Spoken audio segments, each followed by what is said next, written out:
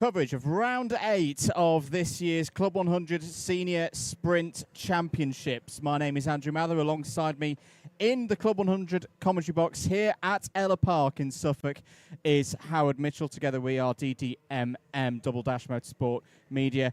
Howard, we're going to be rolling straight into things today. Great racing up in store for us here with our heavyweights in the morning session. Yeah, absolutely. We're getting, for anyone, as we were talking about with anybody who joined us last weekend, we're going to get into the business end of the season now, absolutely. Let's take a look at the grid before I talk about that. Sorry, Mikey Nichols will start this one on pole with Nicholas Stieper alongside Heinrich Watson-Miller and Vinod Harani, row 2. Adrian Ray and Lee Henderson are row 3. Lawrence Cheer and Steve Bosley are row 4 with Lenny Wood and Miguel Hall rounding out the top 10. There's Tim Penny, who comes into today as the leader in standings for Class 2. We'll get on to that in a moment. And he's got Antonio Gizzonio alongside. Row 7 is where we're going to find Paul Bennett and Daryl Bennett. And then Simon Dean and Marcus Gilby will round out the 16-kart grid for this first heat of the day. But yes, sorry, Andrew. I was all in championship mode and the grid was up, but as anyone who watched our stream of the juniors and cadets last weekend at Rye House, and you can go back and enjoy that on the Alpha Live YouTube channel and through Club 100's social media streams. We're getting towards the business end of the season now. Yep. Round 8 of 10 in the Senior Sprints Championships, with 2 drop rounds to be accounted for in people's championship score when everything is said and done. It is when that really starts to come. Things start to come out in the wash at this point in the season. They do indeed. So if you're new to this or you're just needing a bit of a refresher on this Sunday morning, all drivers, if you compete all 10 rounds of the season, we say 2 rounds, it's 2 rounds worth to be exact. So yes. Effectively that is your 6 worst heats across the course of the season get dropped in terms of scores, and your 2 worst finals. Of course, if you miss a round, you've used up half of those straight away. The news here this morning is quite simple, really. It's all about Joe Holmes in the heavyweights today. Could retake his number 1 plate, which he lost less than 12 months ago to Anwar Barul Smith here in this heavyweights category. His nearest competitor is his own brother, Kurt Holmes. Still got a bit of work to go and do out there, and we'll watch that across the course of these heats. But that's what most people are expecting here today, is for Joe to wrap up the championship here today. Outside of that, though, you know, the super heavyweights, the Class 2 championship, the Class 3 championship, all scored within the same point system by position. It's very open, and I don't think any of those titles will go today. I think they'll roll on to at least Wilton Mill later on in the autumn, and maybe even onto Buckmore Park. And when we get onto the lightweights in the afternoon, it's even closer. So plenty to get your teeth into here today on Alpha Live. Don't worry, that is a checkered flag for the reconnaissance laps. It is. That is, you've not missed any competitive action. Grid will now form up to start Heat 1. One last thing I did want to mention on that, actually, because it wasn't the case. It's been a while since we've been able to stream the senior sprints. So yes. one thing I should note, whilst Joe Holmes can take that number 1 plate back off of Anwar Barul Smith, unlike earlier in the season, Anwar is actually here and racing. He is. He's done a half season effectively here. So for the first time this year, we've got him on the street. The reason I mention that is he's that word that you and I love to use so much towards this part of any season, Andrew. He's a disruptor. He is a disruptor. He's had a brilliant run of results since coming into the championship, but he's not doing enough rounds, even with the drop scores, to construct a full championship score. So that's the other thing right now, is you get these people who've got one eye on the championship and those people who are just here to have fun. And that can often lead to drama. Let's see if we're ready for a go this time around. No, I think we are going to go round again for one more pace lap. So, a little bit more housekeeping before we get things going here today. Don't worry, that's not a race start. Everyone's just going to need to keep it calm. It was a very fast-moving grid then. It was a very fast-moving grid. I did a double take then. But they had the red smiley face on the gantry over us, so that was not a race start. Each driver will have a start from the front, a start from the middle, a start from the back. They'll compete in 3 heat races across the course of this morning. 7 minutes on the clock for all of those Yeah, should be the case, except if you are a C3. So we do have different classes. Everyone's in the same machinery, but each driver is either a C1. Those are our premier drivers, our most experienced drivers, with a strong history in Club 100 of winning things. C2 for our intermediates. Those have got a bit of experience and working their way up through the order. C3s are your novices. Those all start at the back of the field in these heats, but can work their way across the course of these heats. And of course, this being the heavyweights as well, we also have our super heavyweights. Vinod Hirani, the driver second on the right with the green number plate of the blue and white suit. Those are your classes for today. I think we are ready to go then. Green smiley face on the gantry, away and running for round 8 of this year's Club 100 Senior Sprints Championship. Good start from Mikey Nichols in the number 5. From pole position, spin there for Adrian Ray. I think that was going round in the number 41, but that is a perfect start for Mikey Nichols from pole position. Another one of these circuits like we were talking last week at Rye House. It's good to be on the inside. It's good to be on the odd side of the grid. Heinrich Watson-Miller there, straight up from third place, has taken second in the early stages of this one. Yeah, obviously there's the opportunity for whoever starts third on the grid, Andrew, with the first few corners all being right-handers, for them to try and seize the opportunity and move up into second. That's exactly what Heinrich Watson-Miller has been able to do as we go through the bottom part of the circuit for the first time into this paddock hairpin here. Lee Henderson on the move there, putting a move there on Vinod Hirani. And as well, we're seeing Steve Bosley coming to the fore. Good opportunities for Nichols and Bosley. They're the only 2 Class 1 drivers in this heat, so good opportunity for them to get good points on the board, as that is the 48 of Miguel Hall on the move. This is one of his races where he wants to make up positions because he started this one 10th on the grid. Mikey Nichols, though, still at the head of this one in that number 5. Heinrich Watson-Miller, your 19, and then it's Nicholas Stieper in the 78. Should just say the system that Andrew was describing, as side-by-side goes Bosley and Henderson through probably the part of the circuit, Andrew, where you need the most commitment through this sort of central chicane. Yeah. I always think of it as a chicane, even though they're actually quite spaced out. But this sort of piff-paff section. And Lee Henderson coming out on top there because Miguel Hall was getting involved as well and actually was able to demote Steve Bosley there. So the 48 of Miguel Hall, a driver who I always find very entertaining to watch in a battle, Andrew. He's good with his racecraft. He's not afraid to get his elbows out, is Miguel, and he's done well there to get by on Steve. But yeah, the system, just to finish the thought that you were describing, means that everyone has the same average grid position across their heats. That's the key reason why you do that, sort of at the front, in the middle, and at the back. Well, Lee Henderson, this has become a key race straight away. One of the front runners in the super heavyweights competition. Looking to break the hold of Bill Taylor on that super heavyweights championship. Started today on the back foot a bit because he's already got an ABC takeout penalty. I'd imagine that is for the incident with Adrian Ray at the start. Those 2 drivers starting on the 3rd row of the grid. Steve Bosley down the inside there, gets by Henderson. Henderson now needs to really end as highly up the order. He's still going to go back 6 positions wherever he finishes, but if that can be still within the top 10, you're still on course for a B final, and with some stronger results in the 2nd and 3rd races for Lee into the A final. That's where he really needs to be to keep this momentum in this super heavyweights title push going. Yeah. Miguel Hall, I was just double checking, Andrew. Another driver who's, and again, for a driver who's we see having so many good battles and featuring towards the front, Miguel's a disruptor as well. He hasn't got a full championship campaign under his belt either. So there's quite a few drivers, I think, out today. And we talk about it a little bit on the paddock walk that you'll be able to see later on. A lot of drivers like this circuit. It's a fun circuit to lap. Yeah. And to race at. And I think, quite a few drivers have come out here this weekend. And the championship contenders have just got to deal with it, as that's a nice move there by the 59 of Antonio Gizzonio on Lenny Wood. And that's Tim Penny on the move as well, by the looks of it. I think it was him going by on Lawrence Cheer, if I'm not much mistaken. Well, indeed, number 39 of Wood now trying to find a way past Gizzonio through this really key part of the circuit from Holmes hairpin towards that high-speed chicane that Howard was talking about. You probably can't see it too much from that camera angle there a little bit. It's a proper rise as you come out of that chicane over the top. The kart goes light, and then you've got a very short amount of circuit to get the speed off, hard on the brakes. That tricky little hairpin that then leads into a chicane. Yeah, absolutely. Yeah, and the cart really wants to step out on you, the rear, when you're under braking in that part of the track.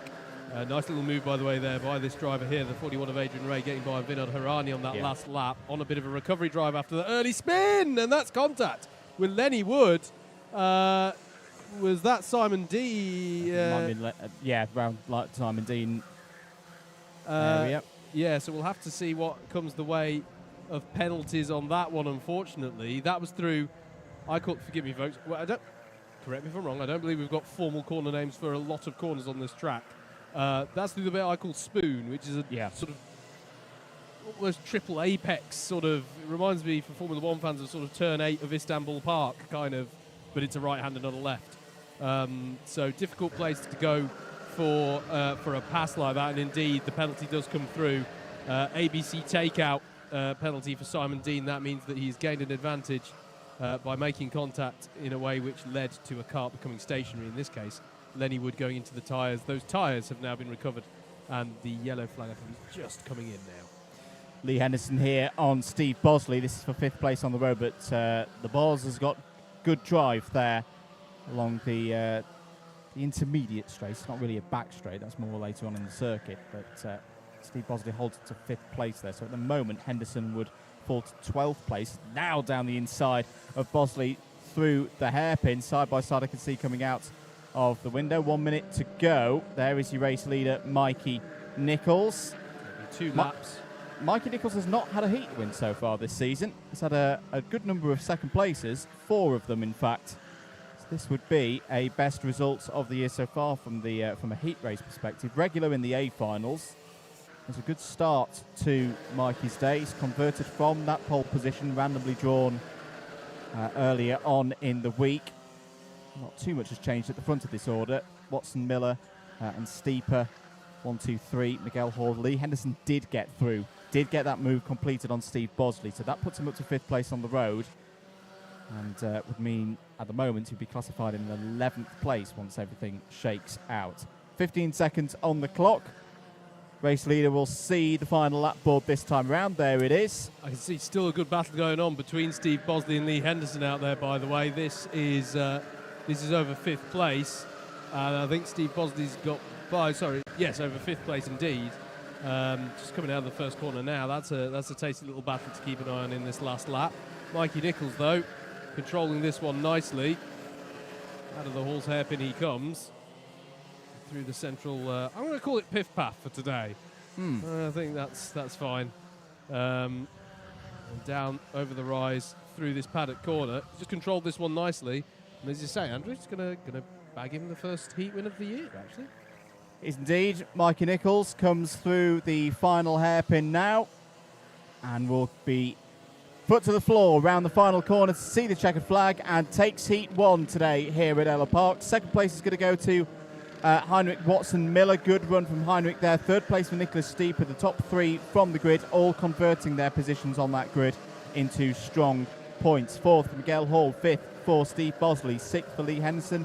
Has a penalty, will be demoted to 12th. That'll be good news and 1 spot up from where they finished on the road for Tim Penny, Marcus Gilby, Lawrence Chair, Antonio Gitsonio and Adrian Ray. I actually think Vinod Hirani will gain 2 positions out of all of that because Simon Dean also has a penalty as well. Daryl Bennett, Lenny Wood and Paul Bennett complete the field. That was heat 1. Let's roll straight into the second one. Heat 2 are out next.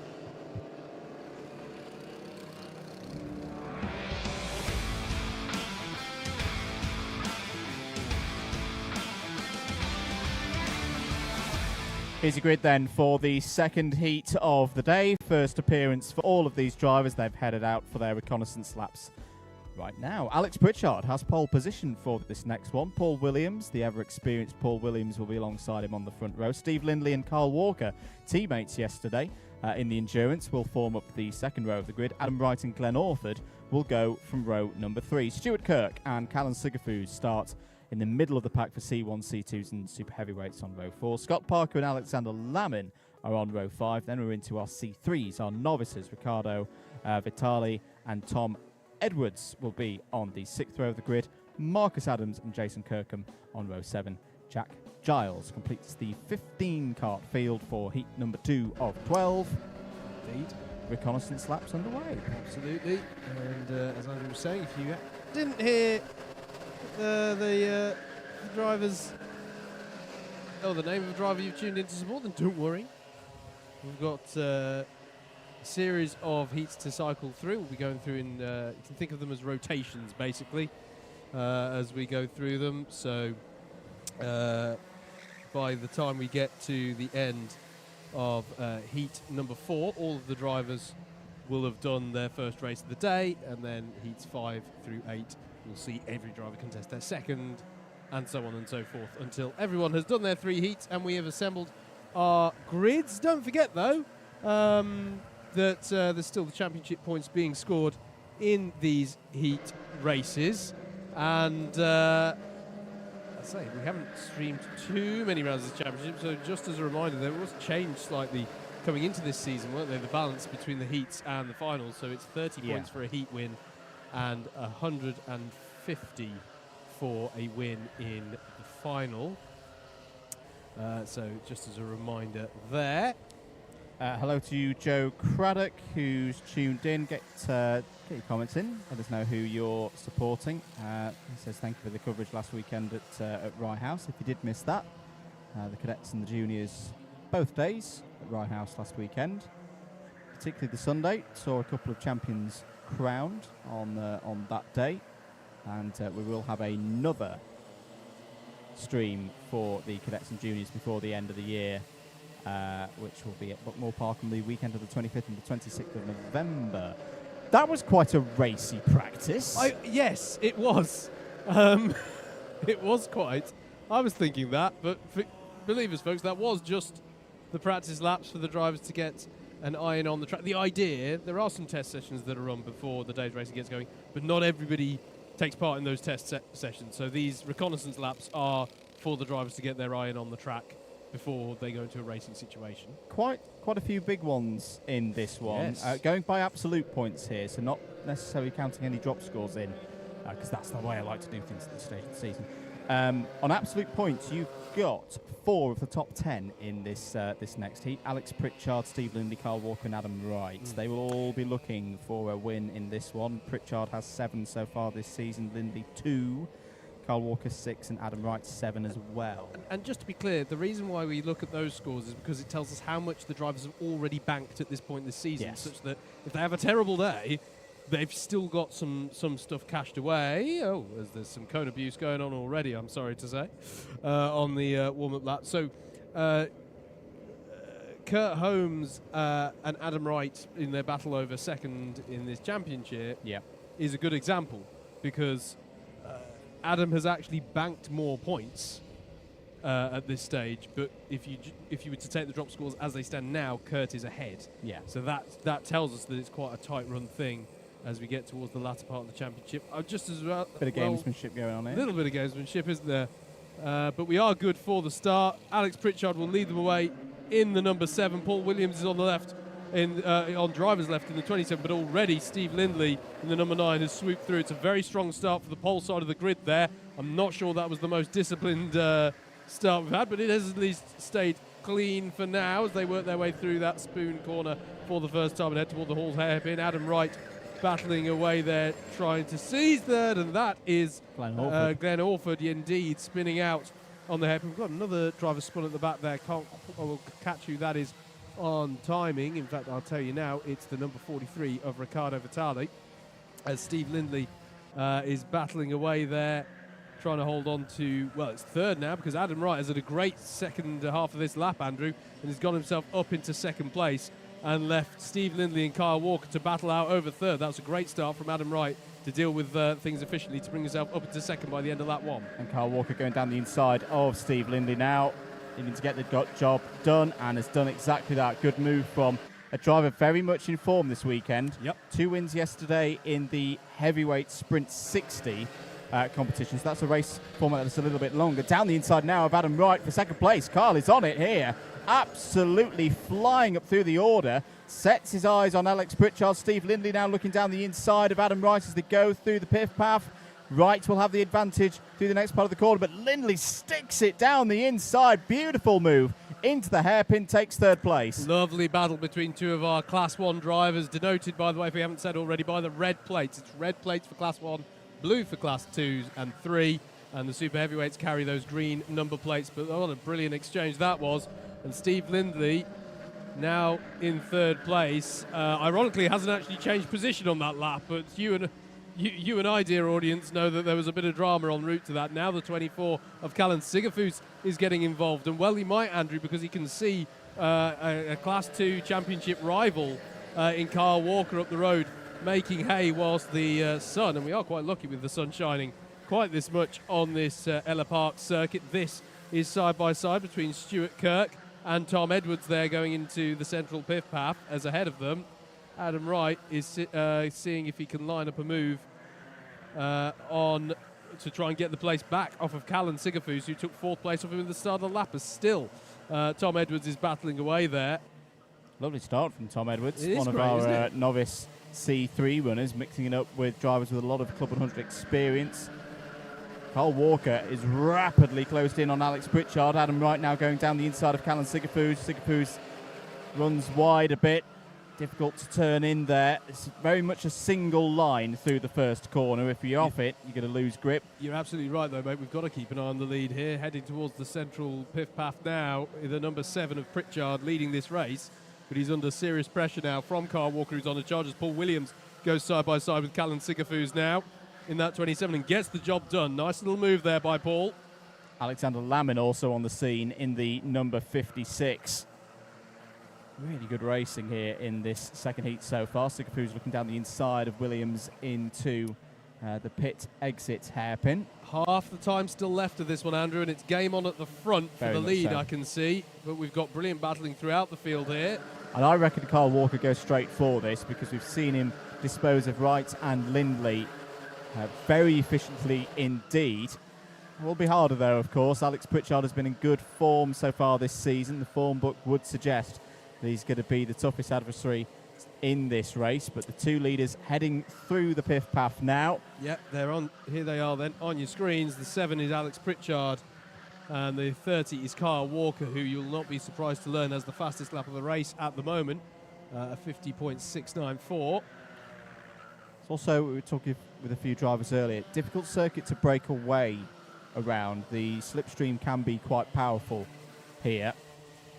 Let's see how Carl Walker plays this. I think he's a bit too far back on this occasion. Has to think about it.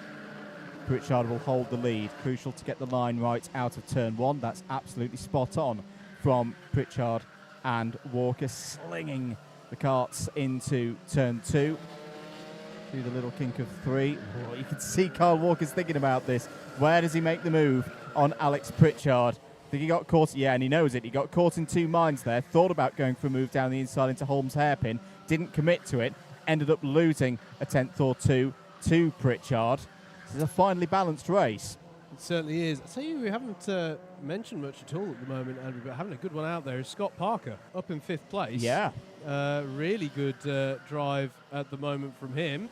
Started 9th on the grid, gaining positions throughout the course of these 7 minutes. and Good scrap crucially- going on here, headed up by Paul Williams, Alexander Lamin in the middle of it all. Indeed, yeah. This is the battle that Scott's done well to break away from. As you say, it's quite a tasty pack of carts.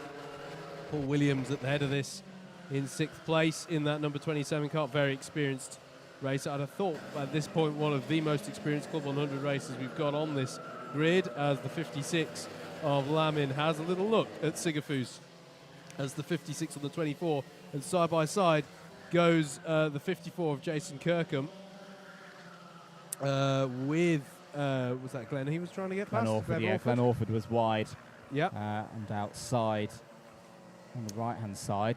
and Sigafus that's- having a look down the inside of Paul Williams there. They're going to have to give each other room. Williams will hold the line. And that's And, allowed Lamin. beautifully done by Lamin.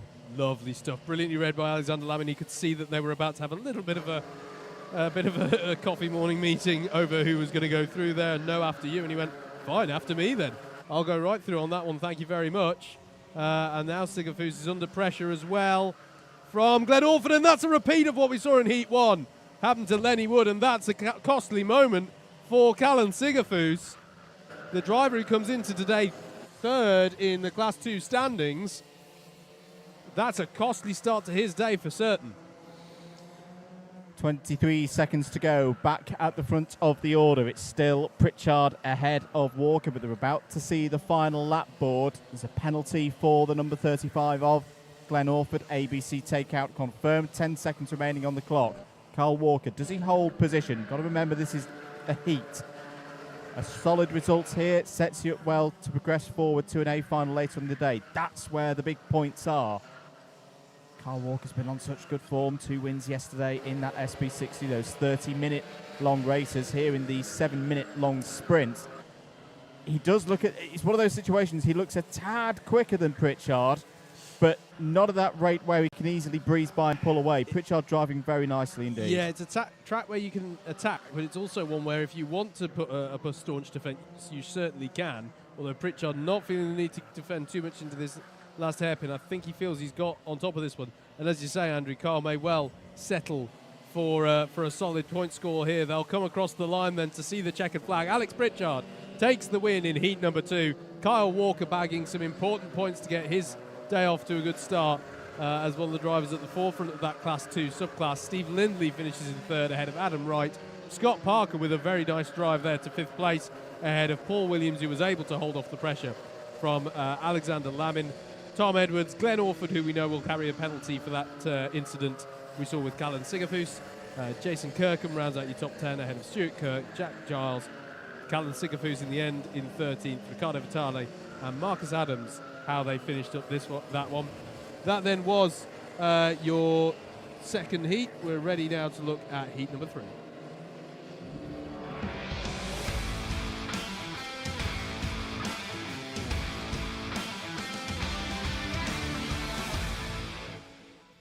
Let's take you through your grid then for this third heat of 12 of round 8 of this heavyweight championship in 2023. Tom Angier on pole with Darrell Lowe alongside. Mo Hassan and Luke Elliott are row 2. Joe Holmes starts his day of racing, which could see him crowned champion from row 3 with Edward Gordon alongside him. Row 4 is occupied by Kurt Holmes and Damien Smith. Tim Williams and Tim Hill make it a little Tim row 5. Then we get into quite a substantial Class 3 showing in this one. Christian Hoos with Nathan Tague alongside on row 6. Josh Taylor and Jonathan Wilson are on row 7. And then John Muhaj rounds out the 15-car grid for this third heat. First opportunity for these drivers to get some points on the board. And because we're still in that first rotation of heats, the drivers are afforded a few reconnaissance laps. So do not worry, we are not missing any racing at the moment. Do hope you're enjoying then the early parts of our coverage here on Alpha Live of this round 8 of the Club 100 Senior Sprints Championships for 2023. Obviously we've got the heavyweights at the moment. We've got action throughout the day because we'll also have the lightweights later on. And there will be a lunch break in between those two sections of the day in which you'll be able to see our paddock walks. That is both pre-recorded one that we did this morning, getting some of the thoughts of the heavyweight drivers, and also looking ahead to the lightweights as well, with all that has in store. As Andrew said, do let us know who you are supporting, and this will be covered as well on our paddock walk later on, but it's worth saying, big news this week in the Club 100 community, with announcements being made with regards to 2024. It's always something that's hotly looked forward to around this time of year. Drivers want to start planning out their seasons, and yeah, the announcement being made around 2024 calendar. It's a good one. It's got all you could want, including a new track for Club 100. Heading up to Rissington, which is going to be a real treat. Really nice addition to the calendar. If you're interested, definitely go over to club100.co.uk to find out more details, because now is that time to start thinking, if you are interested, maybe you've been enjoying the Alpha Live coverage of Club 100 for a while now, and you've finally got to a position where you're like, I'd like to give this a go, now's a great time to start thinking about it. Just a public service announcement. So it's because there were a couple of inquiries about it this week about the extended database. To be clear, Yes. that is for people who have previously raced in Club 100, i.e. entry to the database is closed Yes. until the end of November, when formal entries then reopen. No, that's a good point. That is a good, important clarification to make. But nonetheless, club100.co.uk. If you've got any That's questions, where all the details give are, the and where office- all the dates are for getting in the diaries when the registration's formally open. Absolutely. Absolutely. Right now, though, we have a lovely example for you of some Club 100 motor racing. And it'll come in the form of Tom Angier leading them away in the 26. Eyes on the lights, the engine notes rise as the green is shown to them. Angier in that 26 leading them away. Good start from Darrell Lowe from second, actually. Probably the strongest start we've had from a second place so far. He's still side by side with the leader as they go into Spoon. Mo Hassan looking to buy into this as well, though, having started third on the grid. Fair play to Darrell Lowe. He'll have the upper hand going into this next corner, and that's going to be the first time we've seen someone in second retain it so far today. In fact, Mo Hassan has been jumped by Joe Holmes and Kurt Holmes in all of that. So good start for both Joe and Kurt Holmes, and Mo Hassan's feeling a little bit jumped upon there maybe. Luke Elliott as well in the 33 ahead of Hassan now, as well as someone's getting a little airy through paddock corner but manages to keep it pointing the right way. Good start though for Tom Angier, and a brilliant start, I have to say, from second place for Darrell Lowe to retain that second place all the way through the lap. Yeah, it's not easily done. So very good work from Darrell Lowe. Good to have him back as a more permanent resident in this championship. He's currently sitting in 15th in the championship on absolute scores, no drops applied. So he would be very happy with a top three result, but it's a lot of strong drivers in this mix at the moment. Both of the Holmes there, Tim Williams as well, and Mo Hassan, Super Mo as I call him after his exploits earlier in the year at Buckmore Park. Joe Holmes now looking down the inside of Darrell Lowe. I think this is going to be a fairly straightforward move for Joe Holmes. Kurt Holmes is also going to try and fight through there, and has done. Has got through past Darrell Lowe, who just has to get things back in the zone on the line and hold his position. He's going to feel the need to go defensive slightly on Tim Williams down into turn one. That's a good move from Joe Holmes. Knows what he needs to do today. Doesn't really need to be worrying about anybody else out there. Has Mo Hassan trying to find a way past Tim Williams, but will have a +4 position penalty at the end of this race for a bump and pass out there in the opening few laps. Joe Holmes doesn't need to worry about what anybody else is doing out there today, Howard. He just needs to go out there, get more seconds, get more firsts, keep those points rolling in. That is his target today to wrap up this title. Yeah, it's a case of keeping the strong results going as he goes for the lead on this one against Tom Angier into that paddock hairpin, and very neatly done there by Joe. Just effortlessly gets himself to the front, or seemingly effortlessly. I'm sure he's pushing hard in the car to do this, but he does have a knack of making this look oh so simple. But yeah, he just needs to basically keep the strong results coming to the end of today, and basically close out the opportunities for his rivals to score against him. Do we actually have the numbers on the door for what he actually needs to achieve? Yeah, so he needs to leave today with a banked in 1,852. Before anything's been done today, he's already got 1,634. So, as I say, some decent heat results. Just getting into the A final will probably do the job for Joe today, but that's easier said than done. Contact warning for Mo Hassan, 3.5 minutes remaining. End of lap number 4. Just to add context, sorry, that's with 240 points on offer today. Yeah. When Andrew's saying those numbers, and this goes back to our point of you need to bank enough such that nobody else's potential with drop scores can beat it. Is essentially what we're looking at there. I'm going to give it to Tom Angier. This is a great drive from Tom at the moment. Fastest driver on circuit, 51.001 last time around. He's holding there in second place and looking undeterred with Kurt Holmes and Darrell Lowe behind. Good scrap going on for 8th place there, just going through the Piff Paffer chicane. Tim Hill at the front of it. It is, isn't it? I think, was it Edward Gordon who was battling away as well. So nice little battle going on there. Here is Tim Hill in the 46, and he's got John Al-Muhaj and Nathan. No, I think it is Edward Gordon who's got through on there. Good move, a good run so far from John L. From the back of the field, has got to the front of the running order of those in the C3 novice class. That's the driver in the black suit with the black helmet and the red details. There is the number 69 of Nathan Tague. Yes. Currently second of those in the C3 class. Tim Hill not happy about something there. Tague's going to be down the inside of Muhai for position, but it's a tricky one through Holmes Hairpin to get that move done. As through comes Jonathan Wilson in the number 20. Good move there by Jonathan. It's because if you side by side through the apex of Holmes Hairpin, you can get kind of nipped onto the hairpin's curb, and that affects, you don't get the drive off the corner. As Muhai going down the inside of Hill there. Well, this is a novice driver going up against the most experienced driver in Club 100 history in Tim Hill. Yeah.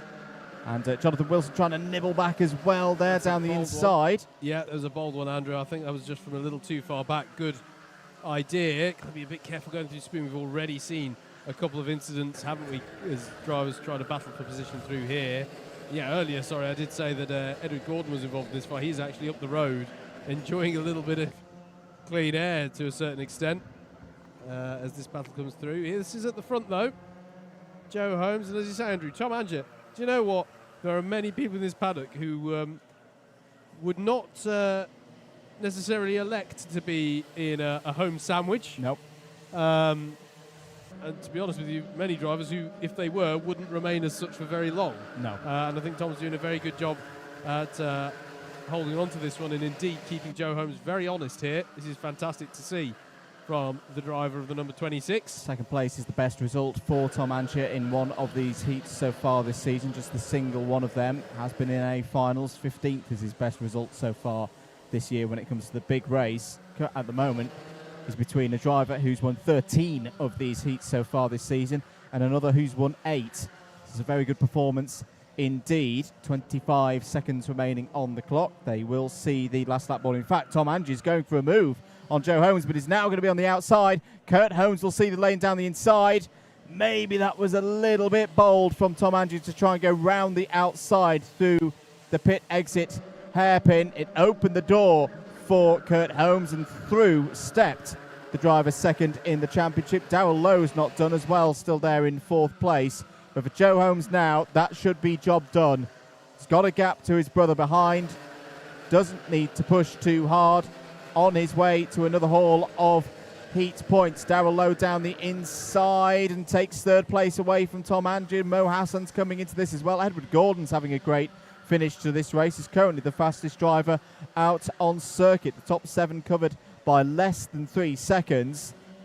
Darrell Lowe now having to defend from Tom Anger as they go into the hairpin. Mo Hassan's going to have a look down the inside, but it's been straightforward for Joe Holmes. Moves himself 1 step closer to retaking the heavyweight sprint championship. That's a win in Heat 3 for Joe Holmes. Kurt Holmes across the line in 2nd, 3rd for Darrell Lowe, 4th Tom Anger, 5th for Mo Hassan, but he has a penalty, so we'll drop down the order. Tim Williams, Edward Gordon, Jonathan Wilson, Tim Hill and John Al-Muhai all in the top 10 on the road. Great drive there from Jonathan Wilson at the top C3. Nathan Tague, Josh Taylor, Christian Hoos, Damien Smith and Luke Elliott complete the 15 runners in that one. And we move on straight away as Heat 4 head out onto track.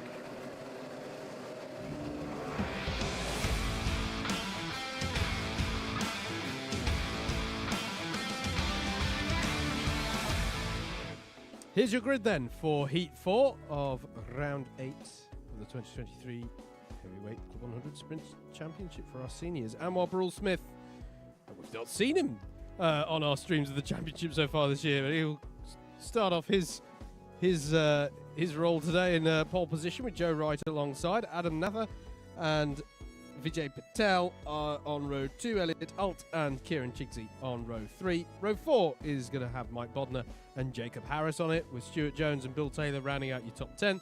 Charlie James and Edward Gutheridge are your 6th row of the grid, and then it's Jamie Buchan and David Harvey to round out your 14 karts contesting this one. At the end of this one, all of the drivers will have competed in one heat. So if you are tuning in for a particular driver and you haven't heard them yet, then on here, get on the blower. Well, they've got their calendars wrong or something. But that also means that this is the last time we're going to have these reconnaissance laps until we get to the Trophy A final. Which means that's the last time Andrew and I sound calm as we read out a grid, because we're going to get a lot less notice from now on.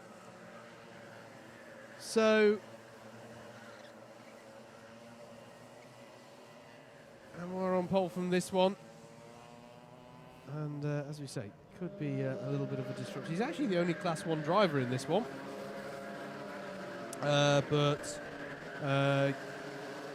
we're seeing Bill Taylor for the first time, driver 2nd in the super heavyweights at the moment, trying to take the fight to Lee Henderson, who we saw out earlier. So he'll be looking to score some good points from starting 10th in the 144. Quite a few first-timers for this season in the heavyweights in this one. Adam Nather, who's stepped over to the heavyweights. Stuart Jones, good to have Stuart Jones here. And Edward Gutheridge. So all of them, no worries in terms of championship, because they're on 0 points. Just go out there and have a good time with it. Check a flag out for the end of the reconnaissance laps. There is Rob Newman in the Pro Kart Pace Kart role at the moment. We'll see Rob later on today in a racing capacity. Leader of the championship at the moment in the lightweights. Good opportunity this for Anwar Beryl-Smith. So not a championship contender because he hasn't done enough rounds so far this season, but hasn't lost any of the speed that gave him the championship in November 2022. Yep. It could be the last day that he's... Well, it won't be the last day he carries that #1 plate, because he gets to have that to the end of the season as he speaks. But that's what a certain Joe Holmes is gunning for today. Mike Bodner, we just see slotting into position there in the number 37. Lots of experience on that 4th row of the grid alongside Jacob Harris. Key BUKC Derby in this race. Adam Nather from Sheffield University. Jacob Harris of Cardiff University and presenting fame. Who's going to win in that one? Away we go then.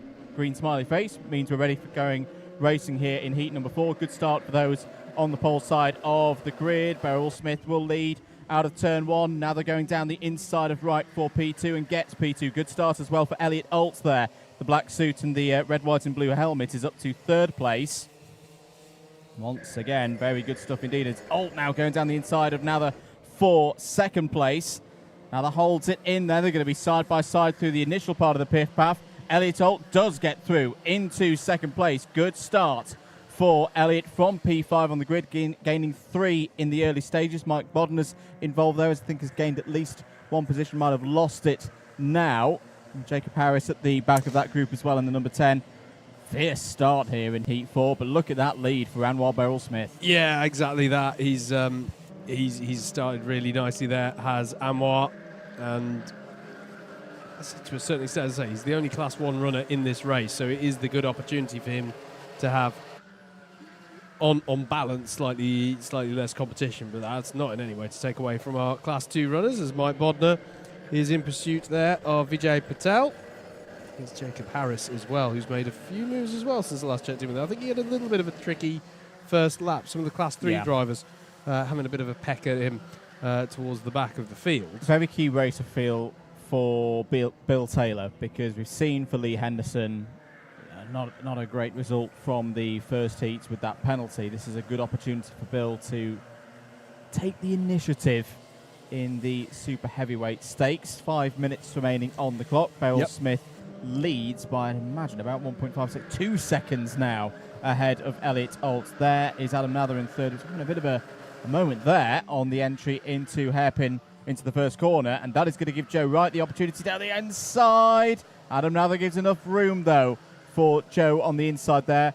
Takes that sweeping line. Good way of defending in this current generation of Club 100 karts, where you just give the driver on the inside enough room, no more, pinch them again to the apex, make sure that they've not got a good bit of speed off the corner, and you can just defend around the outside. Yeah, absolutely. It's a very effective method, and this is a good eyesight test for me. This is the 101 versus the 181 there for third place, but at the moment, good job by Nather to hold on to things there. Stuart Jones coming into this as well, the driver with the bright yellow flashes on his shoulders, is up to 5th place now. Experienced driver, but it's the first time we've seen Stuart racing this year. There's Jacob Harris past Mike Bodner for 7th place on that last lap. Yep.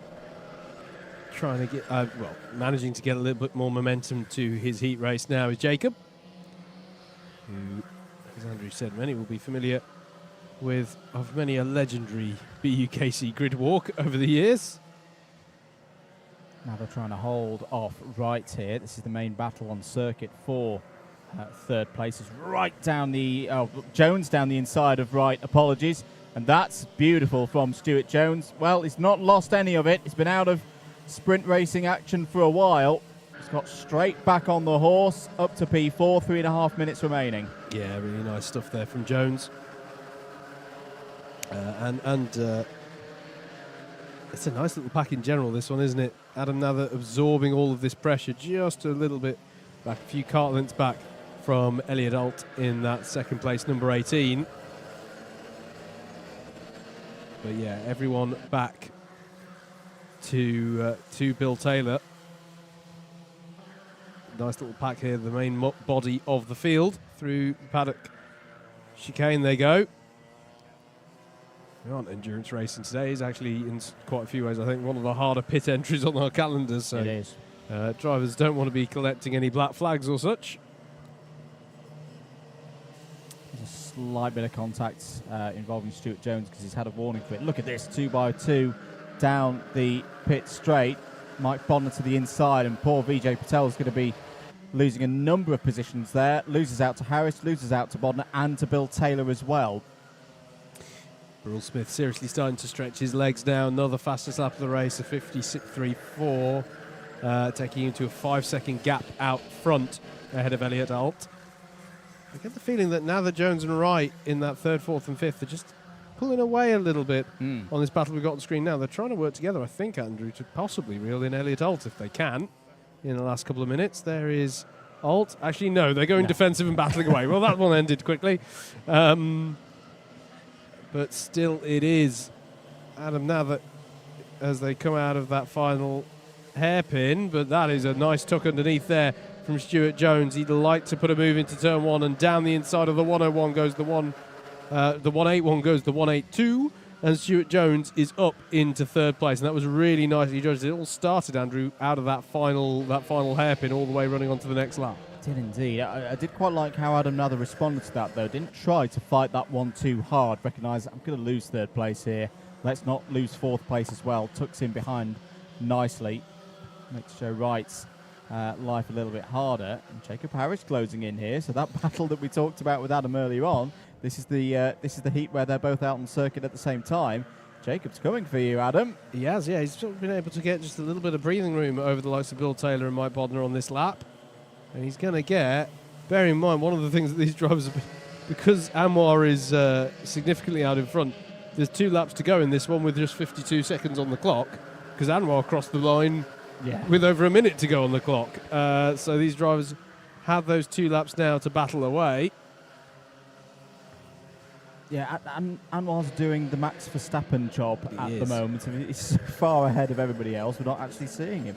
That's all right, because there's a great scrap going on here for 2nd place. Look at this train, all queuing up behind Elliott Alt here, who's driven a super heat so far. Took the initiative at the start, gained a number of positions in the early stages, but here comes Stuart Jones, who started 8th on the grid. Oh no, good defence from Elliott Alt round the outside, through the pit exit hairpin. back into the final hairpin. Adam Nather's trying to get involved there as well. Beautifully done by Joe Wright, nipping through there. And here comes Jacob Harris. Jacob Harris through. Gains a spot there. Down the inside is Jones on Alt. Alt gives him room. They're going to be side by side, heading towards turn number 2. That's a beautifully constructed overtake by Stuart Jones. Worked on that one for a while. Joe Wright's not out of this as well. Jacob Harris up into the top 5. Now, what a race we're having here. Yeah, Jacob Harris is going to get the switch back on the 101 of Joe Wright there. Look out for the 10, trying to get by on the 101, but he hasn't quite got enough drive, and you've really got to have your nose out front if you're going to pull a move into the central piff path, and he's got to be careful as Harris, because Nathan now wants some of his points back that he's lost over the last few corners. I should say that Anwar Barul-Smith is coming around to win this one. There he is, the number 1, taking the first spot. Who's going to be in second place, though? Stuart Jones leads them out of the final hairpin onto the start, finish straight, or curve more like, and it is a second place for Stuart Jones. Nice return there for the 182. Elliot Alt in third place, Joe Wright in fourth, Jacob Harris in fifth. Then it's Adam Nather in sixth, Bill Taylor in seventh, Mike Bodner, Vijay Patel, Jamie Buchan with a good result there, getting up to 10th. Kieran Chigsey is next, ahead of Charlie James. And I have to end it there because already we are cycling around to heat number 5.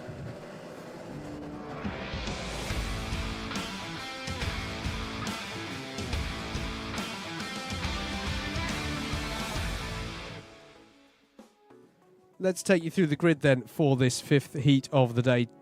Tim Penny will start this one on pole. It's his opportunity to score big points. Scott Parker alongside him. Callan Sigafus and Paul Williams are on row 2. Alex Pritchard and Heinrich Watson-Miller are on row number 3. Row 4 is going to be Kurt Holmes and Adrian Ray. Lee Henderson and Jack Giles are on row 5. Jason Kirkham and Antonio Gitsonio are row 6. And then rounding out the 13 karts on this grid is Daryl Bennett, who I believe has done some camera operating for Alpha as well. So there's an Alpha live. We'll be looking for an entertaining performance from the back of the field then. Nothing to lose in this one. Tim Penny, Scott Parker on the front row of the grid for this one, under starters' orders. Waiting for the lights to turn green. There they go. Great start for Tim Penny. Looks like Scott Parker lost out a little bit there. Callan Sigafus straight up into second place. There's a bit of loading in the middle of the pack. Alex Pritchard trying to find his way through there as well, but good start for Tim Penny. Was in confident mood when I spoke to him earlier. Good chance to get some more strong points for the C2 driver at the front of this field. Bit of a scrap going on behind. Yeah, Callan Sigafus is in the tyres there for a moment and loses all those positions right to the back of the field. Yeah, and he felt squeezed out there off the track. He clearly feels a little bit aggrieved there, collecting the tyres.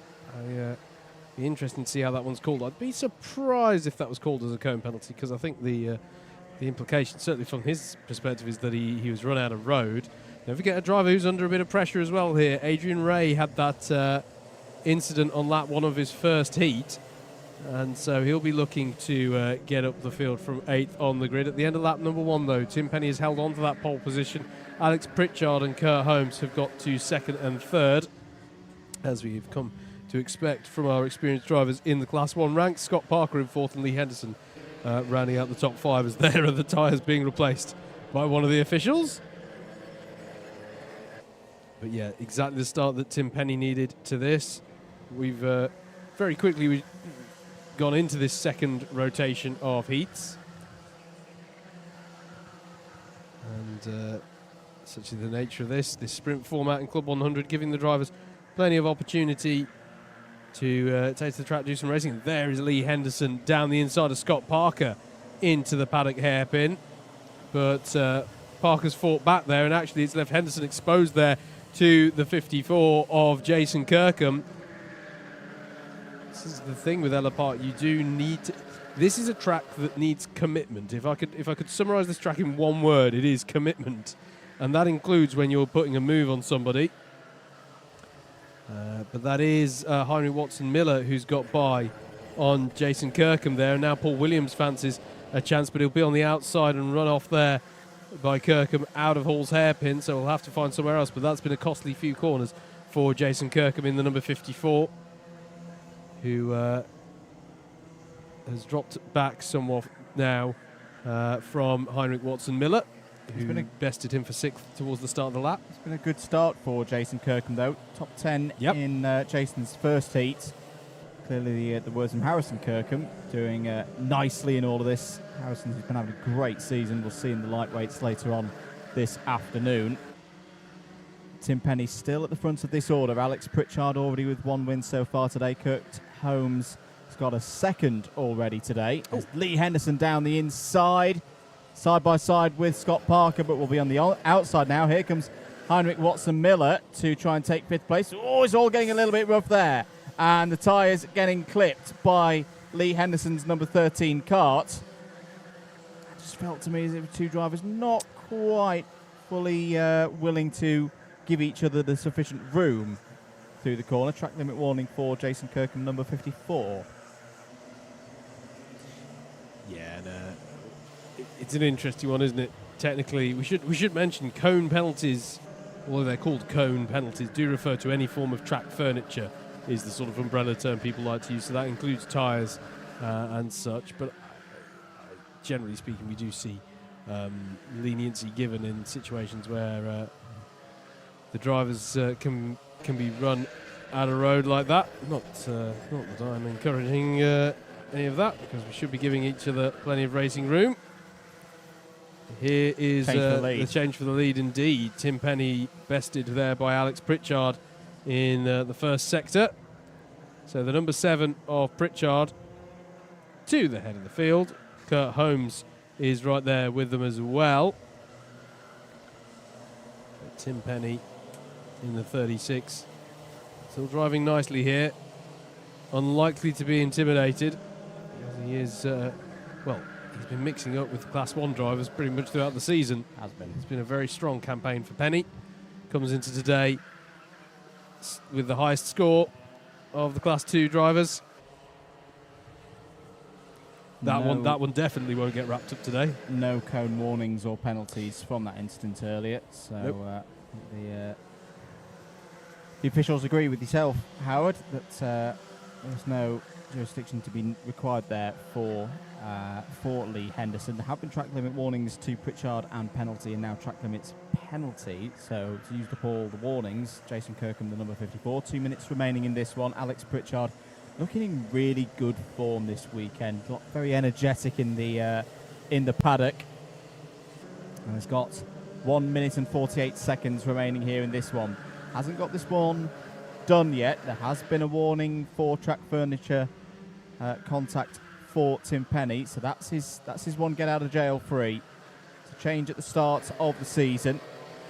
Used to be if you hit one, you got a warning. We got a penalty straight away. That was relaxed at the start of 2023 to give them 1 strike.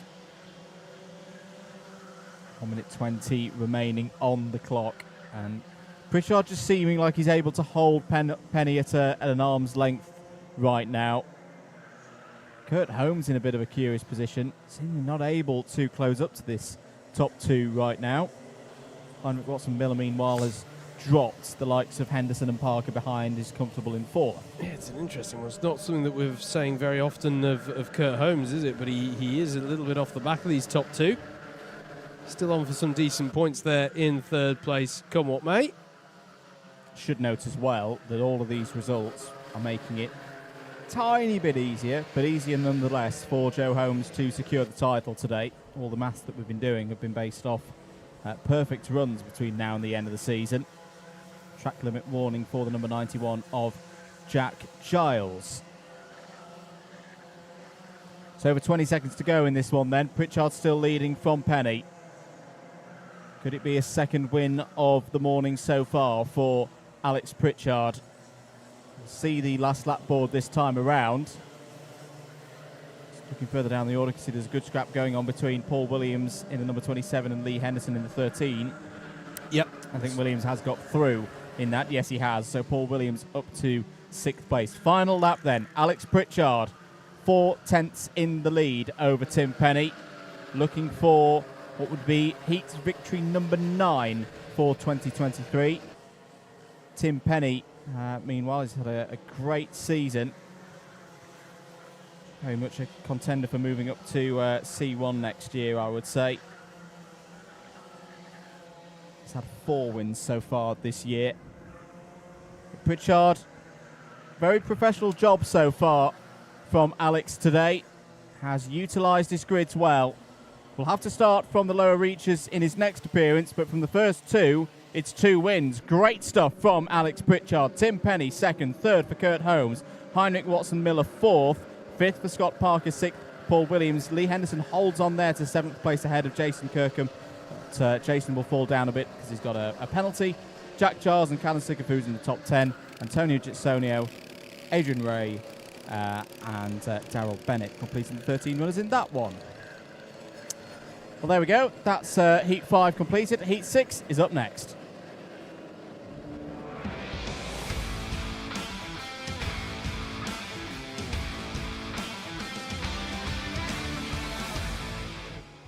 Here's your grid then for Heat 6 in this round 8 of the championship. Bill Taylor will start this one on pole position. Miguel Hall alongside Damien Smith and Jacob Harris are on row 2. Nicholas Steeper and Mikey Nichols are on row 3. Row 4 is going to be Tom Angier and Stuart Kirk. Adam Wright and Glenn Orford round out your top 10. John Olnuhai and Simon Dean are on row 6. Row 7 is going to be Paul Bennett and Riccardo Vitale.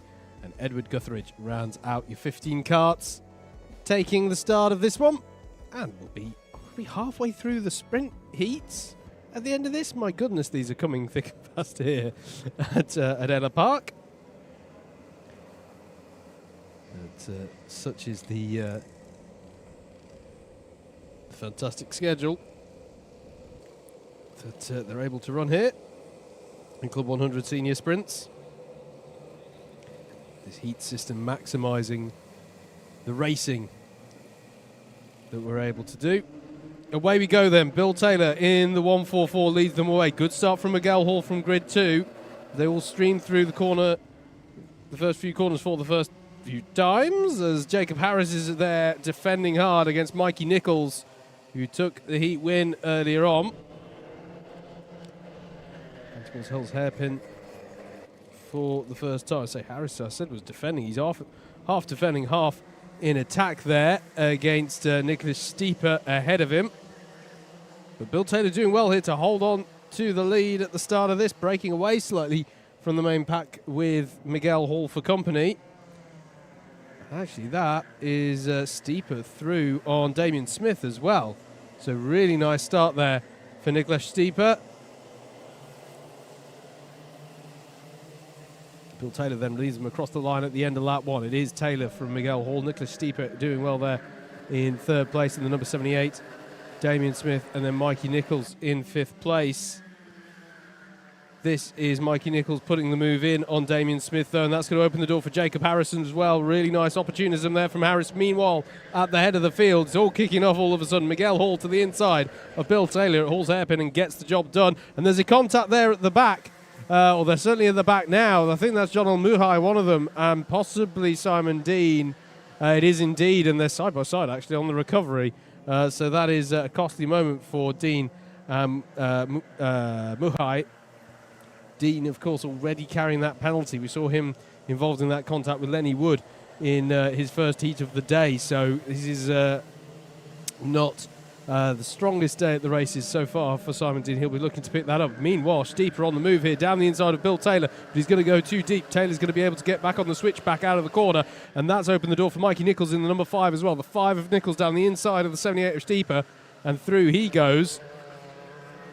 It was a good effort from Steeper for 2nd place. Behind them, Adam Wright down the inside of Jacob Harris, who just about leaves the room, although there is pod-to-pod contact, and Adam Wright clearly frustrated with how that one's panned out, because it means that the momentum is lost and there's a big gap now to him and Steeper, but it has gone the way of Adam Wright, that position.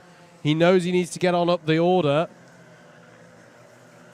We've mentioned Adam Wright very close on the points in the championship.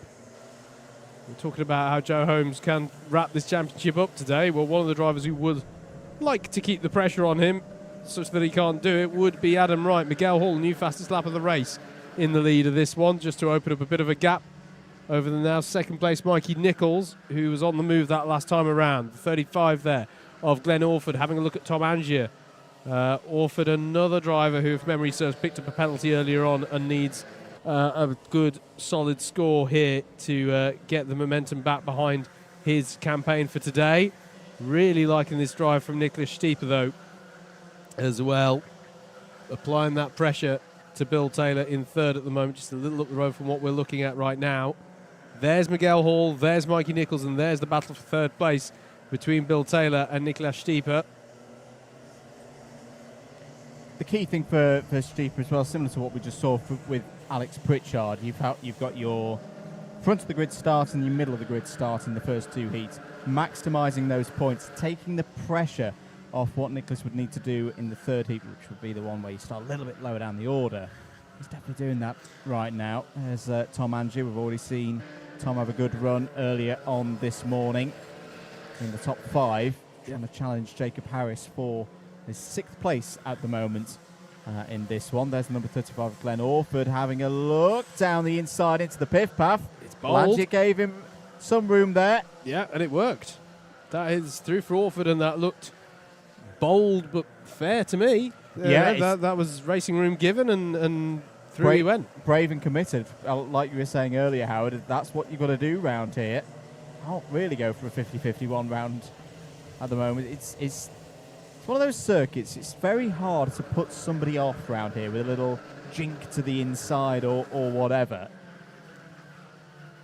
I don't know why. It's a tactic that sometimes works if you just get in someone's periphery and it puts them off. But I don't know what it is around this place. I think it goes back. I think it goes back to that key word I used earlier, as that's a lovely tuck it underneath from Bill Taylor. He's surely going to have a look there on Stieper. Yes, he is. And through goes Bill Taylor, and immediately Adam Wright senses the opportunity. It's about that word I used earlier for this track, Andrew, commitment. Because you've got to commit to some of these corners. Yeah. If something happens in your peripheral, or if you can hear another cart right on your flank, it can unnerve you. It's like, whoa, what's that? I was focusing on this corner, and now someone's trying to fire a move upon me. It can pay dividends around this circuit, as you say, and I think it's for that reason. Like even here, turn 1, right? You got to push the cart to the limit, use as much of the runoff as you can, but there's tyres immediately off to your left. Now you've got spoon corner, commit, double apex, drift out a little bit, apex again. Maximise the runoff there without collecting the tyres. Now you've got to get through the kink and line yourself up for the hairpin. It's now you get a bit of a rest, but a bit of a rest here means firing it through one of the fastest left-right sections on the calendar. Yeah, it's not a lap that you get a lot of time to rest and gather yourself. And there is a look from Stieper, but it doesn't pay off. And surely Adam Wright is going to pounce on that one. Look out for the 47, looking for a move now on that 78, and down the inside he does go. Does Adam Wright, and gets the move done. Stieper's going to be on the outside for the next corner, and he's got to be careful as well because Glenn Orford is also there trying to look for anything going in that number 35 cart. Love that from Adam, because he realised, well, he's now under attack again from Nicholas Stieper. Doesn't fight it too hard. He's going to try and maybe switch back on him as he heads towards turn number 2. They've got to give each other room. They do give each other room. Glenn Orford's looking down the inside now. Nicholas Stieper will transfer to the outside as they head towards Holmes Hairpin. Great racing once again. Orford trying to go around the outside. He does it. Beautifully done by Glenn Orford. He just about kept that on the white line as well. Gets him up to 5th place. I think he did as much. Oh, and there's Adam Wright down the inside of Bill Taylor as well. This is a dramatic penultimate lap, actually. We haven't had the last lap board shown. But yeah, that was just the right the right side of. It wasn't squeezing towards the apex from Glenn. It was just enough to go, I'm here, and I can open up the throttle nicely on exit here. Yep. And got the move done. I like that. And further back as well, Tom Angier through on Jacob Harris as well for 7th place. So there's great battling going on throughout the field here. This is at the head of the field. Mikey Nichols in pursuit of Miguel Hall, and Mikey has got the fastest lap of the race here and was faster last time around by 3/10. So Miguel Hall does need to just keep the pace up on this last lap. And Miguel Hall's had 1 win so far this season in the heats. He's been a regular in the A finals once again in 2023. I can see out the window as well, just in the back of shot there, Glenn Orford has got through on Bill Taylor as well, so that's Orford up to 4th. For Miguel Hall, looking for a good weekend and is having a good weekend. Over the line, takes the win in heat number 6. More good points for Mikey Nichols in 2nd place. Very good drive for Adam Wright. Converts 9th on the grid to a top 3. Glenn Orford P4, Bill Taylor P5, taking another bit of advantage over his title rival in the super heavyweight stakes over Lee Henderson. 6th was Nicholas Steeper, 7th for Tom Angier. Another top 10 for Jacob Harris, the top 10 completed by Damien Smith and Stuart Kirk. John Muhai, Ricardo Vitale, Simon Dean, the rest of your finishers on the lead lap. Paul Bennett, a retirement there. 14th is the classification for Paul. We'll move on because Heat 7 are out now.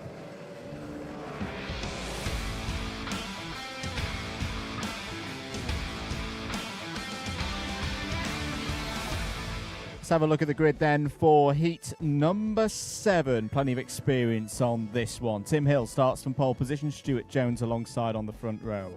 Mike Bodner and Carl Walker go from the second row of the grid. Joe Wright and Steve Lindley will go from row number 3. Adam Nather and Lawrence Chair go from row 4. Luke Elliott and Joe Holmes complete the top 10 there on row 5. Edward Gordon and Marcus Gilby start on the 6th row of the grid. Tom Edwards and Christian Hoos start 13th and 14th on row 7. Josh Taylor and Jamie Buggins complete the 16-cart field here on row 8.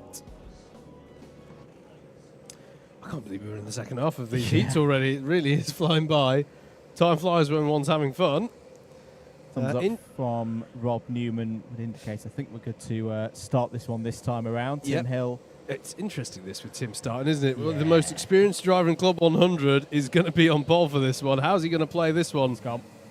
And he's gone early, which is going to be of an advantage, a good advantage down into turn 1. Stuart Jones is trying to fight it, though. Round the outside, read that one beautifully. Carl Walker has hopped through into 3rd place as well.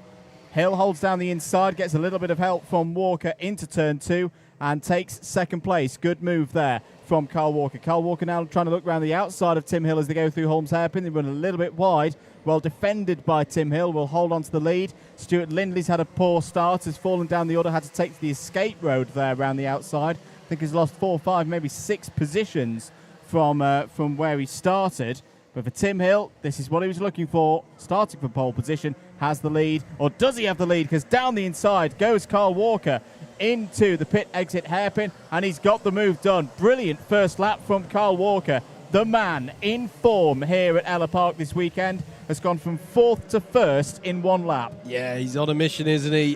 Should just to cover the last bits and pieces as well. Incident for Josh Taylor on that opening lap as well. Had a spin at Hall's hairpin. So is now off the back of the field somewhat. We'll be trying to catch up if at all possible. This is battling through Spoon Corner between Joe Holmes and Joe Wright. It is in that 101. Battling away and through. And Adam Nather's in that battle as well. I'm not. Do you know what? It's almost too sunny here at Ellough Park, Andrew. I can't tell my 181s from my 101s if I'm at certain points. I'll see a driver, think I know who that is, and then the board throws me. At the end of lap 2, though, it is Carl Walker with almost a second's gap over Tim Hill now. Stuart Jones in 3rd, Bodner there in 4th, and Joe Holmes is up to 5th now, ahead of Adam Nather. It was who he was passing on that lap. Oh, and that's round. That's round for Tim Hill. And that's coming out of Spoon Corner. And apologies, I caught the end of that one, but I think he was helped into that. Now, who helped him into that is the key question. Was Mike Bodden here, and was that an unforced error? It would be extremely unusual to be an unforced error. As Kyle Walker now starting to stretch his legs on this one. Here's Mike Bodner under pressure from Joe Holmes. And there's the penalty for Stuart Jones, who I thought we were going to see something. That is for the takeout on Tim Hill. Yeah, just had a little bit of a look back at it on our monitor here in the booth. Yeah, that's not. I think that's. Do you know what I'm going to put that one down to? Race rust for Stuart. He saw a gap, but it was a diminishing returns one that I think if he was without the race rust, as there goes Joe Holmes past Mike Bodner for 2nd place. Yep. Tidy move. I think if Stewart's up to speed with the racing, because when we've all been away, we all do kind of fall out of it, even the best of us. I don't think he goes for that move, but he put his nose down the inside, kind of got in that no man's land with the closing door. Tim didn't know he was there. Contact was made, and round went Tim Hill. I think in the previous heat we saw a masterclass from Adam Wright on how you do make it past in that spoon corner. Yeah. He had great drive off of turn 1, and he had his kart alongside, and unlike several times we've seen today where it's ended in tears through this spoon corner, he got that move done there as Edward Gordon there puts a move on Joe Wright.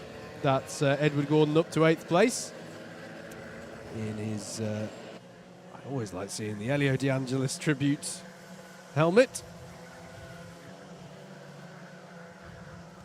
Now chasing Lawrence Cheer in that number 29 kart. So Kyle Walker leads this one, Joe Holmes up to 2nd, Mike Bodner in 3rd, then it's Adam Nathert, Stuart Jones. Bear in mind Jones has that penalty to be applied, and here is the battle over 7th place, Cheer under pressure from it, charging Edward Gordon, but he's got to be careful as Gordon because the momentum there was with Joe Wright, and he almost squeezed Joe Wright into the tyres there. I'm not sure he realised how good a drive off the corner Joe had. Now side by side tries to go Gordon with Wright, but he's not alongside enough to get through at Spoon, and that's sensible heads-up driving, I think, to realise, no, back out of it and wait for a better opportunity later around the lap. You can just see the next pack up the road from these drivers. That's Steve Lindley chasing down Stuart Jones. With 2 minutes on the clock, these drivers, to my mind, look like they're all about the battling at the moment rather than necessarily working together. Slightly wide moment there into paddock for Edward Gordon. Does that open an opportunity for those behind? It doesn't. Joe Wright and Luke Elliott stay put for now. There's Mike Bodner now with a bit of a gap in second. Here's that battle over 3rd, which was Nather and Jones and Lindley, and then this is Cheer, Gordon, Wright and Elliott battling for 7th down through 10th. Don't forget, if you want additional details to that, which we're showing on the timing tower on the left of your screen, you can head to live.alphatiming.co.uk, click on Club 100, and you can see all of the details there. Any penalties that are coming in. We've got the driver tracker as well. If you're here to support a particular driver, check out that to follow their progress around the lap. Into paddock corner then. Slightly nicer, tidier line that time around from Edward Gordon. Doesn't give Joe Wright the same kind of traction in trying to get by as he had last lap. 1 minute on the clock, and another fastest lap from Carl Walker, a 50.617. He is going to be one to watch, isn't he, today? He's really competent around Ellough Park, is what I'm seeing so far. He's just in the groove. Oh, Steve Lindley down the inside of Stuart Jones. Stuart Jones will have the inside line going towards Holmes' hairpin. Is there going to be a switchback on offer for Lindley, who's recovered really well after a difficult first lap in this race? Yep. Good defence from Stuart Jones. Will lose this position once the penalty is applied post-race. Of course, it's Lindley down the inside. Not for the first time today. Likes that move into the hairpin. It's going to be side by side as they head towards the pit exit hairpin, and this time Lindley gets the move done. It's helped as well by a bit of a change. Yes. For the exit chicane, it's less of a Mickey Mouse chicane now, as they always used to call them. It's a bit more open now. It does benefit the flow in the third sector. But time up, final lap board out. Carl Walker onto yet another win this weekend here at Ellough Park. Yeah, absolutely, absolutely. I just reflect on that move. It's a cheeky little block pass, isn't it? We talked about how the kart goes light. Lindley basically goes, well, if the kart's going to go light, I'm going to fire slightly more at the inside. I'll leave my competitor to worry about what that means for them on the outside. Yeah. Firm but fair. He's got good control of his braking through that part of the course. Well, Carl Walker is going to take victory here. Joe Holmes takes another step towards winning the title here today. Carl Walker is definitely going to be one to watch later on in the afternoon when we get to the A final. A brilliant win in Heat 7. Takes it from Joe Holmes by 3 seconds. Mike Bodner, 3rd. Adam Nather in 4th. 5th for Steve Lindley. 6th, Stuart Jones. Edward Gordon, Lawrence Chair, Joe Wright and Luke Taylor all inside the top 10. Tom Edwards, 11th, ahead of Marcus Gilby. Very close at the end between Christian Hughes and Josh Taylor. Tim Hill, 15th after the spin. And Jamie Buchan in 16th. Got to move on though. The last race of rotation number 2, Heat 8, is up next.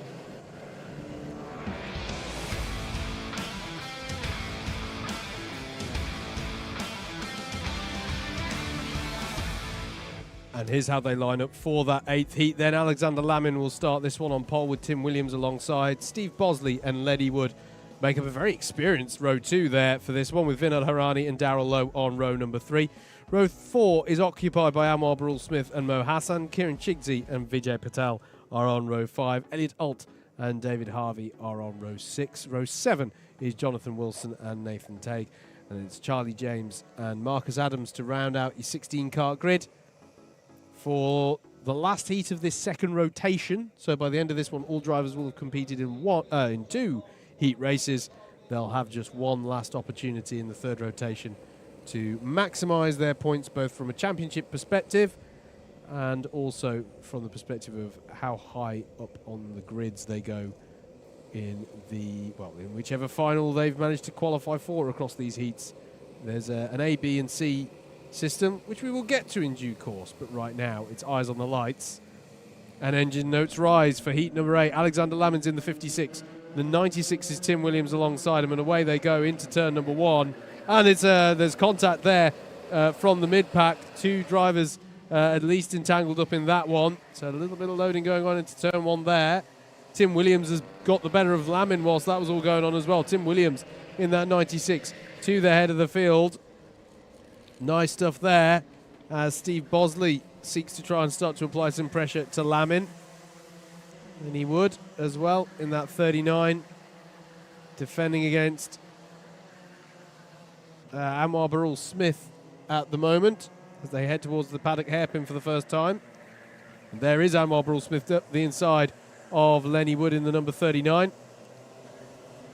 A great start for Tim Williams there, getting up from second. The first person we've seen today to convert second to first, if I recall, on the first lap. So strong lap from Tim Williams. Then it's Alexander Lamin, Steve Bosley, Anwar Barul-Smith, Darrell Lowe, your top 5. Just to check, those who were involved in the incident there on the first lap, Vinod Harani, the person who suffered the most from that one, down 10 spots off the back of that. Vijay Patel involved as well. I think Mo Hassan also getting held up by all of that. So costly start for some of our drivers out there. Yeah, really mixing it up in this order at the moment. After this race, everyone will have done 2 heats, and there'll be 1 to go for all of the drivers. 5.5 minutes to go. Down the inside there was Anwar Barul-Smith on Steve Bosley, and he's got the move done. Good stuff from Anwar once again. Takes P3.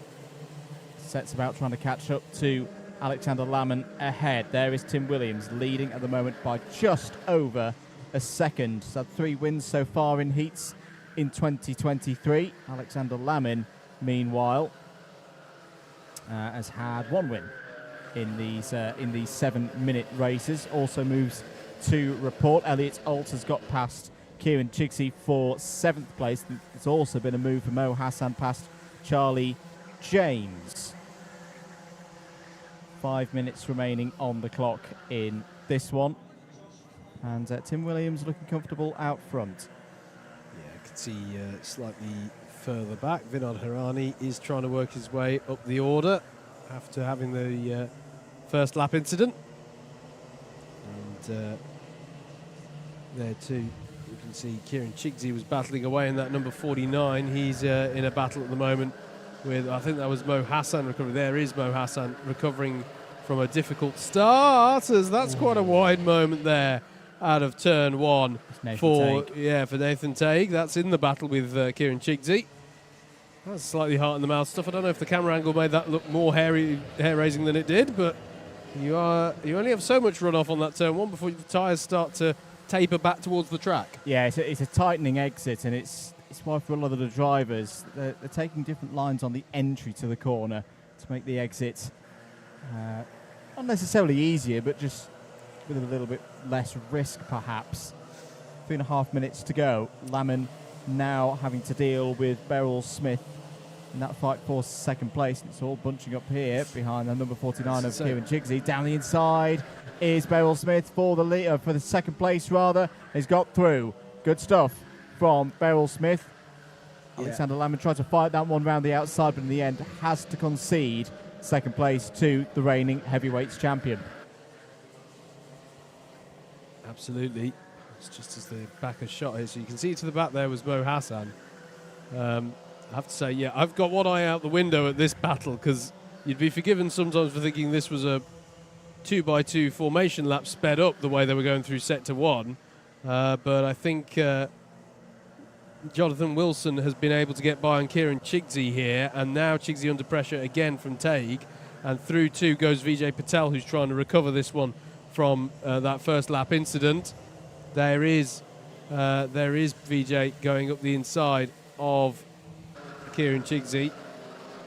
So it's all changed there. You can see on the timing tower it now sorts itself out at the end of that lap. So Jonathan Wilson now in 9th place, Taig in 10th, Patel and then Chigsey all working their way through this battle. And that was mostly caused by the Class 2 drivers who were involved in the first lap incident getting onto the back of these Class 3, and it's leading to them all converging at this point. This is Steve Bosley in the pursuit of Darrell Lowe's got by, has he? On that one, because that to me looks like the 81 is now ahead of the 8. So Darrell Lowe's got by Bosley for 4th, which means your order's now Williams, Burrell Smith, Lammin, Lowe, and then Bosley. Anwar sets the fastest lap of the race in his pursuit of Tim Williams. He's going to have 2, possibly 3 more laps. Going to be close, actually, I think, on the clock. But good drive from Lowe to get himself into this 4th place at the moment. Yeah, so Darrell Lowe had a break away from racing for a while and has reintegrated himself very nicely into this heavyweights category, and I think he's back to at least his best of form in his previous stint, and is actually getting better and better all the time. Yeah, absolutely.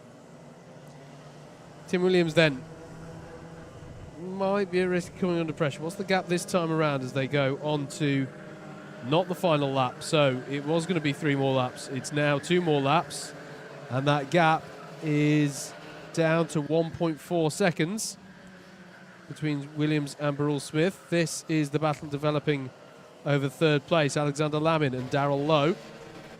There's Mo Hassan as well, who, I should say, good recovery from what was a challenging first lap. Yep.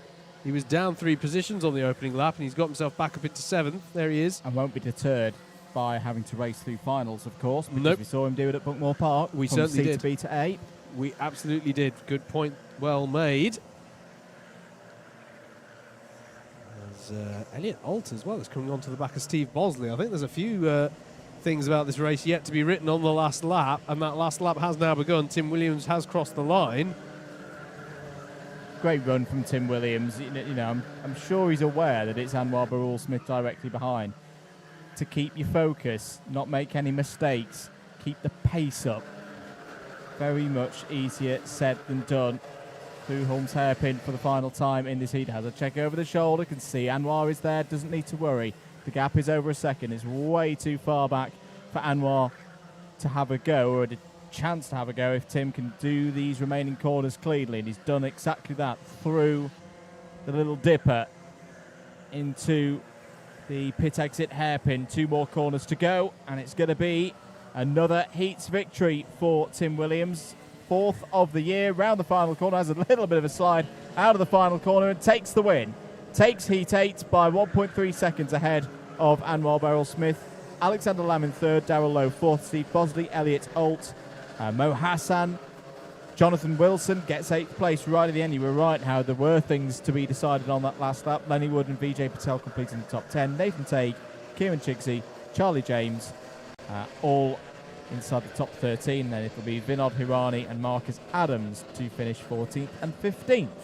Yeah, and Steve Bosley had to go pretty defensive as well to retain 5th then. So good battles right till the end. Coming out next onto the track, already onto the track indeed, is the first heat in the next rotation, heat number 9.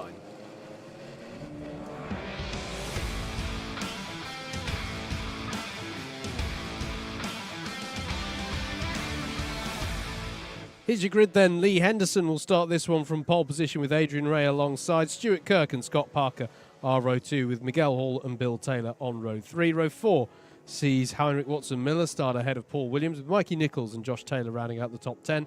Jason Kirkham and Marcus Gilby are next on row number 6, and then row 7, the last on this 14-kart grid, is occupied by Antonio Gizzonio and Christian Hoos. That's how they line up then for this heat number 9. So the last opportunity for these drivers to maximise their points and thus get filtered into the different grids for our C, B and A finals. If they haven't had the best time of it in the heats, though, there is the opportunity of promotion up through the races, but we'll get to all of that. Right now we're all about this. First time we're going to see the top 2 in super heavyweights on track at the same time, by the way. Look out for Lee Henderson and Bill Taylor if they come close to each other on this one. Away we go, though. Lee Henderson right now is focusing on being the poleman, leading them away into turn number 1. Away we go, and it's still side by side between Henderson and Adam Ray, but Ray has to in the end back out of it, and Scott Parker is up the inside of him there, as is Miguel Hall. And so goes the difficult job, and that's a spin round. That's contact between Miguel Hall and Scott Parker. And it's going to be disappointment there for Parker. We'll see how the clerk of the course calls that one. Meanwhile, the race goes on. Lee Henderson now under pressure, and I said look out for them because we've got the top 2 in super heavyweights. It's going to be, at the end of lap 1, bit of a super heavyweight derby at the front of this one. Lee Henderson in first. Bill Taylor, having started from 6th on the grid, up to 2nd place. Well, Lee Henderson needs a good result in this one. Needs to at least bank himself a spot in the B final. Bill Taylor has had the better of the results of our front runners in the super heavyweights so far this year. Good start from Jason Kirkham as well, down the inside of the number 14 of Marcus Gilby for 8th place there.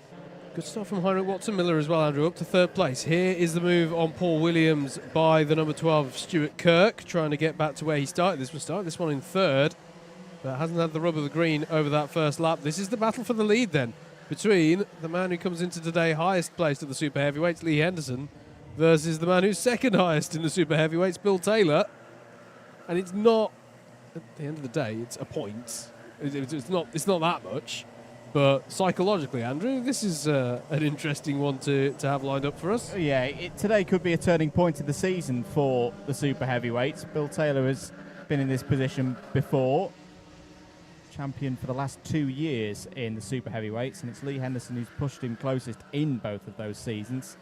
Paul Williams looking down the inside of Mikey Nichols there. In fact, Mikey Nichols goes around the outside out of turn 1, gets through. That's Nichols up to 5th. It is indeed. So Lee Henderson leads Bill Taylor through the central Pif-Paf chicane. Heinrich Watson-Miller with the fastest lap of the race sat there in 3rd as well. Don't count him out. Has Watson-Miller had a heat win already this season? No, so he's looking 2nd 3 times. Okay, thank you, Andrew. Down the inside of Adrian Ray goes Mikey Nichols. He's on the move as well, having a strong day so far, is Nichols in that number 5 kart. If these top 3 start battling, particularly if they start battling perhaps a little early, it could be interesting to see what Nichols can get out of this one. Through Spoon Corner go the top 3, nose to tail. Plenty of time left on the clock, more than half the race to go still. So there's plenty of opportunity here. Even with this 2nd pack of karts, Jason Kirkham having a good run as well. One of our Class 3 novice drivers, but he's running really nicely at the moment in 6th place in that battle with Adrian Ray and Paul Williams. Here come your leaders then, and then not too far back you can see the 2nd pack of karts that Mikey Nichols is now breaking away from. And that's partially because they're battling, such as Jason Kirkham going down the inside of Adrian Ray, and there's a recovering Scott Parker in amongst that as well. I can see him making a move on Stuart Kirk in the background, and Heinrich Watson-Miller in all that has got through on Bill Taylor, so change for 2nd place there, and that's pulled out a little bit of a gap to Lee Henderson, but now you'd have to assume that Watson-Miller and Taylor will try and work together to close that back up again. Here's Jason Kirkham, who's got by an Adrian Ray in that last lap. It's up to 5th place now. Really good run from Jason Kirkham. Yep. And Paul Williams has got good run off of Hall's hairpin as well. We'll have a look at Adrian Ray here, the 41 versus the 27, and look out as well for Marcus Gilby trying to buy into this in the 14, and he does. He sees the opportunity there, goes, well, if you're not going to get that move done, Paul, I'll take the opportunity and get behind you instead. That's what we mean about committing to moves around here. If it doesn't pay off, I know we always say that in sprint racing, but there's something about the characteristic of this track in particular. If you go for a move and it doesn't pay off... Oh, Adrian Ray a bit wide there out of the penultimate corner. He's going to be under attack now from the number 14 of Marcus Gilby. Gilby to the inside. Beautiful move from Marcus Gilby. More battles going on. That's Kirkham and Hall going over 5th place. 2 minutes 20 to go. Heinrich Watson-Miller closing in on Lee Henderson side by side. This is Ray and a recovering Scott Parker with Paul Williams, all on the lower reaches of the top 10 side by side between the 179 of Josh Taylor and Antonio Gitsonio. Gitsonio runs wide there. Taylor will be through. Christian Hughes might be involved as well. I think I've just about mentioned every single driver in the field in the last 20 seconds. We could save ourselves some breath here, everyone. Everyone's in some manner of battle everywhere in the field at the moment, and that's why we love Club 100. Yeah, absolutely. Still plenty of time in this clock. Heinrich Watson-Miller. Bill Taylor, at this stage in the race at least, Andrew, doesn't seem to quite be able to stay in touch. So if anything, he'll be hoping, God, go on. Go on, Heinrich. Just fire one down the inside of Lee. I don't know. I would wonder if he would prefer Lee to start defending hard, because that's the best chance of 3 wide off of, towards Holmes helping. Here comes Kirkham down the inside. Takes Miguel Hall. Holds on to that position again against Miguel Hall, but Miguel Hall will come back through the piff path and has the advantage in the second half of it. Retakes 5th place. Super race this. Yeah, loving this one. Race of the day so far. Yep. Jason Kirkham goes half in attack, half in defence there against Marcus Gilby. And then behind them, everyone's nose to tail as well. And that's Scott Parker is on this recovery drive now up to 9th place. He's got to the head of this field as Mikey Nichols sets the fastest lap of the race. He'd like to get on terms with the top 3. That is Josh Taylor putting a move in on Stuart Kirk in the 12, and Stuart Kirk then immediately falls under pressure. Can he fight back into Spoon? Yes, he can. He'll be on the inside for the next apex. He's through, and through too there is the 59 of Gitsonio as well. And on the whole, everyone's being given room. This is more like it. There's been a lot of talk about driving standards, especially since or after a rather rough round at Landau. This is more like it from the heavyweights. That's for the lead. But Heinrich Watson-Miller up the inside of Lee Henderson into the final corner. They'll both be compromised now onto the main straight, and Lee Henderson will get back through as we go on to the final lap. Is the 13 of Henderson versus the 19 of Watson-Miller, and Bill Taylor isn't too far back either in the 144. Mikey Nichols pushing like crazy to try and catch him. In fact, Mikey Nichols is with Bill Taylor for that 3rd place up the inside into Spoon Corner, and that's the job done for Mikey Nichols. And I can see there's Heinrich Watson-Miller going for it into this Hall's hairpin. And he's round. He's clipped the curb on the inside. And he's round. And that's so costly for Heinrich Watson-Miller. He'll be gutted with that one. All fair, from my perspective at least, from Lee Henderson there. That was just trying to clip the curb. It was getting too greedy on the apex curb there for Watson-Miller, and it just spun himself round. It did indeed, but Lee Henderson has had 1 heat win so far this season. The last time that happened was in front of Alpha Live cameras at Buckmore Park.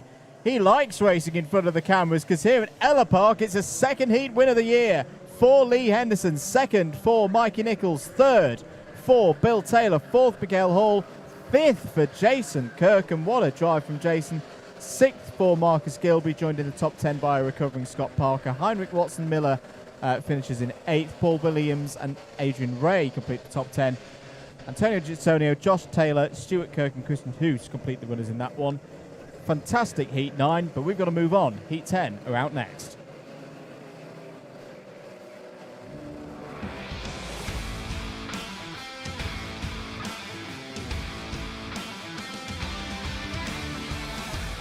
Say, if you ever count more drivers across the line than you thought were in the race, it's how quickly they get the next grid out. Glenn Orford will start this one from pole with Adam Wright alongside. Kurt Holmes and Luke Elliott are on row 2. Row 3 is Lenny Wood and Alex Lamin. Mike Bodner and Damien Smith are on row 4. Adam Nather and Vinod Hirani are on row 5, with Joe Wright and Jamie Buchan on row number 6. Row 7 is occupied by Jonathan Wilson and Nathan Tague, and then Riccardo Vitali rounds out your 15-car grid.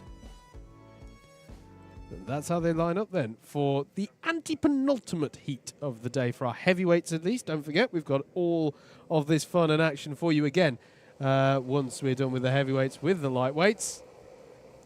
Plenty of racing action to come here today at Ellough Park. Courtesy of Alpha Live with Double Dash Motorsport Media in the comms position as well. Here we go then. Engine notes rise as Glenn Orford drops the hammer and leads them away for heat number 10. Good opportunity for Adam Wright. He's on second place, and that's a spin. That was Luke Elliott, I think, going around. And that's a costly moment for him because this was his higher grid spot, going from 4th. And Kurt Holmes has been able to retain that 3rd place. I don't think there was any contact there, I have to say. I think that was just a Commodore Garden error there, as we've got another drive. Is that Nathan Tague? It looks like it might be on the apex there of the hairpin. Glenn Orford still in the lead for now, but Adam Wright looking racy for sure. As they head into the paddock hairpin now. Kurt Holmes there as well with Adam Wright. And actually, we spoke about a bit of a super heavyweight derby. The two drivers who are 2nd and 3rd in the championship overall and in Class 1, Adam Wright and Kurt Holmes. This is actually quite an interesting battle for them out on circuit at the moment. We've spoken about how close they are for 2nd. We've spoken about how mathematically they're the drivers who could deny Joe Holmes the championship. Yeah, this is an interesting one for these two. And a bit of a preview, perhaps, of what we would expect to see in the A-finals later on. Glenn Orford, though, doing really nicely at the moment.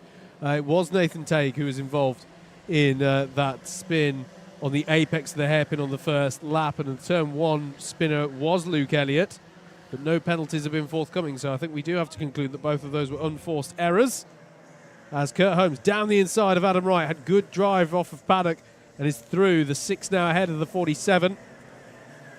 Context of that, how the heats are going so far, I think Kurt Holmes needs to win this race. Yes. If he's going to be at the sharp end of the grid, he's in a decent position. At the moment, the heat tally looks like this, and this is doing it the old rallycross style way. Alex Pritchard at the top on 2 wins. As Adam Nather has a little look down the inside of Lenny Wood and lets him go back through. Yep, that's good driving.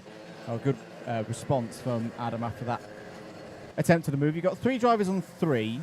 Anwar, Burrell Smith, Joe Holmes and Carl Walker, and then Kurt Holmes on 5 at the moment, virtue of a 2nd and a 3rd. So yeah, to try and get past Kyle, maybe Anwar or Alex if they have a not so good result. Of course, Joe as well if he has misfortune.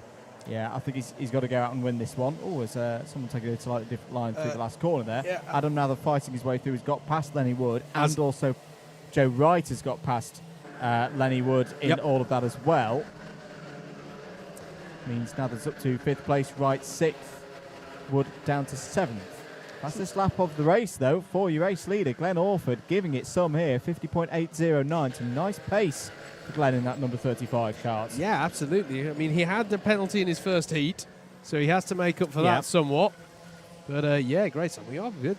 Not that far away, actually, from the town of Orford in this part of the UK. I have no idea if there's a link there for Glenn, but we are just up the road from Orford. 15th and 4th so far are Glenn's results in the first 2 rotations of heats. I think a win here, he'd be on the cusp there. That'd be around top end of the Bs, if not just sneaking into the A's, depending on how other drivers do.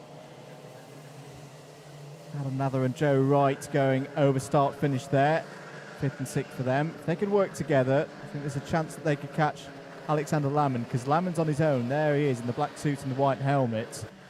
He's 2.5 seconds back from Adam Wright, so won't be getting any tow benefit there. 2 engines better than 1, of course. All of these karts powered by Rotax Max power units. 3 minutes remaining on the clock. Still, Glenn Orford, fastest driver out on circuit. This is a good hold at 3/4 of a second ahead of Kurt Holmes. This is an interesting battle here between Mike Bodner and Damien Smith. They're battling away. And actually, it's because they've fallen behind. This has changed, hasn't it? Because Jonathan Wilson's ahead of both of them now. Yeah.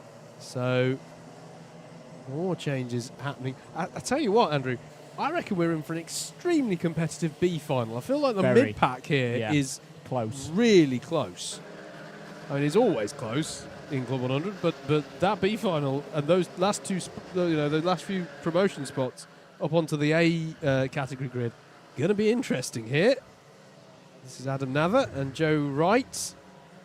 I think trying to work together at the moment to try and get onto the back of the opportunities ahead of them. And it is working, because 51.2 last time around for Nather, 51.6 in comparison to Alexander Lamond. They've got to stay with it. They've got to be patient here. There's still going to be a number of laps.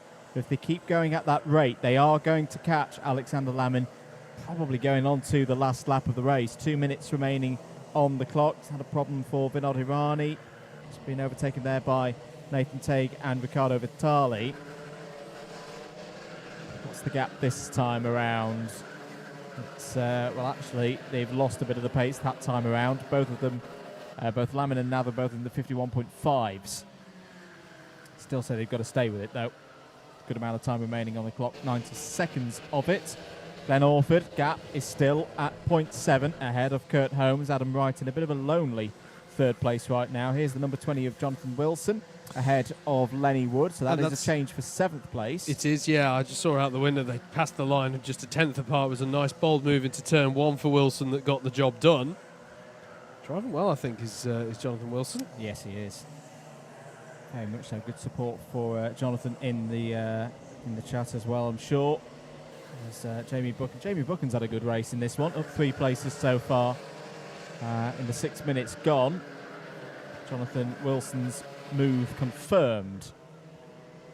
And now I think it's swinging back the other way, because Alexander Lamond's responded really nicely in this race. It's down the inside, looks Buchan, pulls out of it. Yeah. I think Lenny Wood this time has already had one trip into that wall today. Yeah, it's true. It's true, yeah. Lenny Wood will be wise to that kind of move, won't he? But it holds on to that one nicely. Gave room.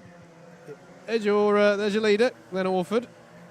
Great job, I have to say, to bridge a gap to Kurt Holmes and Adam Wright. This is a fantastic drive. He's extending it. He is extending it, and he'll see the final lap board this time around. What a lovely drive it has been. Adam Nather's still in, Lamond's still in 4th, pushing, as Andrew was saying, to try and absorb the pressure. Glenn Orford hasn't had a win in a heat since the very first round of the season. Right. This has been a bit of a wait for this one. Still got a job to do, though, because Kurt Holmes will not give this in. Not 1 inch. He will keep pushing on, trying to keep Glenn Orford honest, but the gap is a second. There's a spinner out at Hall's hairpin on this one, Andrew, so we'll have to see who that is. That's disappointing for them towards the end. Jamie Buchan, I think, the number 90, but we'll check that in a moment. Meanwhile, Glenn Orford, round the final corner, is going to take victory. 2nd heat victory of the year. Great response after a difficult start earlier on this morning. Glenn Orford takes heat 10 ahead of Kurt Holmes. 3rd will be Adam Wright. 4th, good drive from Alexander Lamond. Tough race that. On his own for most of that one, takes good points. Adam Nather holds off Joe Wright for 5th, Wright in 6th, Jonathan Wilson 7th, Lenny Wood, Mike Bodnar and Damien Smith also inside the top 10, Nathan Teague, Vinod Hirani, Luke Elliott, Riccardo Vitali and Jamie Buchan. It was Jamie Buchan with a spin there on the last lap. Yeah, disappointing for him, but great drive from Glenn Orford at the front. Next up is heat number 11.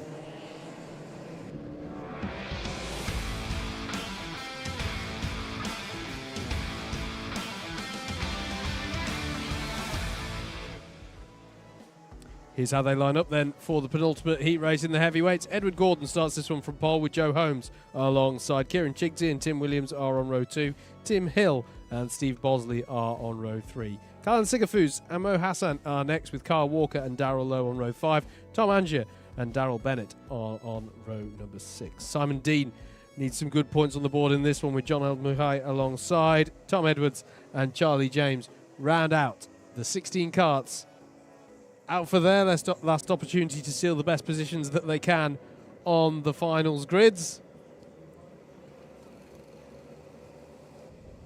And we will, of course, have all of that live for you on your Alpha live stream. If you do like what you're seeing, please like, share, subscribe. Let's get people talking about this fantastic Club 100 championship right now, though these drivers are focusing on the Digi flag board, which goes green for them, which means that Edward Gordon can lead them away. And I think, hey, That was an interesting gesture from him. Was that basically allowing Joe Holmes through? Either way, Joe Holmes has taken it, and from second place, Joe Holmes is round the outside and up into first place. I wonder if that was an element of Gordon just going, my battle isn't with you. My battle is with those behind. And that has been a dream start either way for Joe Holmes. As around the hairpin for the first time, there's a little bit of pod-to-pod contact there. And oh my goodness me, who's that going to the... that is Carl Walker going far over to driver's left there, heading towards the Piff Paff chicane. He is through on Darrell Lowe. That was beautiful drive that he got off the corner. They went 3 wide towards that. And then once again, Carl Walker, not for the first time we've seen this, is on a mission. Joe Holmes then leads. The 84 of Edward Gordon, our pole sitter, still there in second. And he's got Steve Bosley, who, good start for Steve there actually, up to be in third place and challenging immediately for second down the inside at turn number 1 and gets the job done. So it's now Holmes, Bosley and Gordon, your top 3. Is indeed. Joe Holmes so far today, first and a second place, as Tim Hill needs a good result in this one, down the inside of the number 84 there, Gordon. So yeah, Tim Hill, I think a final might be out of reach here with the results that Tim's had so far, as Carl Walker continuing to make moves. Yep, that's on Chigsy. Takes 5th place, 5.5 minutes to go in this one. Yeah, I'm really impressed with how Carl Walker's driving today. Probably doesn't need to be said. Tim Williams was down the inside of Tom Angier there and has got through, so Tim Williams through and into 11th place. Holmes from Bosley then, Tim Hill 3rd, Edward Gordon 4th, Carl Walker completing the top 5. Here's Kieran Chigsy and Darrell Lowe fighting over 6th place. Lowe down the inside, beautifully done once again by Darrell Lowe, up to 6th place. It gives an opportunity maybe for Callan Sigafus to buy in here against Kieran Chigsy down the inside at the hairpin, and he's got it by. Look out for Mo Hassan. Here he comes. That was beautifully read by Hassan. Got 2 done in 1 corner. He'll have a big grin on his face, and it's well earned. That'll do for Super Mo. Read that beautifully. I can understand why Callan Sigafus had to go in with high entry speed there to take the corner over from Kieran Chigsy, but was always going to be weak on the exit. Mo Hassan read that perfectly, gains 2 for the price of, well, not even 1. That was a very nicely done indeed. He just took the standard line for the most part. Yep. Fastest lap of the race from Joe Holmes, starting to stretch his legs at the front. Callan Sigafus would quite like that position back off of Mo Hassan if he wouldn't mind. He would mind, so he's going to cover off the inside of Spoon Corner, but that's going to be very bold from Sigafus. He's got to be on the right side of forcing the door wide open there, and Hassan feels he's not on the right side of it, but Tim Williams isn't too interested in finding out how that one lands with the clerk of the course. He's up the inside of Mo Hassan. Hassan has to go the right-hand side of the tyres in avoidance.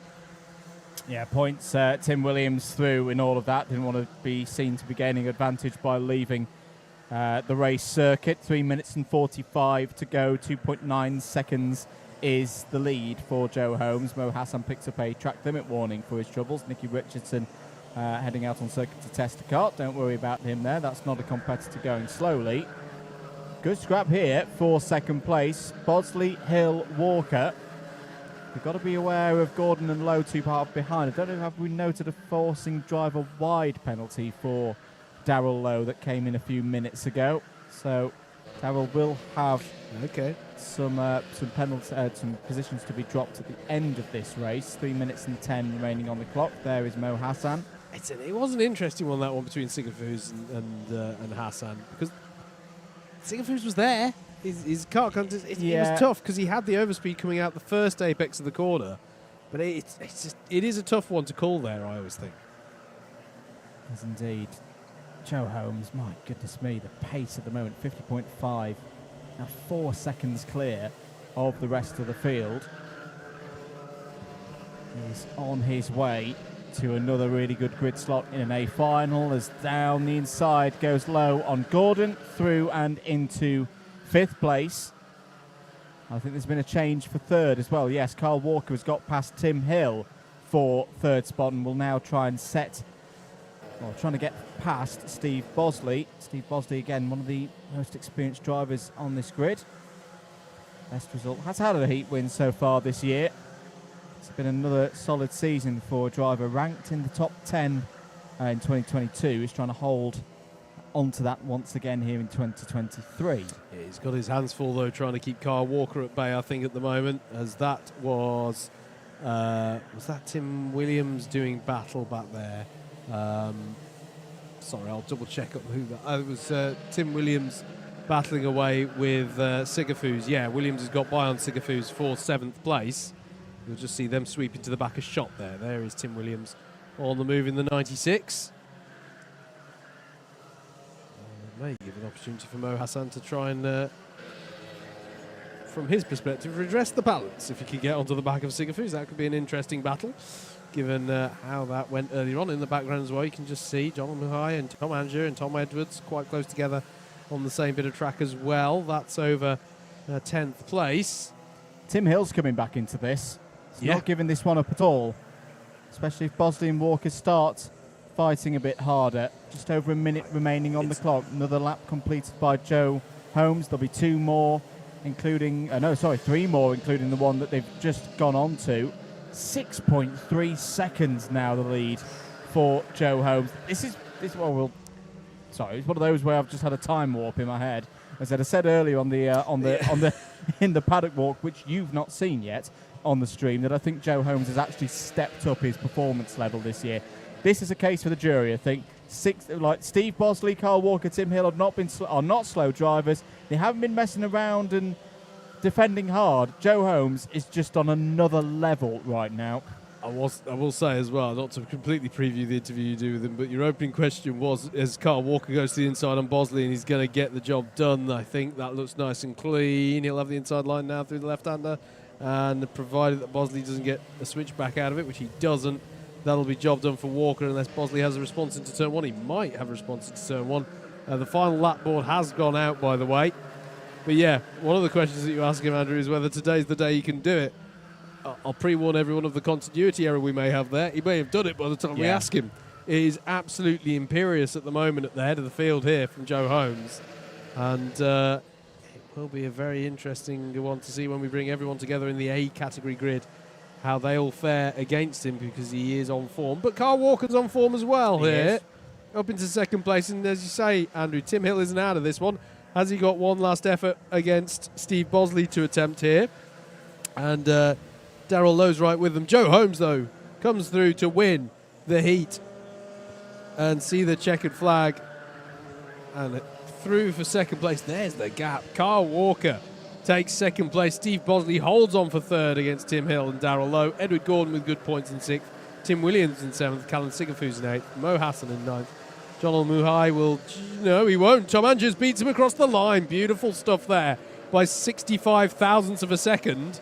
Then have John Muhai, Tom Edwards, Charlie James, Kieran Chigsey, Darrell Bennett and Simon Dean. Already, though, the grid is coming out onto track for the last heat for the heavyweights, heat number 12.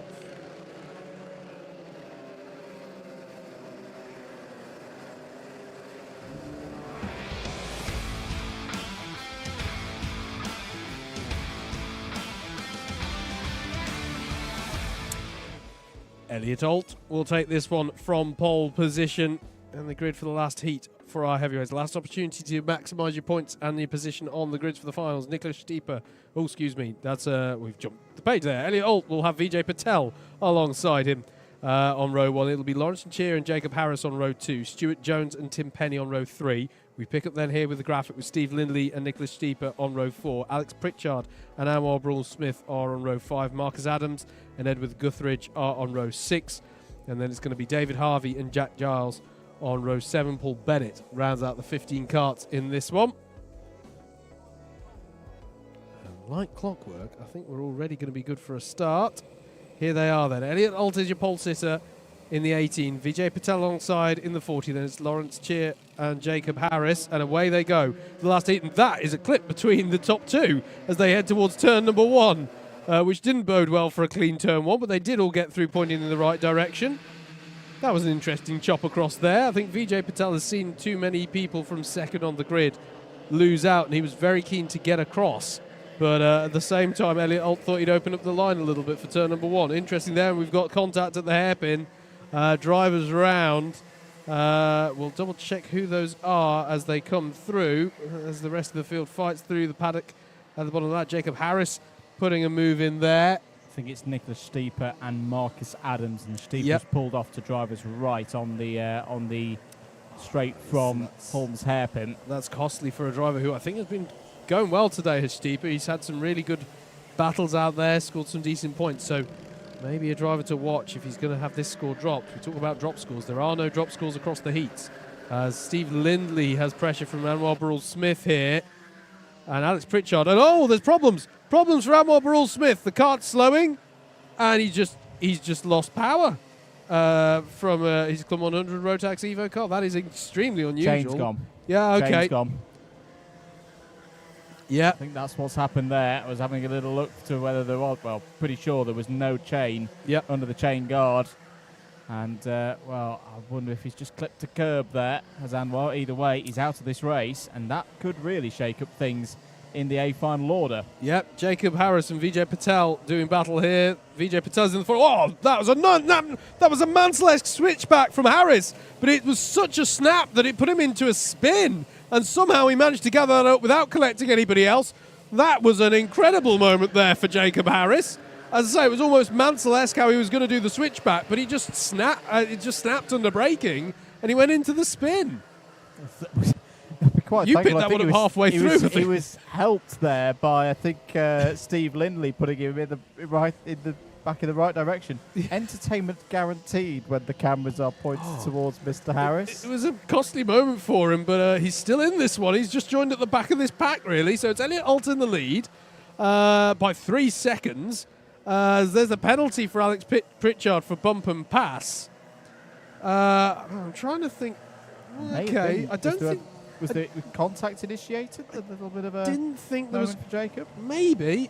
I'd have to watch that one back. It happened pretty quickly, to be honest. I was already in shock from quite how late Harris had switched from being on the right of Vijay Patel to the left. So there might have been actually yellow flags out, and that is for recovering of stuff from Anwar's kart, which is on the outside of Spoon Corner. Tim Penny, opportunist there. I think he had just about cleared the incident. Which is when you're allowed to resume green flag racing. The question I would have is, was racing ceased through that transition? Yeah, it was borderline, wasn't it? We'll have to see how they call that one. There's some great battles going on. And it's an overtake under yellow. No, I have to agree with that one. Yeah, that was close. The reason why I agree with that one is that Tim did not fully yield the position going in and through the yellow. Yeah, that's Yes, fair. he made the overtake after the yellow, after the incident, but you can't go side by side with people whilst you go through a part of the course that's meant to be under caution. I mean, he was so close, it's actually hard to say whether he did or did not. As he's side by side with Vijay Patel now as Tim Penny. And yes, the yellows are in there now, so that's fine this time around. But yeah, there's both the letter and indeed the spirit of that rule, isn't it? It's for safety. So if you're going side by side, by definition, you're not. Well, firstly, if you're side by side, when do you define it as being an overtake? Because instantaneously, his nose could actually have been ahead there. Yep. If your nose is just ahead, as that's Steve Lindley putting a move on Alex Pritchard, isn't it? That's a move there for 4th place. But if the nanosecond after you've passed the incident, your nose is in front, you were overtaking under the yellow. Yeah. You were, intentionally overlapping with the driver and all of that. Right, where are we in this race? Elliott Alt leads by 5.5 seconds. Then it's Tim Penny and Vijay Patel, but we know that Penny carries a penalty for overtaking under yellows.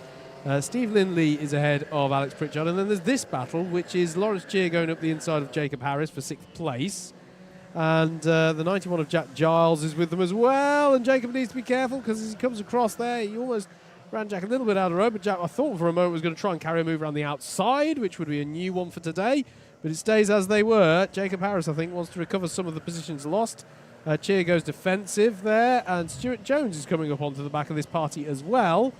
Harris, I thought, was going to do a repeat switchback there. Forcing driver wide penalty also in for Steve Lindley. So quite a few drivers will be being shuffled down the order in all of this one. Here comes the number 91 of Giles down the inside of Jacob Harris. Lovely move by Jack Giles there.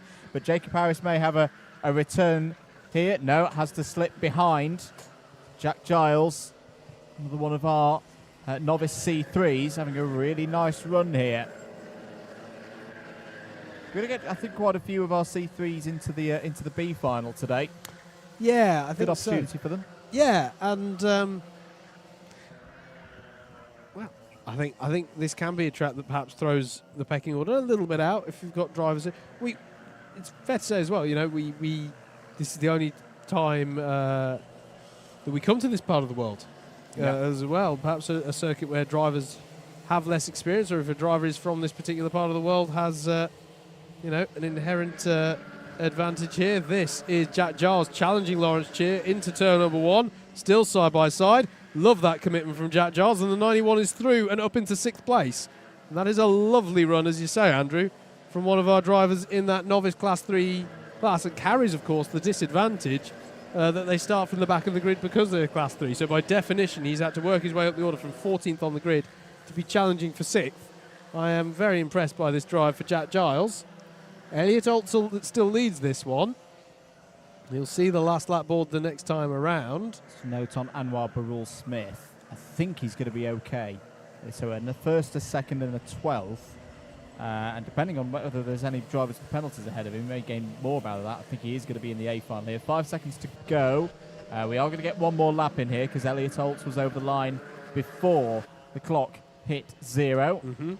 What a great drive. A driver, of course, has come through from the juniors. We're talking about drivers progressing through the ranks here and through the ladder system from cadets to juniors, juniors to seniors. I think if you want a great advertisement for that, if you look at this young man here, already has had a heat win so far this season. He's about to add a second to his tally. I think Tim Penny, although he's got that penalty to be applied, will be slightly glad to end this one. Steve Lindley is coming up onto him rather rapidly here. This man, though, Elliott Altz, is going to see the checkered flag this time around to take the win in the last heat of the day. Elliott Altz wins. Is Tim Penny hanging on for second on the road? Yes, he is, but has a penalty to be applied. Steve Lindley is third. Alex Pritchard in 4th. 5th is Vijay Patel. Jack Giles with a very good drive there to 6th place. Lawrence Cheer in 7th. Jacob Harris, dramatic moments in those races, finishes 8th in the end, ahead of Stuart Jones in 9th. Marcus Adams in 10th. Paul Bennett in 11th. And we had 2 retirements from that one, actually. It's important to remember. 2 retires. Anwar Brill Smith with the chain going on him, and Nicholas Stieper pulling over to the side of the road on lap number 1. And that ends our heat racing. Does for our heavyweights. Those penalties will work out very nicely for Alex Pritchard. I think Alex Pritchard's going to have a front row start for the A final. Yep. That's later on, though, as we're into the early part of the afternoon. Going to have a little bit of a break here at the circuit and on the comms as race control sort out all of those results from 12 heats here at Ellough Park. We'll be back with the C final shortly after these few messages.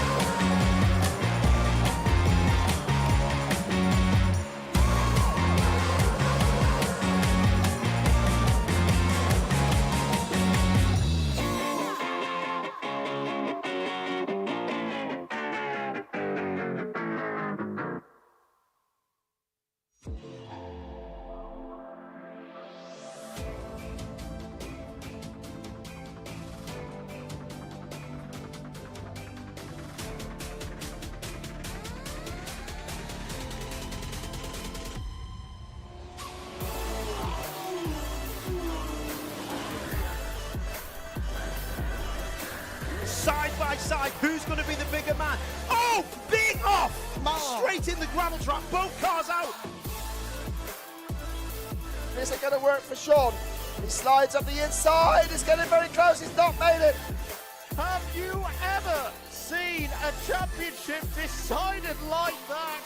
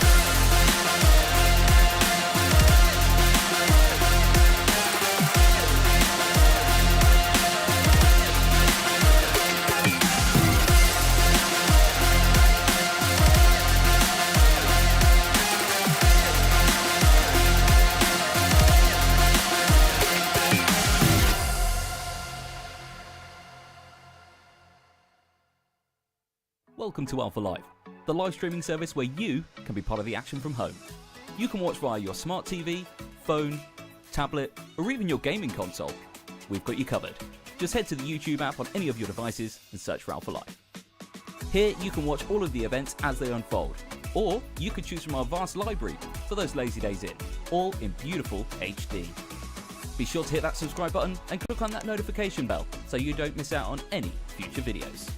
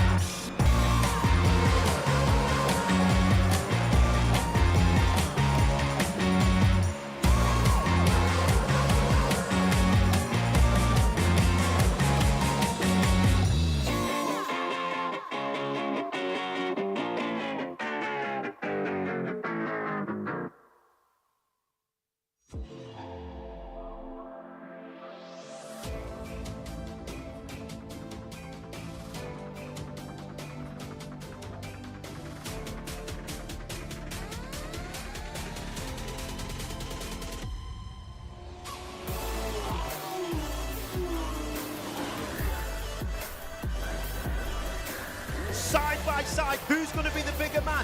Oh, big off! Straight in the gravel trap, both cars out. This ain't going to work for Sean. He slides up the inside. It's getting very close. He's not made it. Have you ever seen a championship decided like that?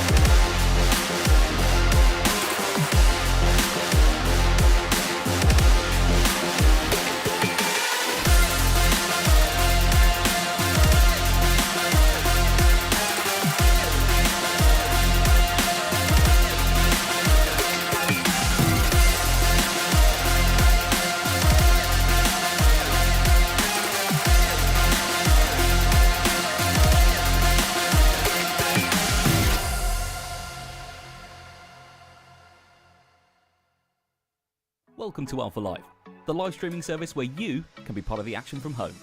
You can watch via your smart TV, phone, tablet, or even your gaming console. We've got you covered. Just head to the YouTube app on any of your devices and search for Alpha Live. Here you can watch all of the events as they unfold, or you could choose from our vast library for those lazy days in, all in beautiful HD. Be sure to hit that subscribe button and click on that notification bell so you don't miss out on any future videos.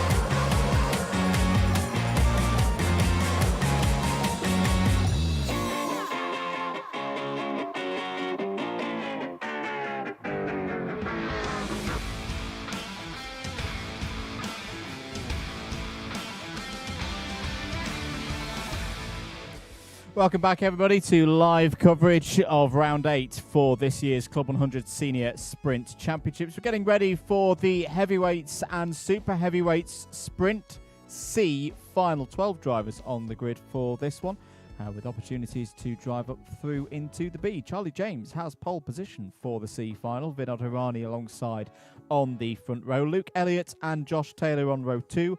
Heinrich Watson-Miller, mainly off the back of a disqualification for being underweight in his first race, starts on row 3 alongside Darrell Bennett. Onto row 4, we find Riccardo Vitali and Paul Bennett. Marcus Adams and Christian Hoos start on row 5. Simon Dean and Jamie Buchan complete the 12 runners in this one. The grid's determined from the heats results that we've already seen today, this morning, in the early part of the afternoon. Yep. Howard Mitchell is back with me in the box. We should have mentioned as well, because we saw the promo for it there. Club 100 and BUKC iRacing Championship. Indeed. Bit of something different for the next one, and I went a little bit American Southern there because we're going to Talladega in 2 weeks' time over on the DDMM YouTube channel. Entries are still open, by the way. We often have this at this time of year, that a couple of people inquire about doing the last few rounds, just to give it a go, if that is you. If you've got a Club 100 or BUKC history, racing history, get in contact with us. Head over to the @MM socials. We'll get you sorted out and on the grid. 3 rounds to go this year, as I say, starting with Talladega in the ovals in 2 weeks' time. And I should really remember this because we've just seen it on the promo. Interlagos and Brands Hatch, I think, remaining. Yes. If I'm wrong, Steve Hicks will be straight on me going, no, you've got it wrong. I think you're right, yeah. Cue all of the movie references, if you're not first, you're last, etc., etc. It's going to be good fun on the ovals of Talladega. I have to say, Andrew, there are some interesting grids that have been posted in front of me here in the comms booth. We've seen several penalties, we've seen retirements, we've seen exclusions, and the long and short of it is there are more drivers who would, on balance, expect to be in a higher grid than there are opportunities to be promoted up. Yes. It is the top 4 from the C final grid who will be promoted onto the back of the B, and the top 2 who will be promoted from the B up into the A. So that is that's the opportunity that presents itself to drivers who, across the heats, have not had as good a time of it as they expected. I was just as an example, it was nice just to see Jacob again. I've not seen Jacob in a while. Popped up to have a word, and we were sort of talking. Obviously, we just saw that dramatic moment for him in his last race, trying to put a move on Vinod Hirani. No, it wasn't. Sorry, it was on Vijay Patel. Excuse me. And the grids have just been posted. It's like he's on it. He's made it on the A final grid, and I'm not sure he was expecting to be there. Yeah,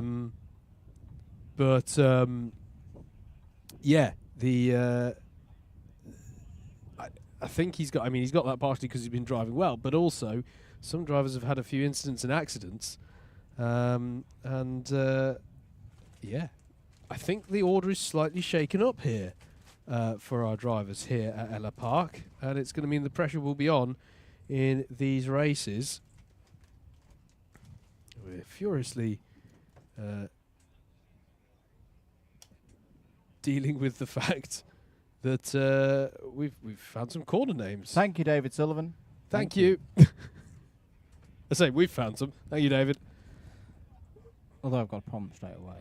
Go on. There's Degner 1. Where's Degner 2? That's a good point. Apart from in Japan. Yeah.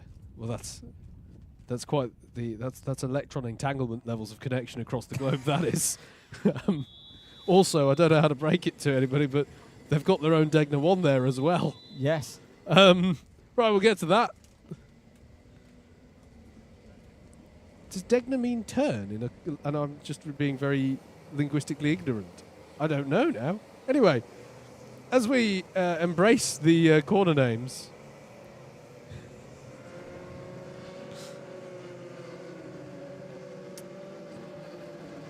the drivers are out for their C final.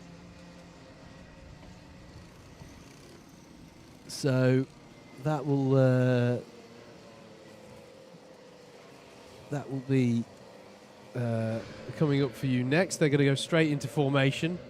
The 12 drivers, that's what I was after, the 12 drivers who will contest this one.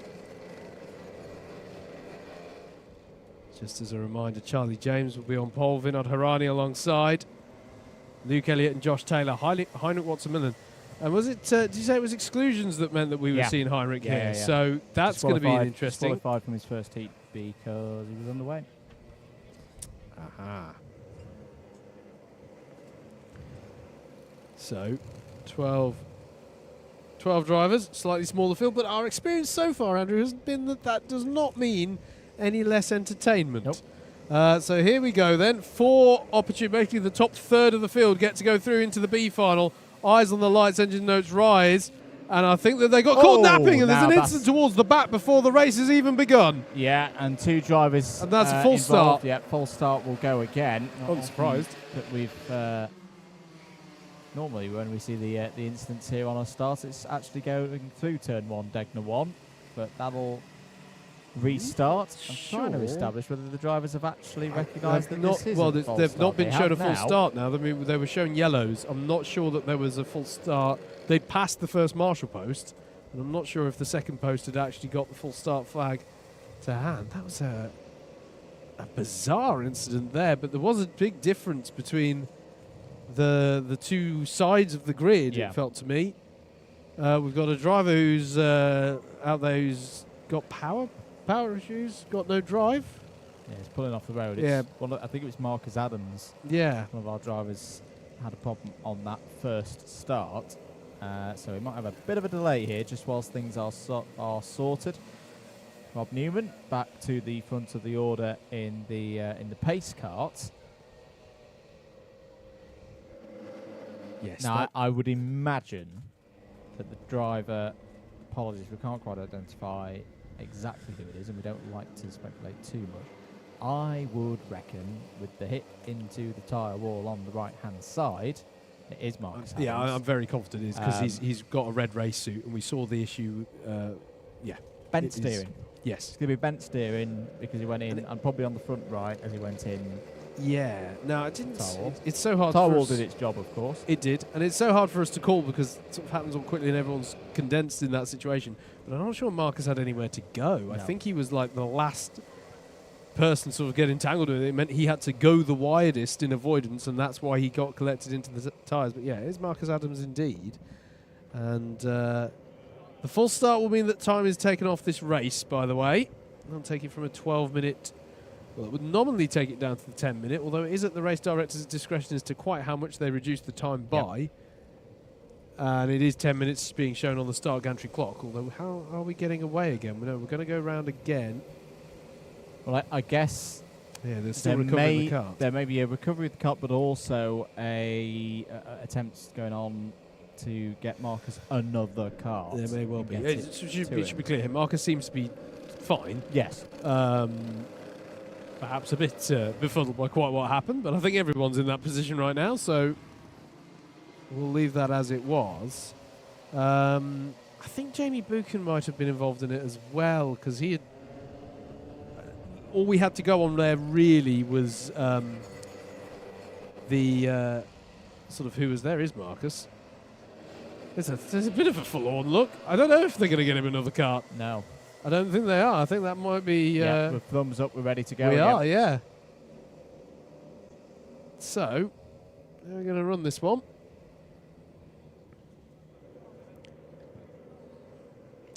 So Charlie James, karts number 76 on pole position. Vinod Hirani, karts number 38 alongside on the front row.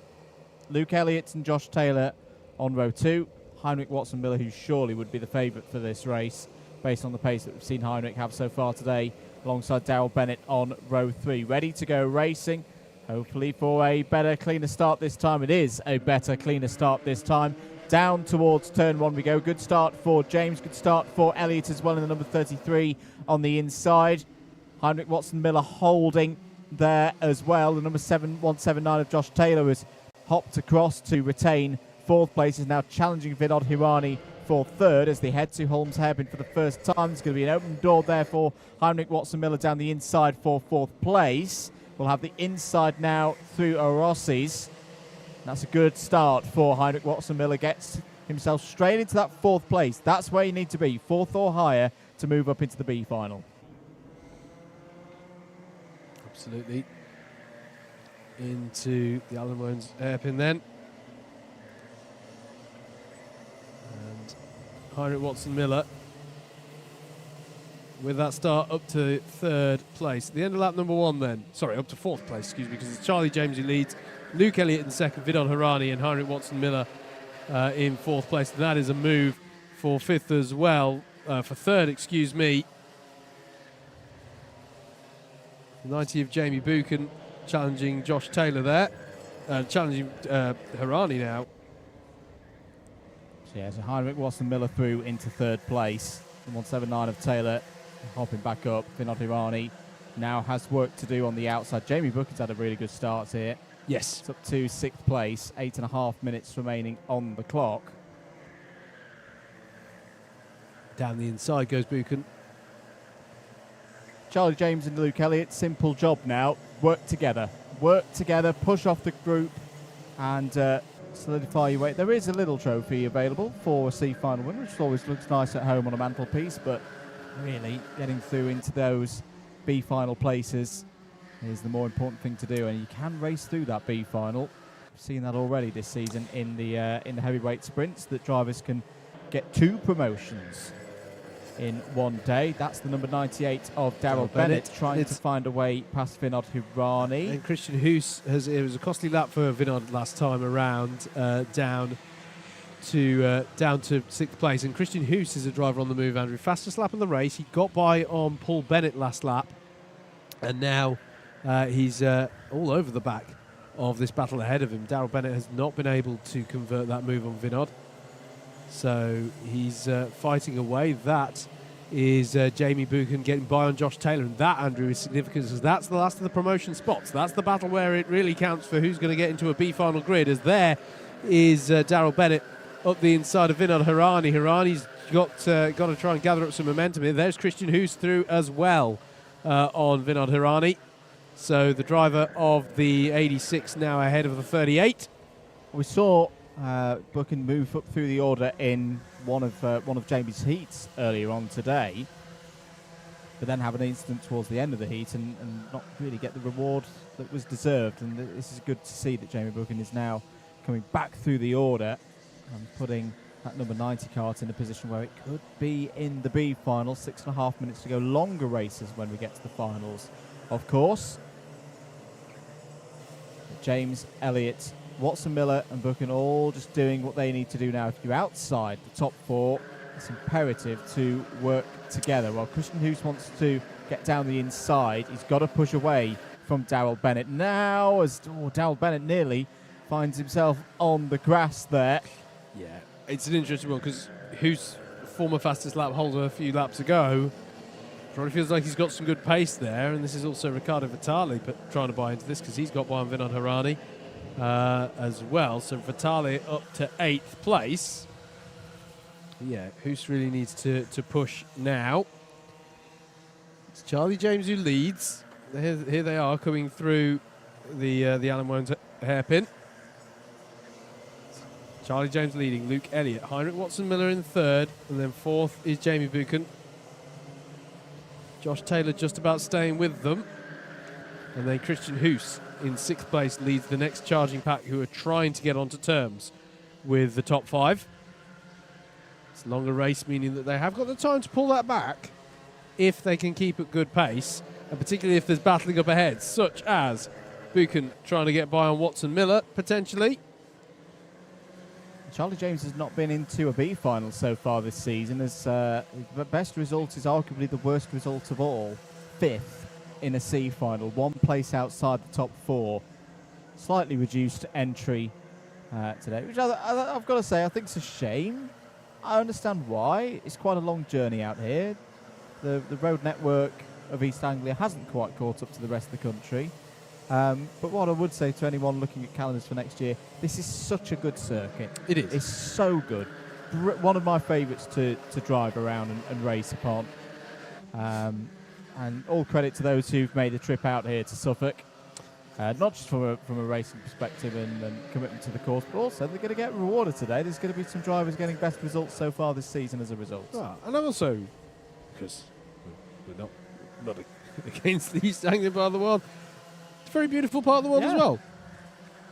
No motorways, but very, very beautiful part of England. Definitely a nice weekend away as well. So, yeah, I agree, mate. I couldn't recommend this one enough. A lot of fun whenever we come over to Ellough Park. And to be honest, even for karting conditions, this is a really nice day. Oh, beautiful. Brilliant stuff. There was a move by Simon Dean on Vinod Harani as well that last lap.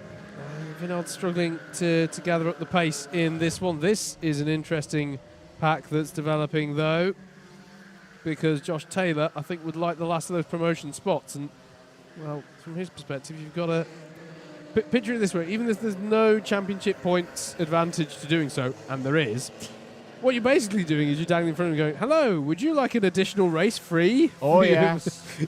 Right. We've got to be thinking about definitely the most economically efficient model to your racing is to get these promotion spots. Not that that's the main driver for it. It's mainly because you're competitive enough to feature on a higher level grid, but you don't have to pay any more money if you've got through into that P final. The Northernomics way. Good move here by Heinrich Watson-Miller. In fact, Luke Elliott's going to let him through. I think that's quite a sensible move. Yes. I think, in all honesty, Heinrich Watson-Miller is the fastest driver out there on this grid. That is a good rear bumper to just try and hold on to if you're Luke Elliott now. Yeah, the risk is he exposes himself to attack from the two behind. I agree. I think it is a good move, but Jamie Buchan and Josh Taylor both want a promotion spot and are now right with him as well. I mean, the other thing as well is it might mean that Heinrich gets onto the back of Charlie James, starts moving up there, right? It's almost like I've had that in the past where I'm like, if I know that, particularly if it's a recovering driver in a race, I'll go, well, you get past me. You know, I know Open at this the seas. Yeah, I don't have the pace to stay with you, but you might be able to scramble things up a little bit ahead of me and give myself a way in to buy into these fights. You can see now how Heinrich Watson-Miller is pushing that number 19 kart. So, Charlie James, Heinrich Watson-Miller, Luke Elliott, Jamie Buchan, Josh Taylor. You can see Christian Hoos pushing as well in that number 86 kart, but he does need these drivers to start really fighting, I think, if he's going to get onto the back. The gap at the moment is 2.1 seconds. And who's that off the road? That's from... That's Taylor. That's Taylor. That's Josh Taylor, who's gone round. It is. The 179. So that is a key moment in this race. One of the top 5 fall off the road. And now we have a clear top 4 who just need to work together now for the next 90 seconds and they'll all go through. Now, I think we picked that one up at the end of that on the cameras. So the only question I've got to ask is, was that unforced error or was he helped into it? He's been nervy. He's been trying to look for a way through. There's also a contact warning for the 179. Here comes Jamie Buchan now. This is the thing now. Now you just settle in and bring it home. You do. If the but it's always easier for us to say here from the box of what the drivers should do. But nerves can play tricks on the mind in a scenario like this. That was a very half-hearted move. It's easy for me to say from the comms, but Buchan needs to commit here. Keeps showing his nose. But the trouble with that is Christian Hoos is bearing down on these two. And it's another half-hearted attempt. Yeah, this is really going to bring the 8. Look out for the 86. White helmet, blue suit. Christian Hoos has been pushing hard here, and the opportunity, it's paying off for him. It is high risk for third and fourth as the last lap board is out for Charlie James. Heinrich Watson-Miller, I don't think he's close enough to challenge on this lap. But are these two going to fight? If they fight, then they're gonna put themselves in the firing line for losing one of the last promotion spots. If you are Luke Elliott or Jamie Buchan, just hold station, because I think if they don't attack each other, they'll be able to hold off Christian here. Yep. But if Buchan goes for moves, then it could get interesting here. Well, Charlie James on the way, on the path to a first B final of the year, and well deserved as well. Led this one from pole position, virtue of a faster time than Vinod Hirani through the 3 heats so far today. And Charlie James wins the C final here at Ellough Park in the heavyweights. We'll move on to the B, and is very happy about that indeed. Good to see. We'll be joined by Heinrich Watson Miller, Luke Elliott, and Jamie Buchan. That's your top 4. They'll all go through, virtue that they don't get, have any problems with weigh-in or anything like that.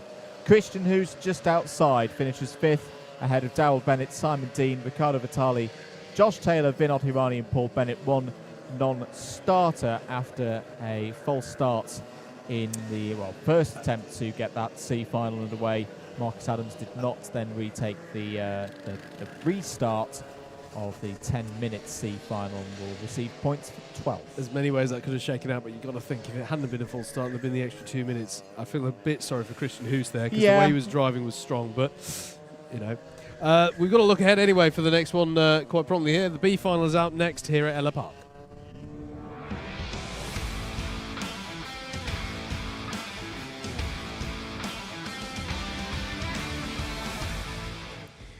Here's your grid then for the B final. It'll be Nicholas Stieper on pole for this one, with Edward Gordon alongside. Tom Angier and Paul Williams are on row 2. Stuart Jones and Jonathan Wilson are on row 3.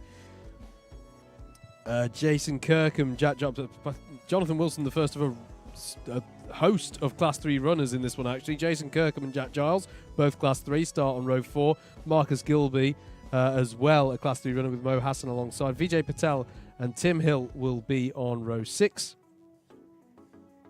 Row 7 is going to be Tom Edwards and Antonio Gitsonio. Callum Sigafus is he's had some difficulties, I think, to be positioned there, with Lenny Wood alongside. Nathan Tague and Adrian Ray are on row 9. Row 10 will be Damien Smith and Stuart Kirk. That's to round out the top 20. And then it's Kieran Chigzi and John Muhai to round out the 22 who qualified across the heats. Your confirmed promotees, the results just been posted for heats for the C final, will be Charlie James, Heinrich Watson Miller, Luke Elliott and Jamie Buchan. Very It's good. going to be a 26-kart grid.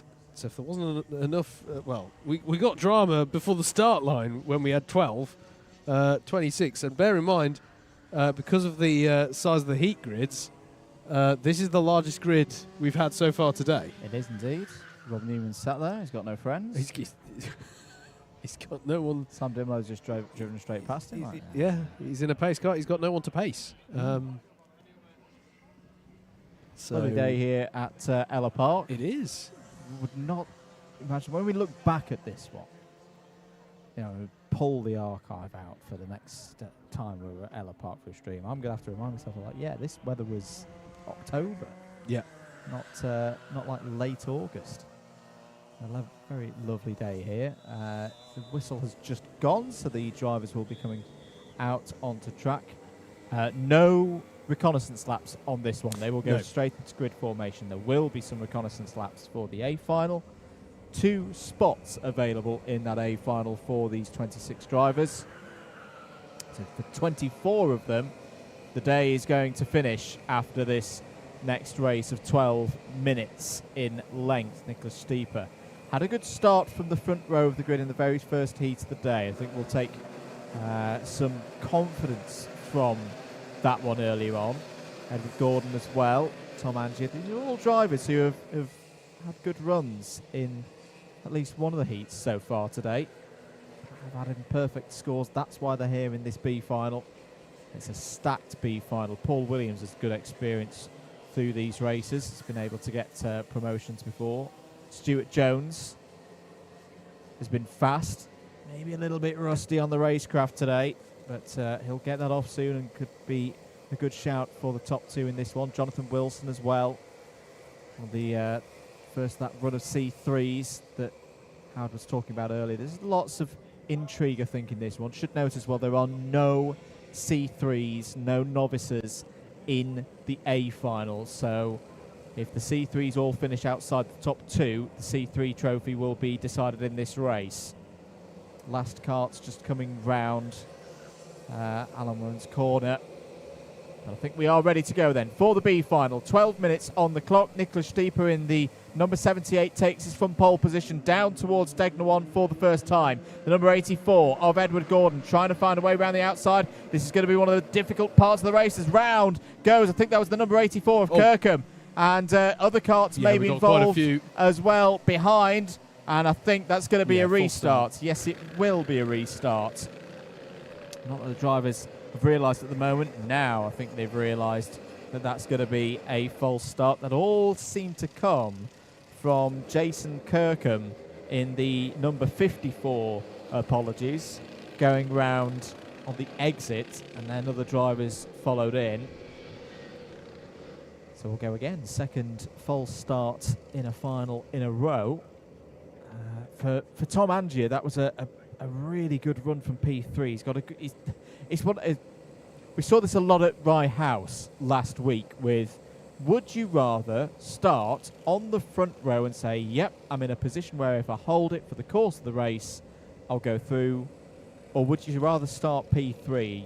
I don't think it's quite as clear-cut here at Ellough Park compared to 1 week ago for the cadets and juniors, but it's definitely still an advantage if you're in Tom Angier's position, grid 3, and you can really hold right to the rear bumper of Nicholas Stieper, the pole sitter. There's going to be not a lot that Edward Gordon can do in all reality to slot back in behind the number 78.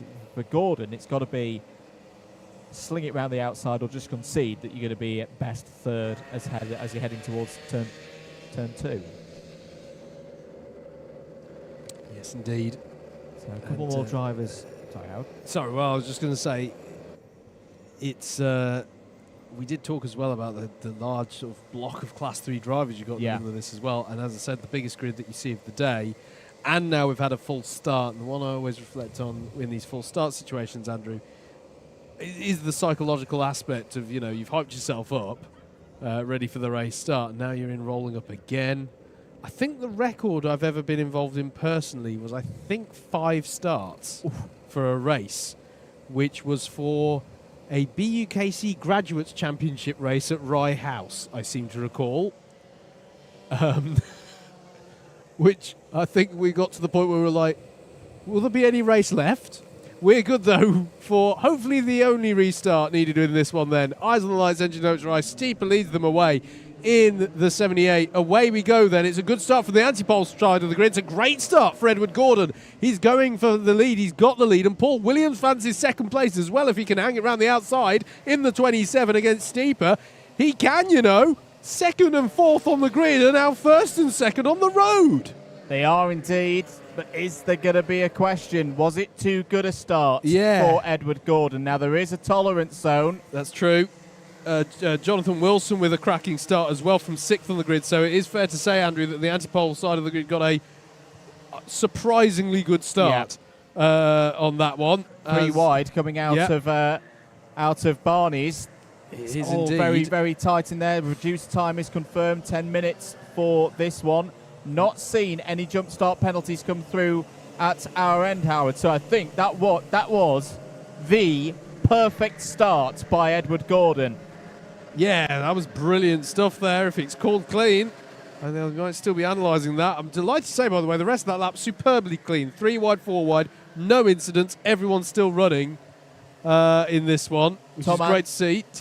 Tom Angier is already out of it. Penalty for multiple pieces of contact. So a couple already burnt through his 2 contact warnings on the first lap. Has got a third. Has got a penalty. Won't be able to go through to the A final. Damien Smith. That is Damien Smith. Yeah, Damien Smith having a spin there. So Damien Smith's race in terms of a good position is more than likely over. 8.5 minutes to go then. Yep. How about that start from Paul Williams as well? How many times have we seen this from Paul Williams? He's not from the north, but he's definitely the most northernomics driver in the field. How many times have we seen Paul Williams race through these B finals? I should be clear, you are allowed to be frugal in other regions, but yes. But it's a great start, wasn't it? To hang it around the outside as well of Shoemakers there, the double apex left-hander. That's fantastic. Very impressed by Jonathan Wilson as well. from 6th on the grid, now in 3rd place and absorbing the pressure at the moment, Andrew, from Tom Angier. Yes, indeed. This is actually a really important race for Jonathan Wilson. Not from a final perspective, but he's second in the points of those who are designated C3s. Yep. John Ellough is down the field at the moment. He's had a decent start. In fact, he's had more than a decent start. He's up to 14th place. This is a huge opportunity for Jonathan Wilson to take a big haul of points off and out of Murhai today. To the inside, has to think about going down the inside of Paul Williams, but not enough of an overlap there to take second place. It's a fair old train of carts, this one, that's following Paul through the corners. It's allowing Edward Gordon to branch away at the front, you can see. Sigafoo's down the inside of Hassan there. Hassan retakes the position. They lost a bit of time there to Jason Kirkham ahead in 5th place. Yeah, so he's enforcing the discipline a bit there as well. He's like, no, we stay. I've got by. We're there. Let's stick with these guys ahead because that's where the real prize is. They have caught up very quickly, so it's very much that Paul Williams is the bottleneck here, The side by move. side with Wilson. Yep. And this could be an opportunity now for Tom Angier to cut down the inside. Remember, he does have a penalty, but Wilson's got a great run out of the final corner. It's going to be down the inside into turn 1, into Degner 1 is through. Really good stuff from Jonathan Wilson. Now, can he hold on to second place? Through is going to come Angier and Kirkham as well. It's tough times for Paul Williams. He's going to run out wide now. Hassan and Sigafoos may have a go as well. Down into the Holmes hairpin. Hassan does go for the move. Poor Paul Williams was holding on so well for that second place, but because the pack is all together, he's now losing 4, 5, 6, 7 positions and looking further and further unlikely to be in the A final. Well, you and I were previewing the CLUB100 iRacing Championships going to Talladega next, mate. They were bump drafting to get by on Paul there. To be honest, I think that Jonathan Wilson and Tom Angier were actually working together to make sure they had the advantage going into turn 1, and from then on, it had Paul Williams offline and everyone went for the advantage. They frankly have no choice. They've got to be in it to win it with this one in terms of the promotion spots. That looked like Adrian Ray on the move there as well, possibly on Antonio Gitsonio, I think that was, into turn 1. So everyone just sort of had to go for it, as there's moves in the middle as well. Nicholas Steeper is up to 9th place, going really nicely at the moment after a weak start. Could still be a factor in this race. This is a really important lap for Jonathan Wilson, I feel, to stamp his authority if he can on the rest of this order, to lead it out, to stretch it out, reduce the number of karts that you would say are realistically in the mix for these top 2 positions. Edward Gordon's gone. He's disappeared up the road. This is a beautiful position to be in when you're in this state where you know you're in the lead of the B final. You check over your shoulder and go, there's absolutely nobody behind me, and you have a lovely Sunday drive into the A final. Don't need to take any risks.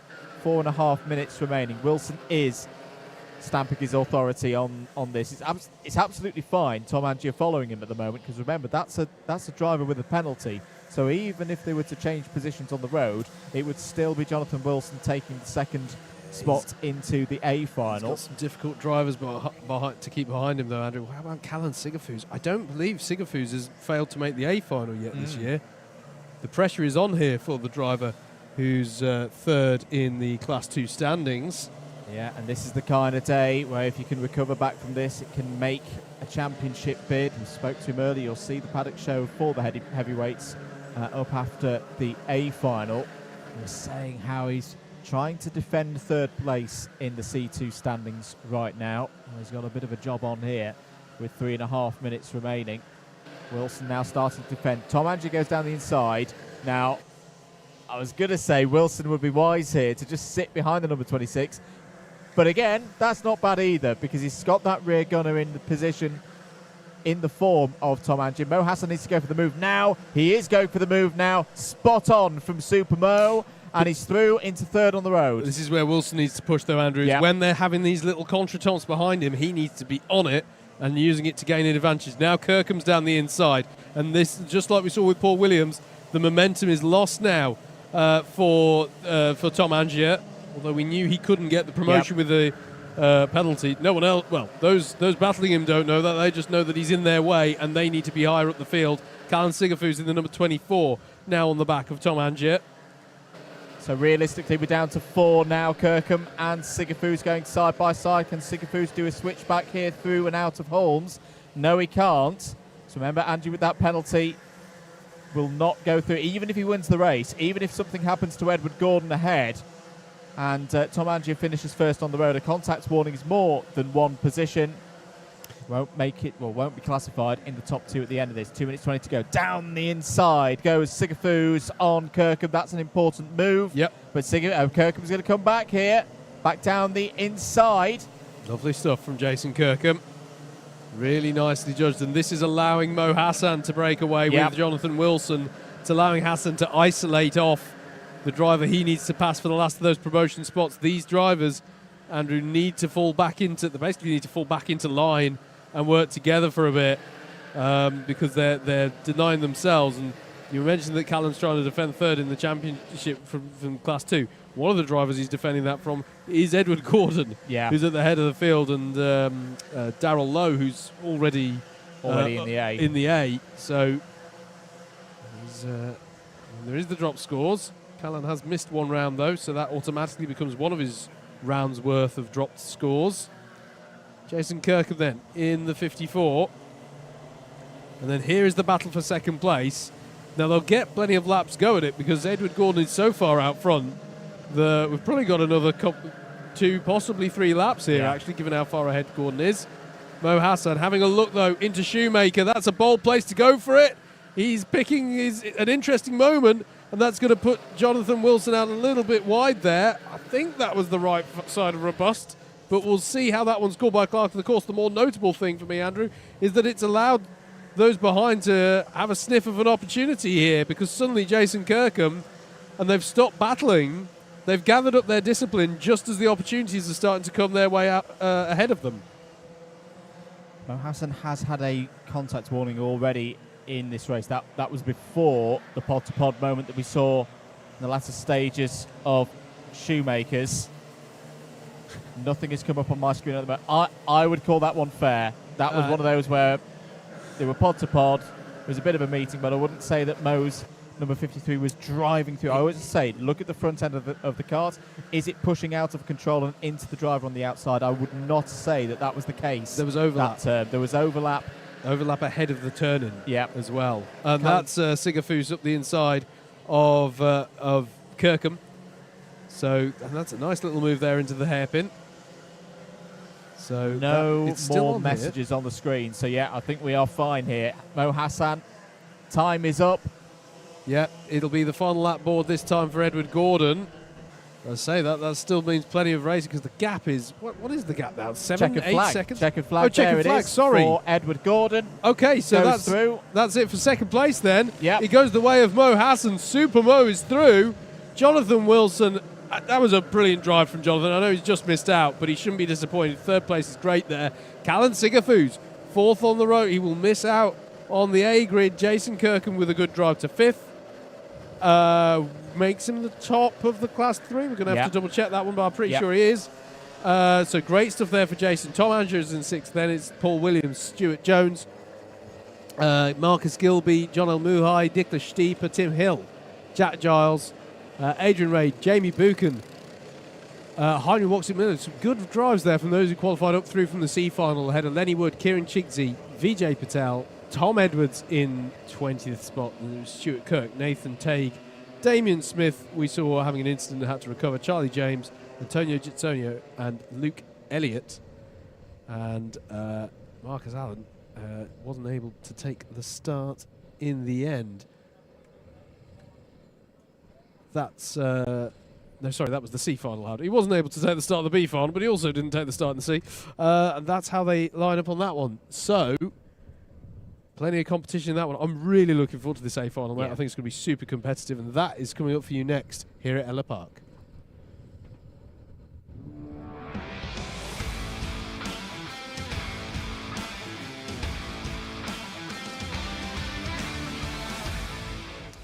Let's get ready then for the heavyweights sprint A final here at Ellough Park, round 8 of this year's CLUB100 Senior Sprint Championships. Joe Holmes.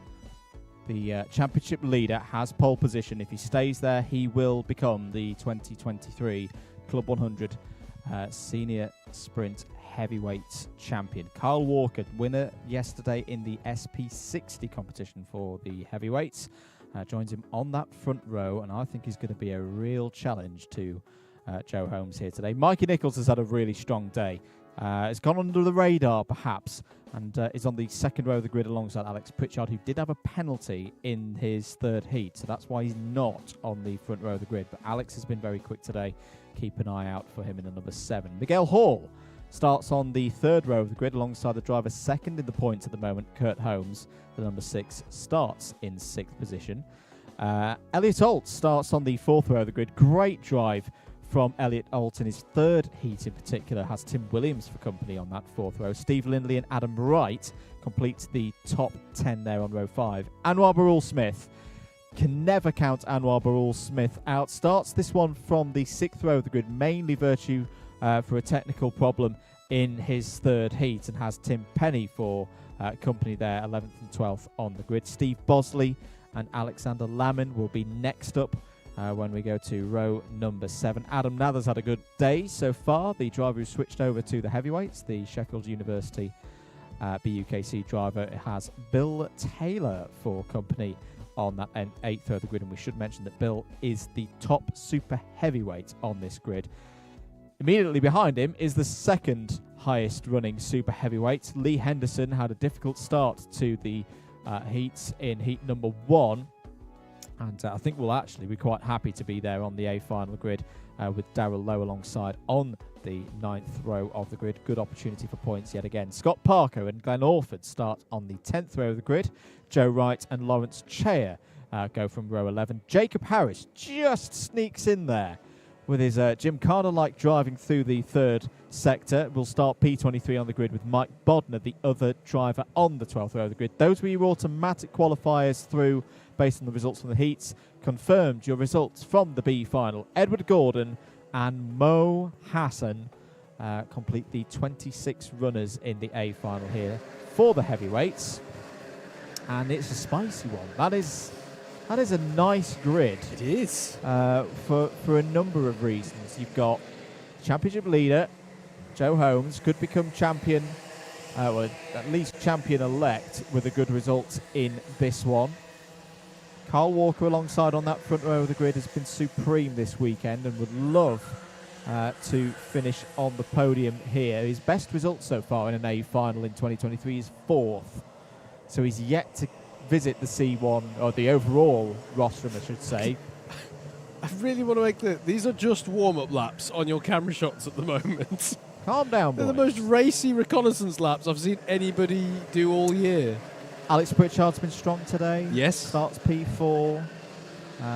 Has been on the podium so far this season. A few thirds along the way. Kurt Holmes, what can he do from 6th place on the grid? Elliot Alt, as I say, real shining star today for me. Chances for him to get a best result so far this season. 11th is Elliot's best result so far in an A final in 2023. Starts P7.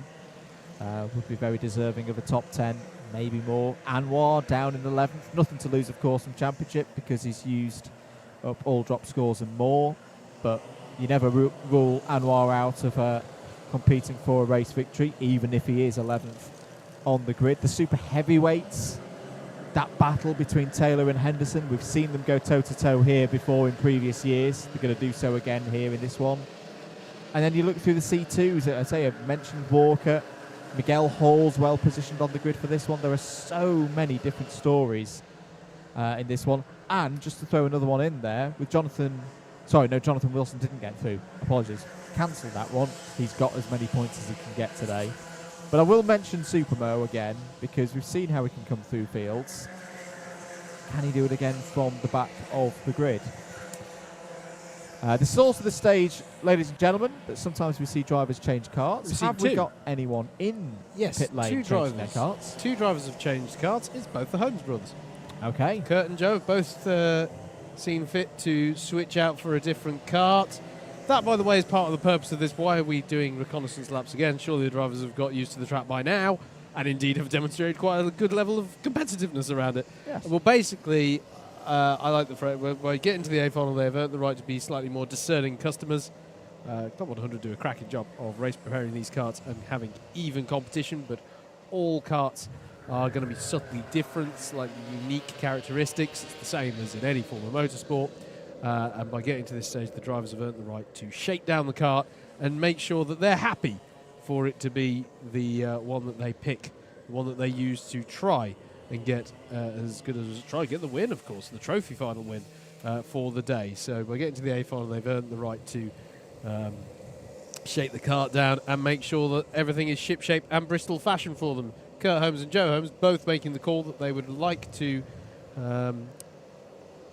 well, it's a stick or twist decision, basically, and they've decided to twist and go for a different kart. That, of course, can be its own risk, because is that kart that you get necessarily going to have, you know, is it going to be more to the liking or less to the liking? Indeed. Is it going to have the characteristics that you were looking for that you didn't find in the first kart that you were trying out? So they've both gone for it, and those are the only two drivers, Andrew, who have chosen to change. Joe Holmes pulls into first position on this grid there in the number 2, number 30 of Kyle Walker alongside. Bit of communications between the two drivers there. Mikey Nichols, kart's number 5. Number 7 of Alex Pritchard. Ready to go then for 12 minutes here at Ellough Park. It is the final, the A final for the heavyweights here today. Down towards turn 1. Good start for Joe Holmes. Will lead through Degner 1. Mikey Nichols fighting for P2 there alongside Carl Walker. Will maybe have the advantage into turn 2, but Carl Walker's fighting back. There's Jacob Harris on the grass. He's rally crossing yet again. But that's a good start for Joe Holmes into Holmes Hairpin. It's all stacking up a little bit. Adam Wright's on the inside there of Tim Williams. Steve Bosley's going to have to go around the tyres there and rejoin in around 10th place. Jacob Harris has got back on circuit after that off-track moment. Has actually gained 2 positions in everything that was going on there. Tim Penny trying to find his way through as well. But so far, Joe Holmes on his way potentially to another CLUB100 heavyweight sprint title at the front of the order where he wants to be, throwing the challenge to everybody else in this heavyweights field. Beat me if you can. Carl Walker looking down the inside for second place on Mikey Nichols is going to take it. There is Kurt Holmes. Closest rival, closest challenge to Joe Holmes currently is holding 6th place. Yeah, Steve Lindley defending hard here against Anwar Burrell-Smith as well. Burrell-Smith had good drive, tried to get by on turn number 1, finally gets it done out in the second part of Shoemaker. Tim Williams behind them as well, battling with Elliot Alties going by there. So the 96 now ahead of the 18. It wasn't the cleanest start, Andrew, but it was a case of no harm, no foul. Everyone was pointing the right way by the end of it, so on we go. Yeah, Joe Holmes having to defend there against Carl Walker into the Alan Wones hairpin. Kyle Walker, we've spoken about how racy he's been feeling today.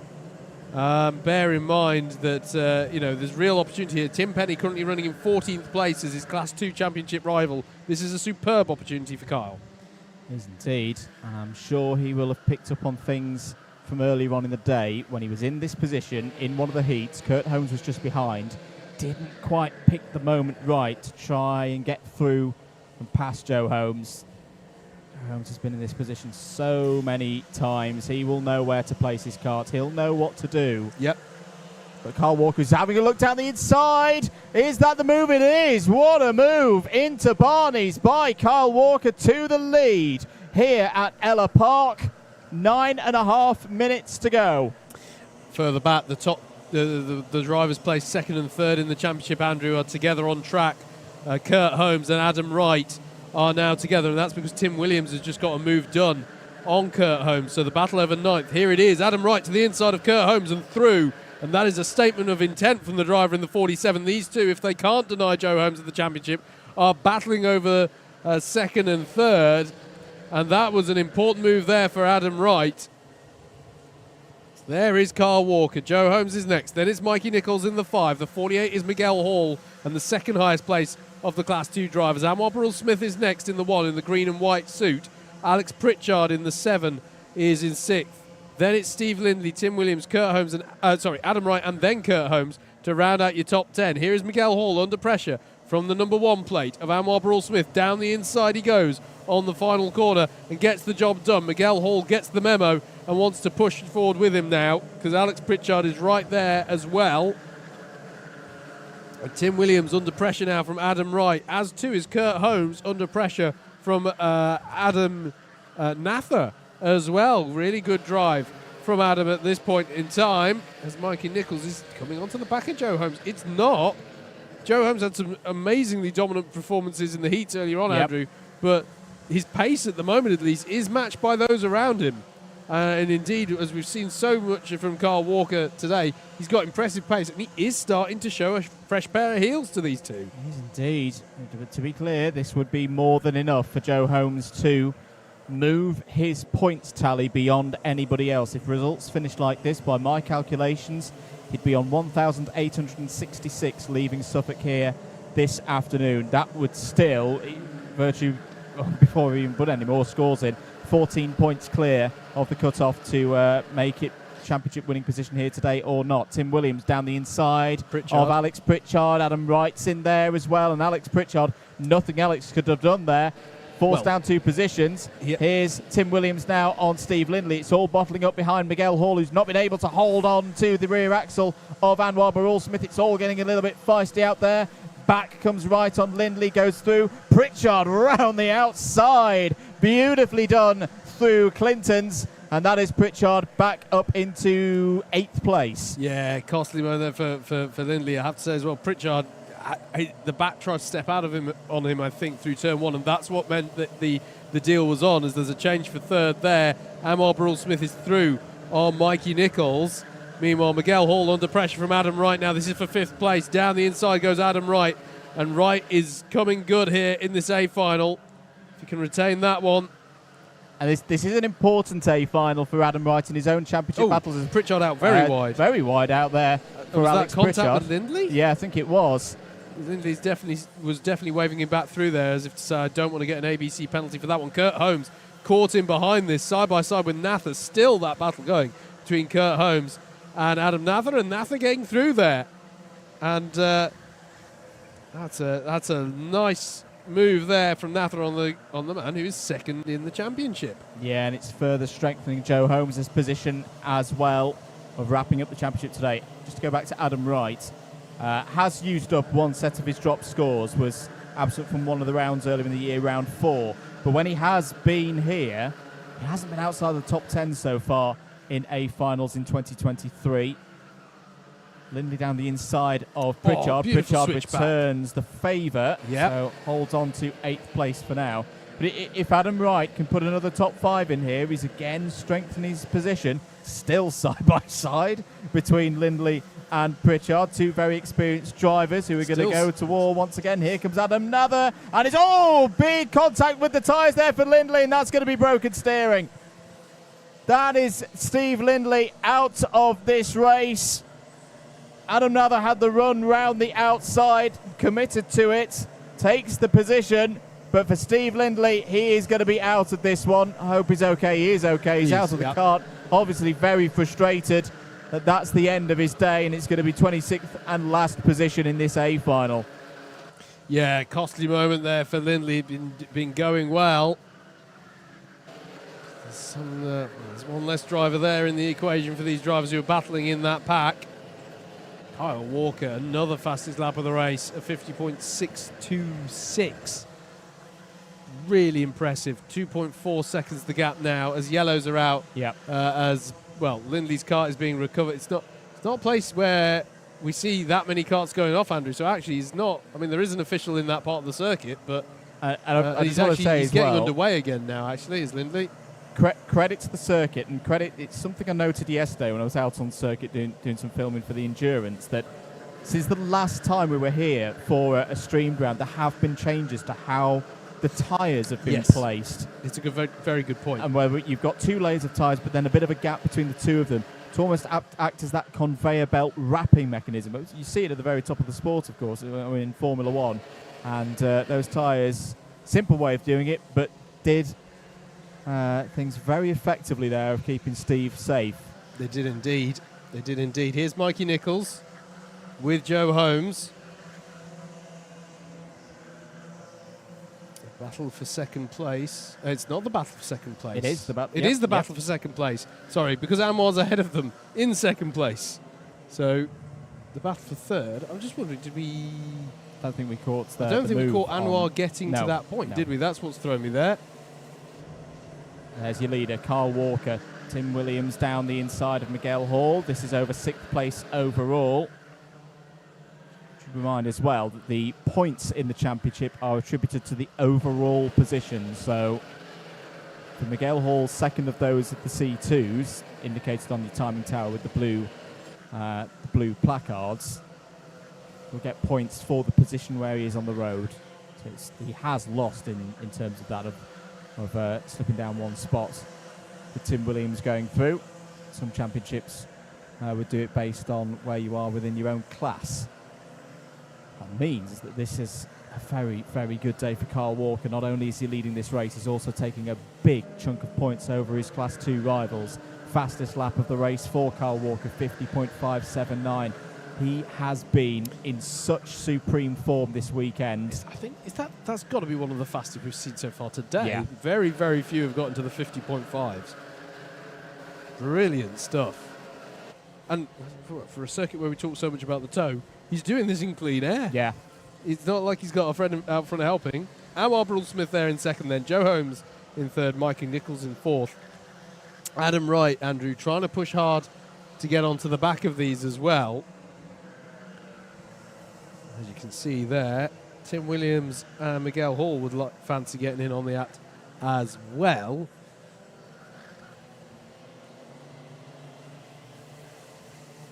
Adam Mather as well, and Tim Penny in the top 10. We've got to praise Mikey Nichols as well. He's had a really, really good day. Yeah. He's on for a best result of the season so far there in 4th place, and the fact that he is keeping arguably the 2 strongest drivers in this heavyweights competition the last few years quite honest right now. Yep. He's got a lot to be proud of, and he is at the moment getting on the podium, because Carl Walker being a C2 will mean that Mikey Nichols is still on for a 3rd place in C1 trophy. Yep. 1 minute 10 remaining on the clock. Who else has gained positions? It's not been a good moment for Glenn Orford, down 8 spots last time around. Scott Parker as well, down 9. I wonder did something happen between those two, because they've both fallen in a similar number of positions. Yeah, we'll keep an eye on the penalty boards for that one. Should note in the super heavyweights as well, Bill Taylor. This is a very good day for Bill Taylor. I think it's still going to be advantage Lee Henderson heading to Wilton Mill later on in the autumn, but Ellough Park is a good stomping ground for the reigning super heavyweight champion. He's up in 14th place at the moment. Meanwhile, for Henderson, he's in 22nd. So in this race alone, that's going to be an 8-point swing to Taylor.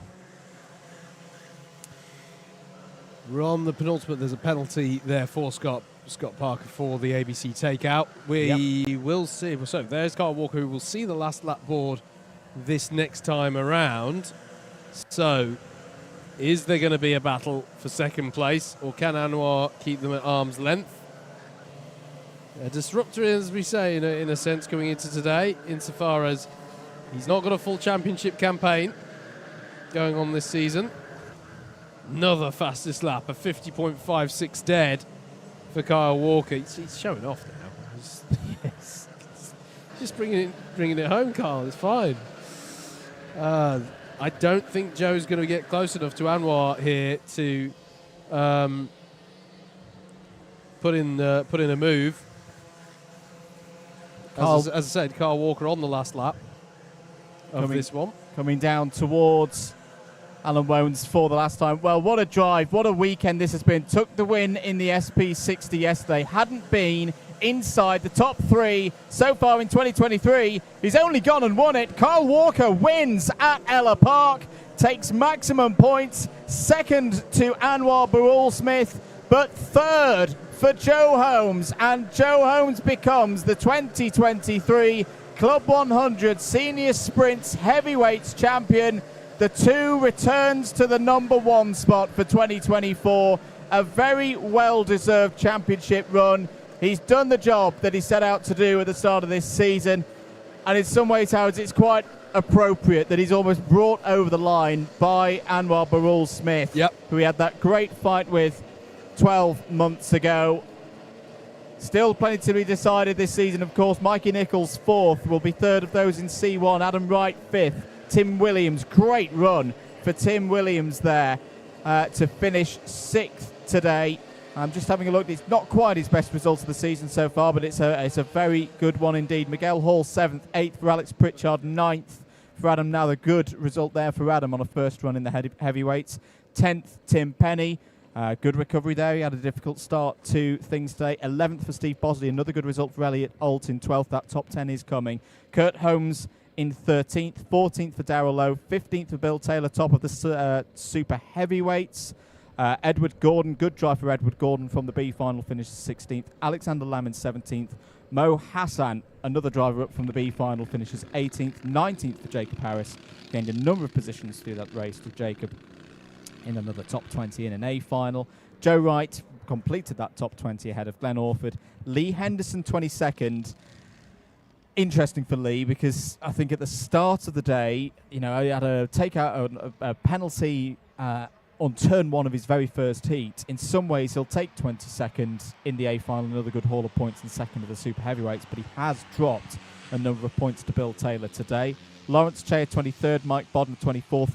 3rd of the super heavyweights. Really good drive from Mike today, and 25th. Two retirements in all that. In fact, this is a version 1 of the results. The penalties have just been applied. Thank you to the guys at Alpha Timing.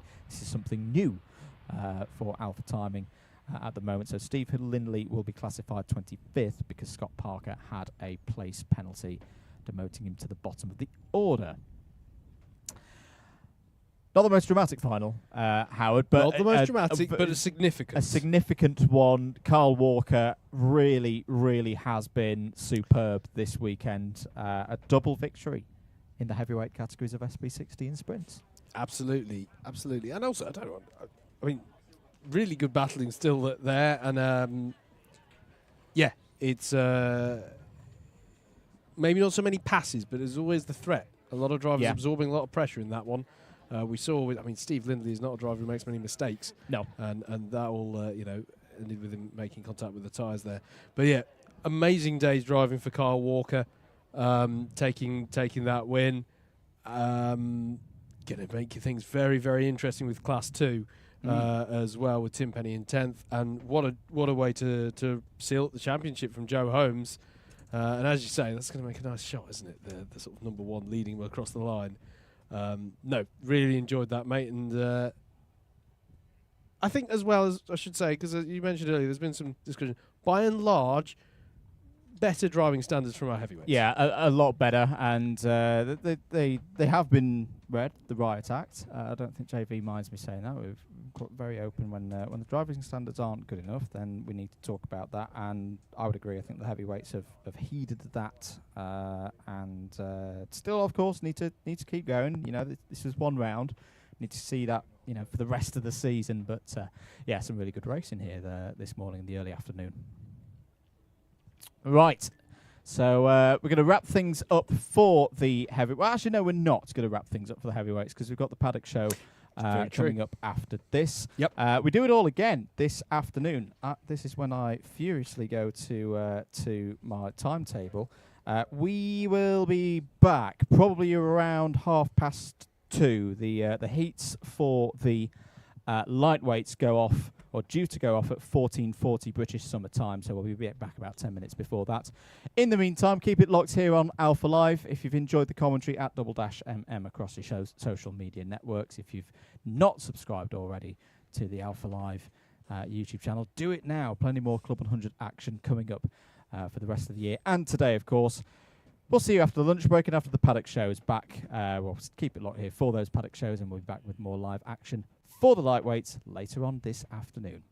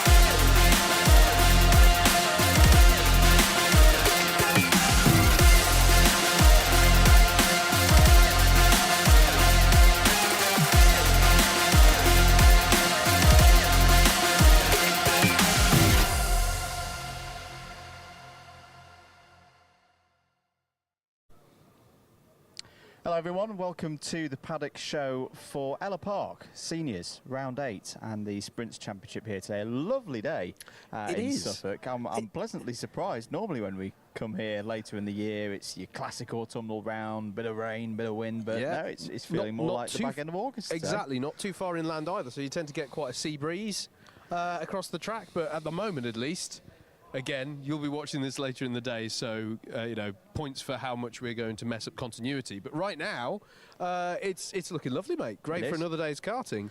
Sort of similar look that the juniors and cadets had last weekend at Rye, actually, in terms of weather. We're being treated quite nicely at the moment by the British weather. We are indeed. It won't last. It won't last. When we've got some British champs next weekend, I'm sure PFI will probably snow on us, because it always snows when I go to PFI. Anyway, let's talk to some drivers. There's a driver over to my left that I want to have a chat with straight away. Absolutely, mate. Not part of the championship battle in the heavyweights. No. This year, but our reigning champion, Anwar Barul-Smith. He's been doing a bit of double duty, of course, in the lights and the heavies. But Anwar, good to see you, mate. Going out for the win today, aren't we? Yeah, always. Yeah, trying to. I think obviously I haven't been here as much this year. I've still been doing the Saturdays, so I'm not rusty as such. But yeah, I've just been sort of getting back into the swing of things with sprints. I dipped in for a couple, had some good races with Joe. But it'd be nice to have a close battle at the front today. That's what I'm kind of hoping for. Sort of, you know, if we can recreate a bit of last year, that would be fantastic. But yeah, I just hoping for a good result. I really love it here. It's a great track. So yeah, we're looking to try and enjoy the day, hopefully. So you had a great scrap at Llandough a few weeks ago in Wales. What's key around this place? It's not a circuit that we come to massively. There was only ever one visit a year, if any. What's key around here to be fast? Do you know what? I think with Ellough, I think with CLUB100 in general, the key is momentum anyway, because of just naturally how low grip and how low powered they are. But it's really key around here because it's such a mid-range circuit. There isn't any like heavy braking zones. There isn't any like slow corners. It's all that sort of mid-range to top. And if you're not keeping that momentum and nailing it, then you are going to suffer. And so what that then means, particularly in the sprints, is it's more about where you make your moves, when you make your moves, and trying to like maintain that momentum. Like if you go in for a big move that ends up someone getting the undercut on you, or you bog down, or a bit too much contact, you can just see the time disappearing. So yeah, the momentum thing's really key, and being sensible about how you come through in the heats, I think that's the most important thing. Still a relatively new track surface here at Ellough. A couple of drivers I was talking to yesterday were talking about tyres and managing the fronts. Is that going to be a factor today, you think? In a factor in the sense that there is no management of the fronts, I don't think, and that's not a criticism, by the way. It's just I think from what I understand is happening. There's a lot of rubber down on the track, but it's not agreeing with the Dunlops that we've got, and it's almost like the Dunlops are just sort of scraping across the surface and just pushing the rubber on. And so what's happening as well is the rear seems to be just gripping up, and it's just pushing the front on even more. And so it doesn't seem to matter what you do, the front just wants to wash. But it's the same for everyone, right? So you just got to try and find a way to drive around it. And as always, you know, with rental karting, there are some that do it a little bit more than others, and some that do it less than others. It's just part of the game and part of the day. So I think the most interesting thing is going to be when you make the moves now, you're making the moves online, which is where the problem seems to be, right? And the people who are offline, you know, getting the move done, does that give them the opportunity to actually maybe find a bit of grip, bite, and maybe undercut? I don't know. So it might make the racing a bit closer. It might make it worse. I'm not sure. But either way, I think it's going to be an interesting day. I think it's going to be a fun watch on the stream, that's for sure. Good stuff. Thanks for talking to us, mate. We'll catch you in a bit. We've got another face who has not been back for a while. Howard, you've got there with Mike Coppin. Indeed, I've got Mr. Mike Coppin. It's good to see you, man. Yeah, we've not seen so much of you in the CLUB100 space this year, but so let's talk about Ellough Park a bit, shall we? Yeah, sure. Well, how give us as an experienced CLUB100 racer. Really? What? More than me. Let's Ellough Park. What can you tell our audience about this track? It's fast. It's technical. It's for me, it's a bit like Llandough. It's a bit of a driver's track. You have got a knit a lap together around here, but it's very, very front end dominant. So you need to be able to get the front end pitched in. You've got so many long corners with that you've got to try and get, as I said, the front end in on. Otherwise, you're scrubbing lap time all over the place. So if you can put a lap together around here, you're doing pretty well, and you'll be very up near the front. It's, you know, against some other tracks, no disrespect to them, somewhere like Shennington, you can get around that with other things. Whereas here, you have to be able to you have to know what you're doing, really. So. Absolutely. So, I mean, what brings you? I'm going to start with the real high level. What brings you to Ellough Park this weekend? Joe, I heard there was some arrive and drive karting going on, some series called CLUB100. I don't know. Yeah. No, I was here for the Enduro yesterday with Team Applewood, and I thought it'd be a bit of fun to come back out and have another sprints round again. A bit of work and other things going on this year. I've not been able to do that many rounds, so I thought it'd be nice to come back and have a race this afternoon and come and support some of the other guys as well. So. Yeah, absolutely. Well, have fun out there, man. It's good to see you again. Cheers. Andrew, I've thrown over to you early, mate. What have you got? Here with Adam Nather here for a bit of heavyweights. Adam, good to see you, mate. You doing well? Yeah, I'm doing well. I've been a bit ill this week, but feel all right today, so hopefully it'll go well. You had some runs yesterday. It's the first time you've come to Ellough Park? Yeah, first time I've come to Ellough Park. Apparently it's really different to all the other times, but in a way that's been a bit of an advantage for me because I've not known anything different because the first time on the track. Really good track, to be honest. I've absolutely loved it here. Yeah, so you were down here yesterday with some of the old Sheffield University team. Still going. Ami's the graduate driver this year and Alex is in his final year, so we've managed to escape with the exact same team because we had Callum as a grad last year, but he's now started a Masters at Sheffield. So he's come back in and now he's just taken the grad role. So we've got the exact same team, which should be quite beneficial. We'll see. Is he feeling confident then? Because I say, again, it's that point of the year where we start talking BUKC. Oh, yeah. Well, they wanted to do that endurance yesterday and they're doing the Wilton endurance as well for BUKC. So we're all thinking about it right now. We've got test day in like 2 weeks where everybody's quite excited, quite looking forward to it, to be honest. Very good stuff. Today, heavyweights, what are we going for? It's the first time I'm doing heavyweights. I gained a bit of weight, so I'm off the lights now. And it's only my second or third sprints round, so I'm just trying to get the experience on racecraft and racing in sprints. I've always done endurances, so it's quite a different format being in shorter races, a bit more grubbins racing, so I just want to get used to it, have a bit of fun, and whatever happens really. Good stuff. If I can beat Jacob in a heat I've got with him, that'd be nice. Beat Jacob, that's the goal.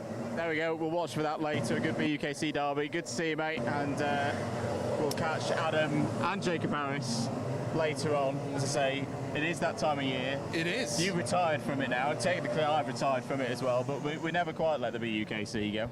We don't. Yeah, good to see that drivers are enjoying this circuit as well, because it is, I'd have to keep using this word all week in the social media, it's a gem. It's a real gem, this circuit, to come and drive upon. Yeah, it was interesting to hear Mike Coppins say. It's interesting to hear an experienced driver's take on the track, because it is, this track has 12 corners, Andrew. Yeah. It's actually got one of the more, there are Formula One tracks that don't quite have that many. So there's a lot of points that you've got to perfect here to string together a good lap, and he was talking about having that faith on the turn-in, the front end of the car. It's a great track to drive, and it really gets you into that mindset of like, how do I tweak and perfect this lap? So yeah, I do always really enjoy lapping here. I've not had as much success myself racing here, but that's why I'm stood with this and not out there today, more likely. Someone who's got a lot of experience around here. Big day for him today. Joe, if you don't mind stepping. It's today. You going to get that number 1 plate back? Yeah, I think I've only got to get like third in B, I think. And that's if Kurt wins every heat in the final. So, to be honest, I'm not thinking too much about it. Just normal procedure. Try and get some good heats. Put yourself, as long as you're in front 3 rows for the final, it's anyone's game, really. It's a track where the toe's quite strong, so I don't think you're breaking away. So as long as you're in the mix, but I'm not thinking about the championship too much. Good run yesterday in the endurance for SFX, another race victory. That's 2 graphics I've made in a row for you now. Yep. What did you learn from that race yesterday?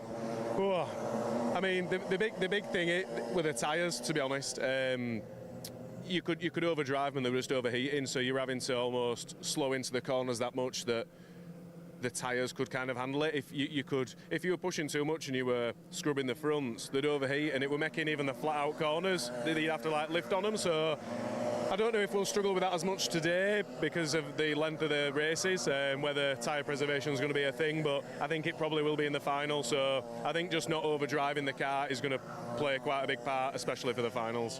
Good stuff. Best of luck, mate. Cheers, man. Go smash it. Good to catch up with Joe there. As I say, he's well got a very good opportunity of wrapping up the championship. It has been another exemplary performance, and question I probably should have asked him actually is, say, the title battle that he had last year with Anwar Barrell-Smith, Anwar winning out in that stunning final at finale at Buckmore Park. I actually think Joe's raised his game this year. It's like I think there'll be some people say, oh well, he's not had Anwar there for the full season. It's been an easier ride for him. I think that would be quite disrespectful to the rest of this heavyweights field. It's hard to believe, but Joe Holmes has gone to another level that we didn't think was possible. Yes, in my opinion. It's cause for concern, to be honest, from a lot of his fellow competitors. But yeah, absolutely, he has, as you say, mate, gone up to that other level, and you know, it's so impressive, the consistency that Joe has, and yet still finding the improvement. You know, it's work. You know, there's people coming in all the time, and the sources, if you like, of competition for the senior championship are only growing. Yeah. Right. We see. Obviously, you and I are very familiar with the BUKC and how that produces talent that comes in. We've now got a very well-established junior championship from which we have seen competition come through. So it's not like, you know, even if someone like Anwar is out the picture, it's not like you don't still have new competition stuff coming in, new challenges, and he's just so far throughout his Club 100 career always been able to rise to that challenge. Absolutely. Let's move a little bit further around. So the practice session, the paid test session going on at the moment for a good number of our heavyweights, and hopefully we'll catch a word with some of them later on today. And in fact, I think if we go further round, because we always have to get a talk with the main man in, and if you didn't see in the week on the Club 100 social medias, a lot of news regards 2024 came out. The new 2024 calendars were out earlier on this week. Really interesting calendar for 2024. Mix of old favourites, your Buckmores, your Wiltons, and other places too. But I think particularly for me, Rissington on the calendar for seniors next year. That's a really interesting prospect for us. It is, and it's always nice to have, you know, we're blessed in the UK to have so many great established karting venues, and so it's still lovely that Club 100 can find, you know, they can go to places that are new for them and keep the season interesting, right? That's what people want. They want a mix of the premier kart circuits in Britain, but also wanting to have those fresh challenges. And as I say, thankfully in the UK we've got a fantastic sort of portfolio of these that we can go to. It's going to be an interesting addition for sure, though. It's been spoken about in various ways for years, sort of within the Club 100 community as a possible good candidate to go there. I think that's going to produce some really good racing, mate. So yeah, it's a cracking calendar.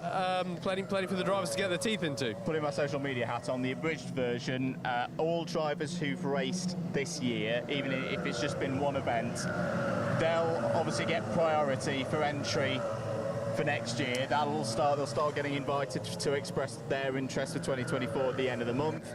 If you've raced with Club 100 in previous years, let's say you had a year off in 2023, you'll be then next up. You'll get contacted around again the start of November, and then I think it's towards the end of November that entries formally open for anyone who hasn't put down which races they want to do before that point. So all of that information's on the website, www.club100.co.uk. We've got 3 different posts as well, so you can read them separately if you're a junior, if you're a cadet, if you're a senior. All the information that's released is there, and there will be more coming in the next few weeks. What I would say, now is the time. Now is the time, if you are interested, to check that out, because another way in which we're blessed, you know, it's a very popular series of championships. So if you've been watching these streams this year, and don't forget you can watch the back catalogue back, of course, on the Alpha Live YouTube channel, then, you know, if you've been looking at this, now is the time to really think about doing that. And I would say as well, if you've got any questions looking at the website, give the office a call. They're always massively helpful, and it'd be great to have you on board. JV's run away from us. He's run out on track. It's all right. We kind of just did. We did his bit. That's a very shrewd move. That is clever. We'll try and catch him later. I actually want to have a quick chat with Tim Penny, if this is all right. Tim, good to see you, mate. On a really good run of form. How are we feeling ahead of today? Yeah, not too bad. It's going to be an interesting one in terms of the competition. It was really tight yesterday in the SP60. Everyone really close to each other, and at the moment leading C2, Carl's right behind us, and he was on some red hot form yesterday. So as long as get some good positions in heats, see if we can make a good final, that's going to be the aim for today. This place as well, it's not one that everyone's most familiar with. It's not like a Buckmore, it's not like a Wilton. What's the biggest challenge for yourself out there, do you think? It's really grippy out there as well, which actually in some places isn't the best. So it's more so trying to sort of have that confidence to experiment in places, and still being aware of what's going on around you, so you don't end up putting yourself in a position that you're just going to hemorrhage places on the way in places. But it's yeah, it'll be an interesting one for sure to see what ends up being the best lines through certain corners. Have you got good heat draws? Are you happy with the grids that you've got? Yeah, not too bad. Got a pole in the second heat, and then 11th and a 6th, so they're definitely not the worst. Don't seem to be in a heat of death this weekend, which is nice. But yeah, and all in all, it should be just a case of seeing if we can get in top fours, possibly a podiums. A nice win off the pole would be good, but yeah, we'll see how it goes.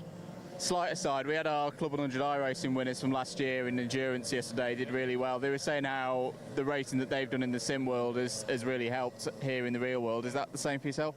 Yeah, for sure. I haven't been able to jump on the sim as much as maybe I'd like to, but no, they definitely have some crossover. I think more so with the CLUB100 karts than maybe your owner driver karts, but you definitely seem to be able to get away with kind of like a bit more trail braking, a bit like you would do in some sim racing as well. So that's definitely a bit of a transferable skill you can get over, and that being lovely and smooth on the steering as well. We'll see you at Dega in a couple of weeks' time. Yeah, absolutely. Good stuff. Good talking to you, mate. Tim Penny there, so one of our drivers in the, well, not just here today in the sprints, but also the iRacing series on DDMM. Yep. Good run yesterday for our winners from last year, who got a free drive for a round in the endurance yesterday. 4th overall, took the win in their class. Experienced drivers in CLUB100 in their own right. We should point out Michael Preston and Christopher Powell, but good to see them getting that opportunity in the endurance yesterday. Yeah, absolutely, and really interesting, isn't it, the situation? I wonder how the Class 2 standings, just as you're talking to Tim, how Class 2 is going to be looking when you're watching this. Yes. We spoke to Joe a minute ago. He might be champion by the time that you're seeing us. I was going to catch Glenn, but he's just walking off to the cut. There's a driver just coming in. I'd be interested in having a word with Carl Walker, who's just come into the pits, and I think maybe handing over to Steve Lindley. Double winner yesterday in the Sprint 60, and has clearly got himself tuned into the circuit. Was second in the endurance in class in Clubman yesterday as well. And another driver, if memory serves, who's right at that business end with our Class 2 standings. So I'm gonna set you off. Chase him down. Chase him down, Mr. Walker. He's going the wrong way.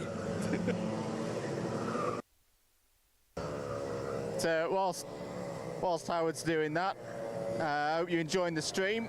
If it's your first time watching, make sure you've clicked that subscribe button here on Alpha Live. More streams coming up as well. We've got the last round of the cadets and juniors that'll be at Buckmore Park later in the year. We've also got another stream of the seniors as well later in the year at Wilton Mill. Howard, you've chased the main man down. I have. I managed. He's a tough man to keep up with, even when he's outside of a cart. And I'm out of shape. Kyle, you've just come off the track, mate. How's it feeling? Yeah, it's all right. I think today's going to be massive tyre wear management. So I think it's not going to be the kart today. I think it's just keeping the tyres in the right window just to keep a consistent lap together, really. Because around here you need to not overdrive as such and just keep it smooth. So we'll just see where we can go with it, really. Yeah. Yeah, no, you're right in it with the Class 2 subclass. Yeah. Got a mind on that, or just forget about that and you're focusing on the day? Yeah, focus on the day. Of course, I want to close the gap to Tim. It's only 20 points, so hopefully I'll have a decent day. And he'll have a rubbish one, but no, fair play. I like Tim a lot. It's friendly rivalry, which is what you want in a championship. So, yeah, best man win, hopefully. Today, I want to take it to Joe. That's the the goal today to take it to Joe. I've been quick all weekend, and yeah, someone's got to beat him, haven't they? So yeah. Yeah, I appreciate you've just come off the track. But 2024 plans, the calendar got released this week. How does that strike you? I've lost a lot of weight.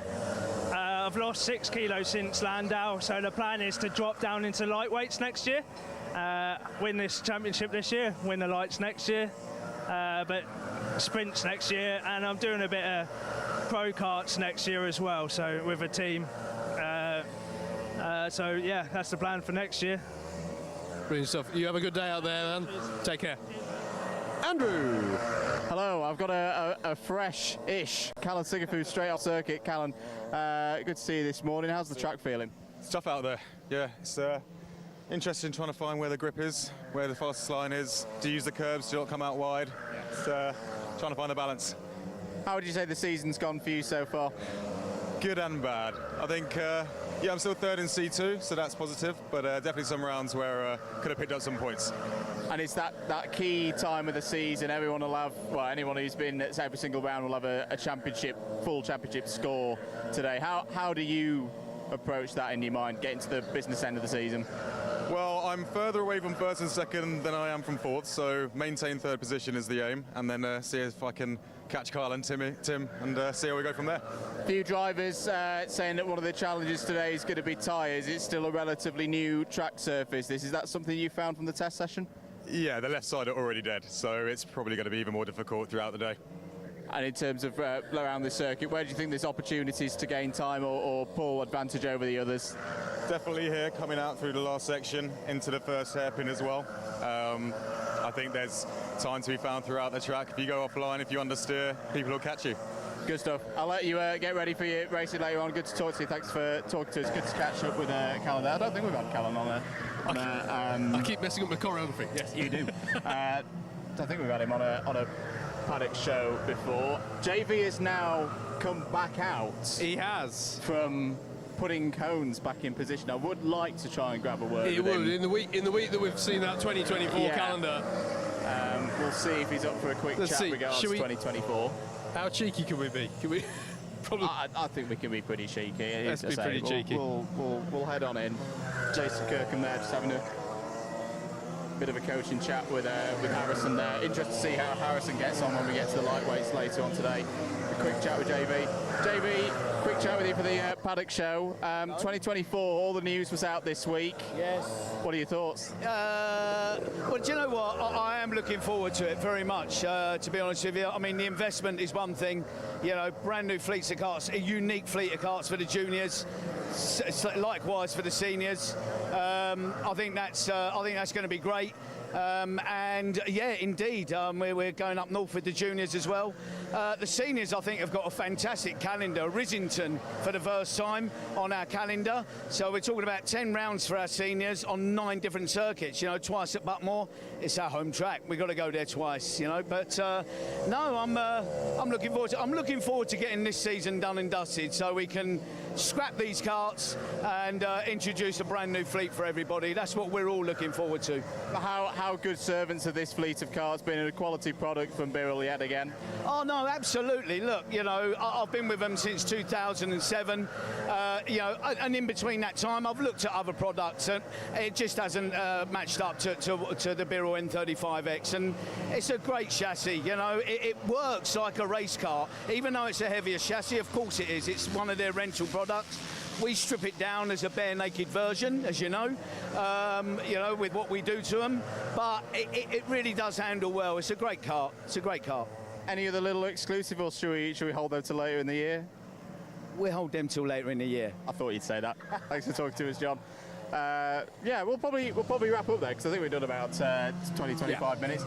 This is part 1. We'll go into part 2 shortly when we've got the lightweights out for this afternoon, but keep it locked here on Alpha Live.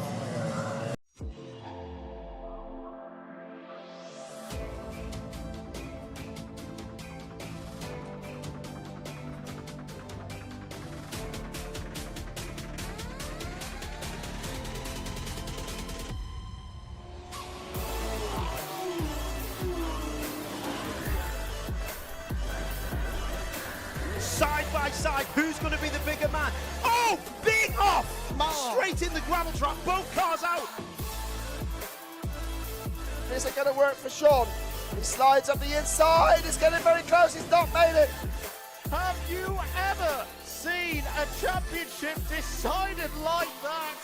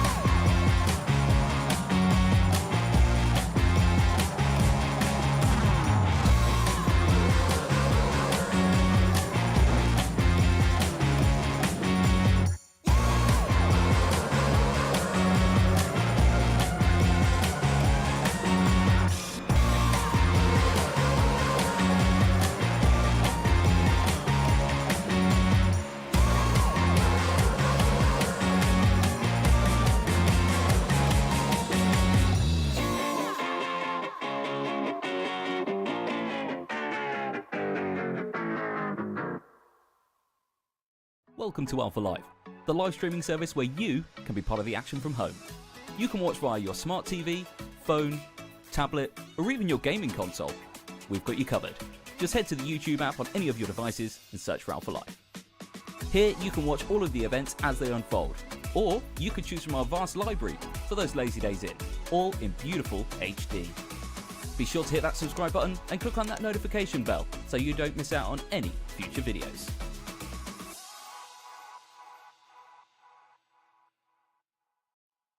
The best drivers in the world almost all share one thing in common. They started their motorsport career in karting. It's the most accessible way to get into racing, and it's only getting more popular. We found 3 different ways to start karting at 3 different price points, so let's see which is best for you.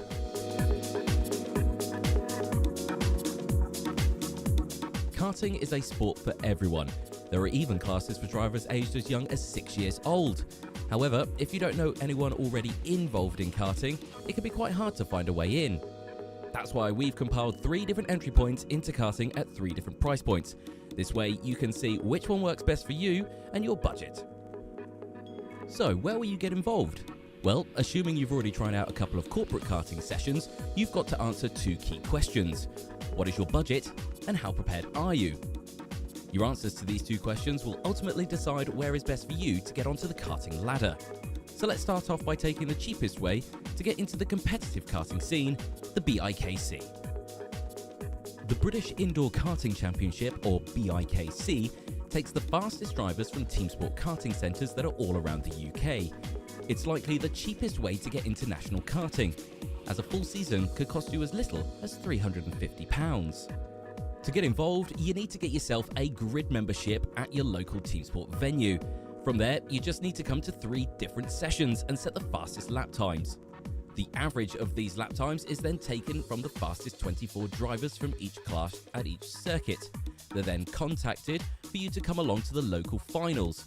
From there, it's a knockout tournament, with the fastest drivers being taken through to the regionals and then on to the national finals.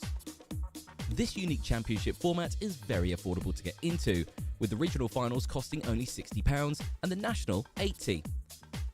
It'll allow you to get yourself into some awesome competitive racing experience, and there are even full CLUB100 season entries up for grabs for winners. So it's an epic way to get involved in karting in a competitive way, and could be a fantastic first step onto the karting ladder. However, there are some drawbacks to the BIKC.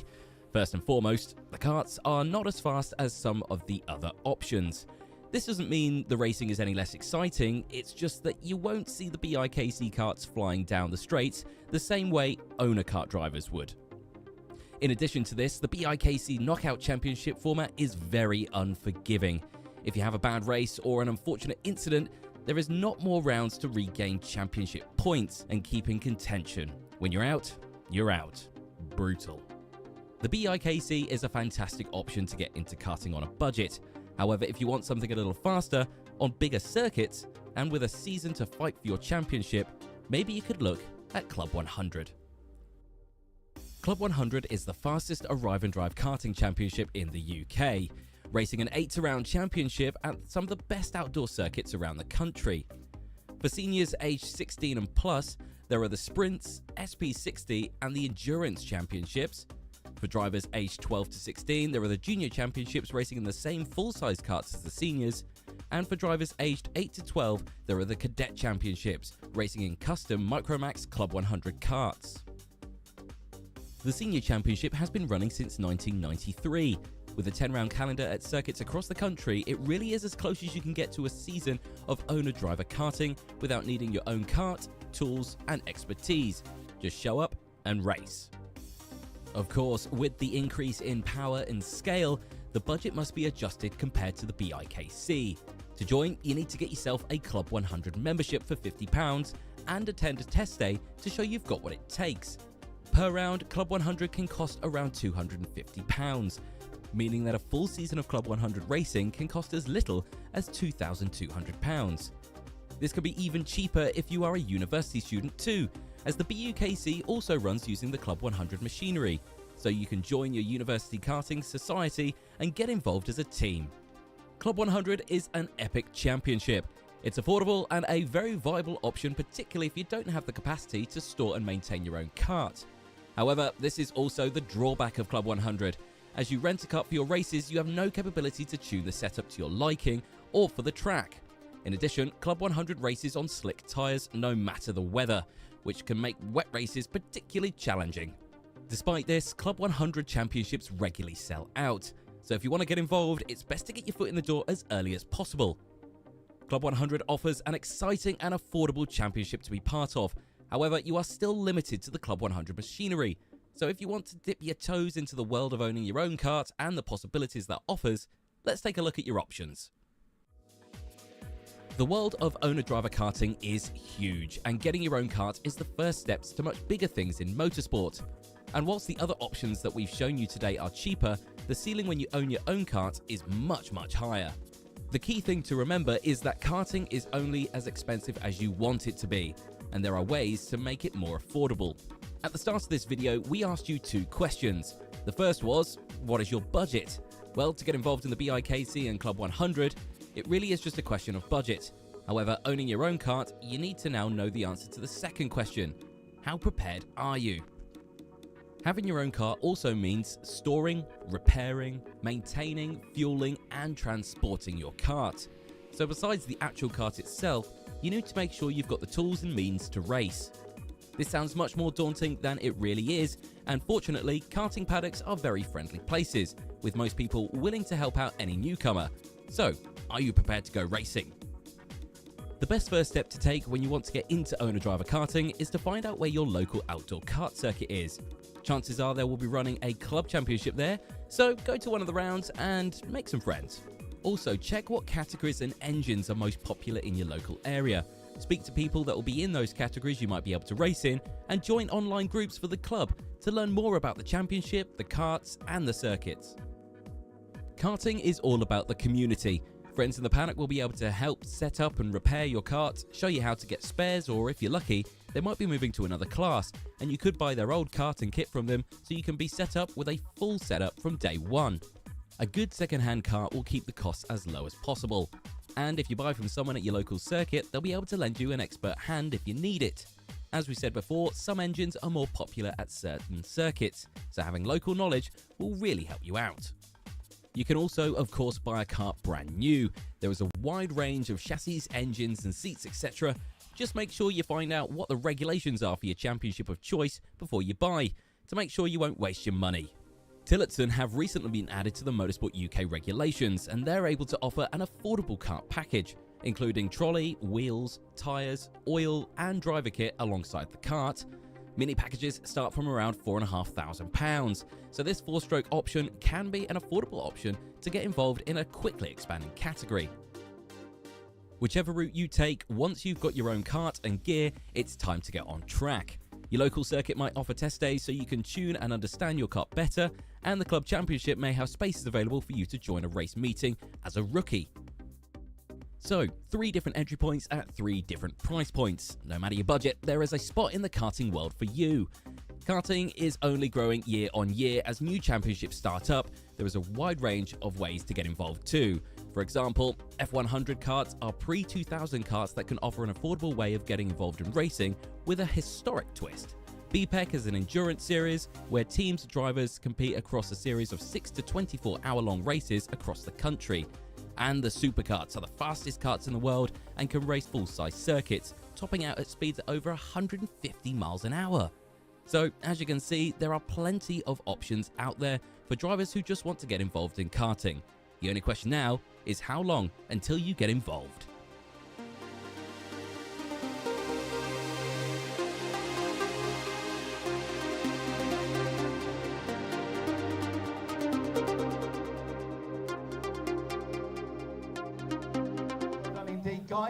Welcome back, everybody, to Paddock Show Part 2, ahead of the lightweights here today at Ellough Park, round 8 of the CLUB100 Senior Sprints Championship. We're just having the moment where the heavyweights will make their way away after having had their podium presentations. The lightweights will have their briefing, so we won't disturb that for the lightweights. I do want to try and grab Kyle Walker after that stunning victory in the heavyweights. Howard, have you seen where he's gone? Has he run away? He's that quick today, we can't catch up with him.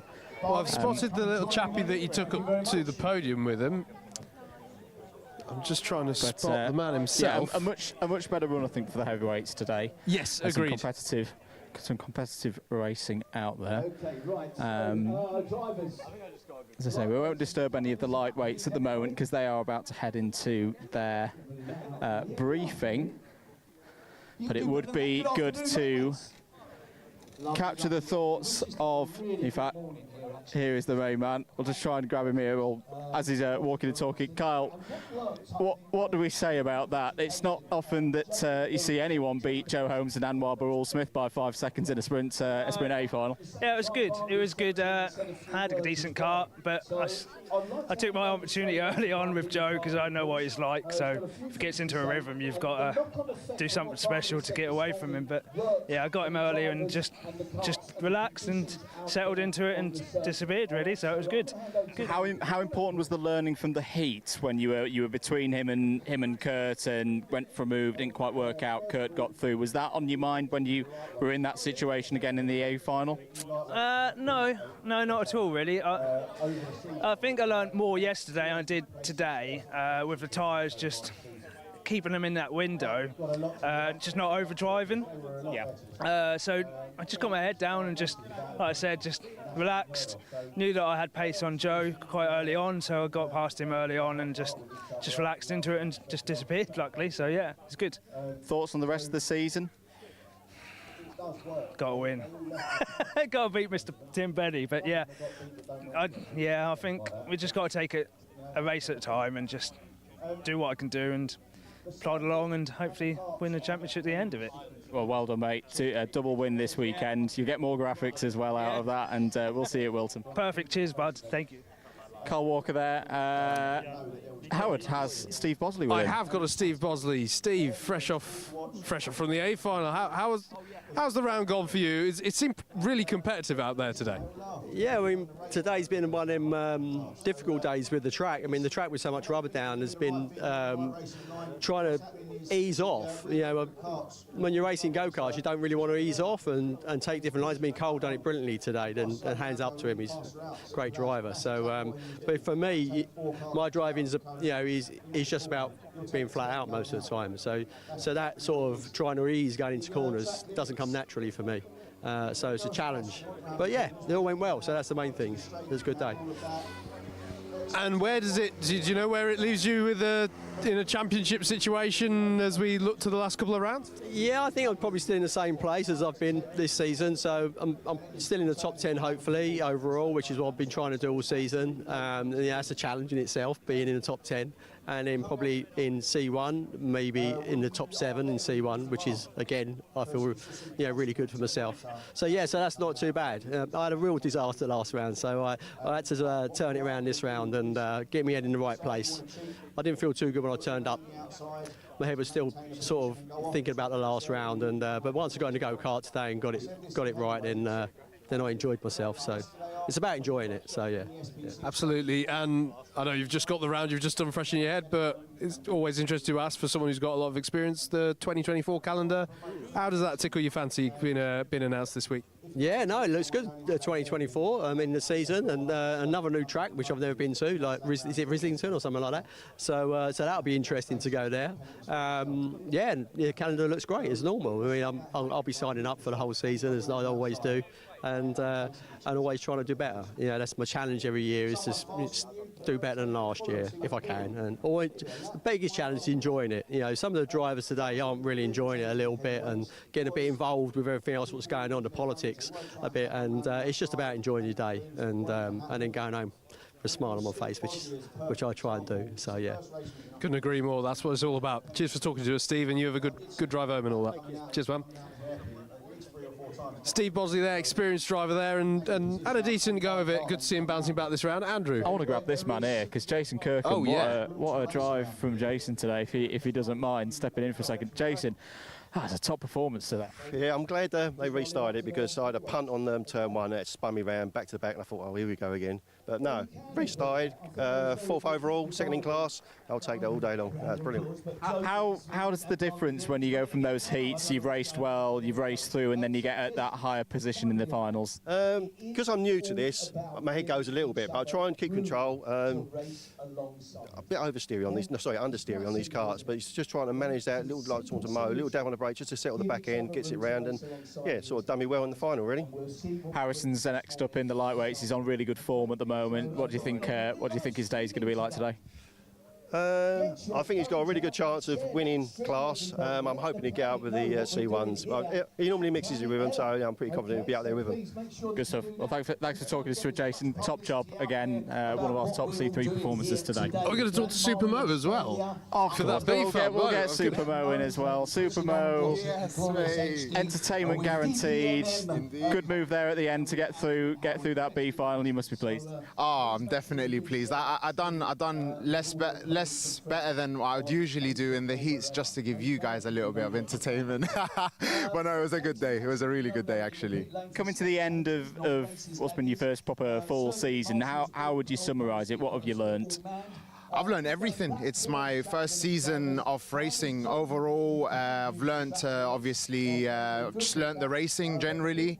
I've learned what it's like to calculate your risks and, the whole lot, everything, literally. Yeah. No, it's been a learning curve every single race for me, actually. And going back to Wilton next and Bookmore after that, two circuits that I presume you've raced already, definitely with Bookmore Park. What are your thoughts between now and the end of the season? Well, yeah, definitely raced in both of those. I'm excited as I always am to every single round. It's it's Club 100. It's just the energy, everything. I'm excited, definitely. Good stuff. Well, we'll catch up with you again later on. Great driving again for Mo Hassan there, who really has been one of the great characters, I think, of the heavyweights. Agreed. Himself and Mortaza as well. Yeah, very. We've had plenty of entertainment thanks to him with that one, and not least today with that bagging the last of those promotion spots from the B final. Full disclosure, the lightweights are having their briefing over there right now. Yep. And I'm not sure how much opportunity we're going to get those drivers' thoughts, because we've got to fit within the schedule here. But we will get more lightweights at Wilton Mill. Yeah, we'll redress they will have the benefit of being in the morning and early afternoon session when we are at Wilton Mill. So we've got the round 9 coming up later on in this month, or just the October-November turnover. Remember, we've also got in later November, 25th and 26th, we've got the Cadets and Juniors. And if you missed the Cadets and Juniors last weekend at Rye House, do definitely go and check that out. 2 very dramatic days of racing that have set things up very nicely for their season finale. It certainly has, and also it's at this time of year when everyone's sort of, oh, it's at the sharp end of the season. The BUKC starts to emerge as well from its hibernation, effectively. We've got test days for that coming up. And of course there'll be the usual standard qualifiers system for that as well. A key part of the off season as well. So Club 100 never sleeps. No. There's always something. So yeah, that's definitely a key thing. The car's out ready on the W grid. This is to do a little bit of practice.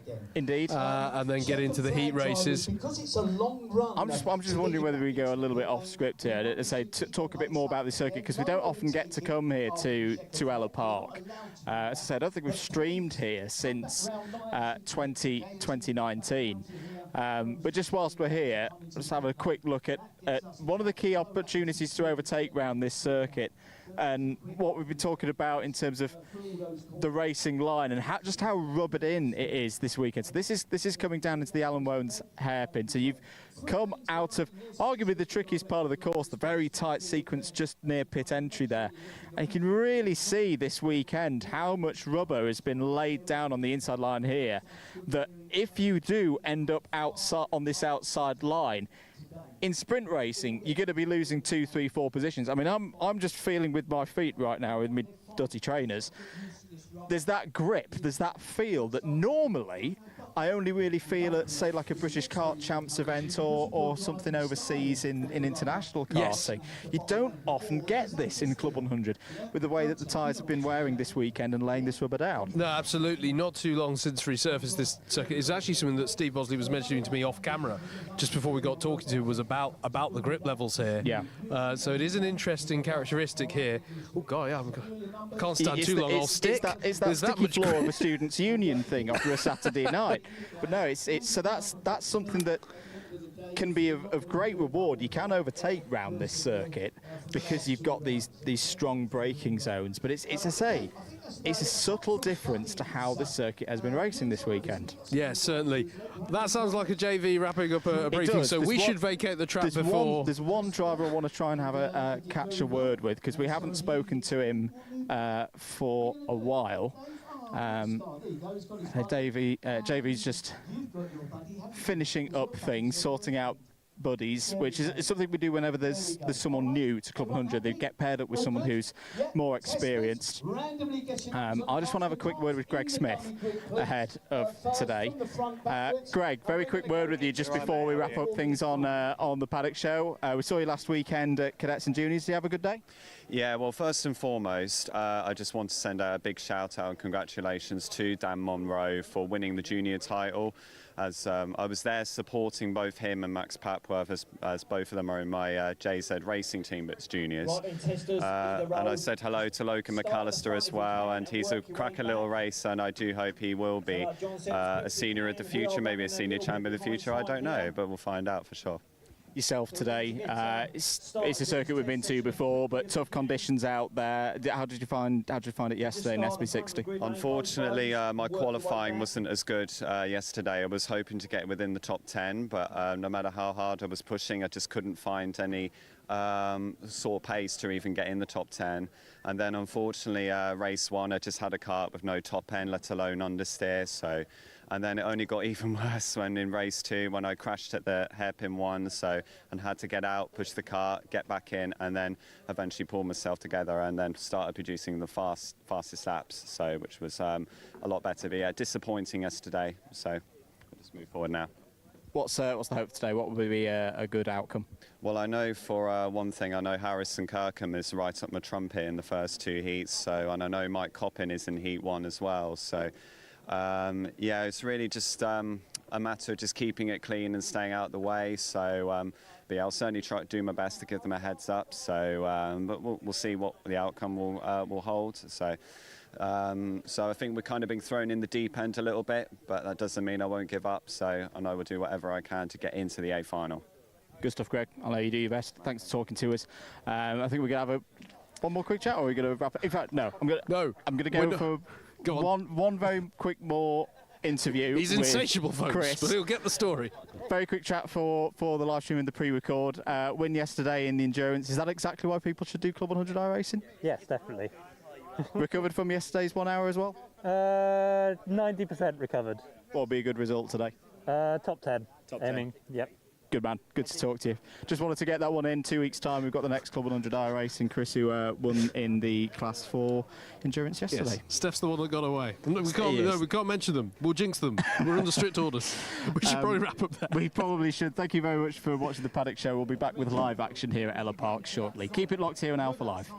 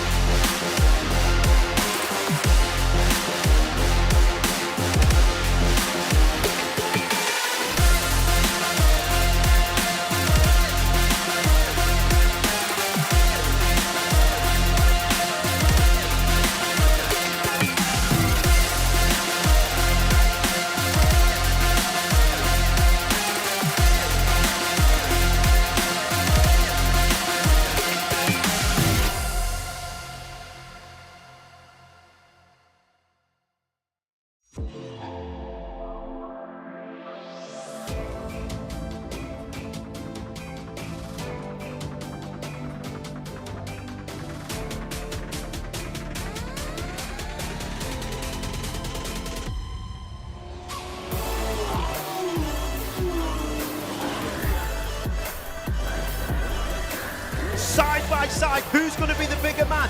Oh, big off! Straight in the gravel trap, both cars out. Is it going to work for Sean? He slides up the inside, it's getting very close, he's not made it. Have you ever seen a championship decided like that?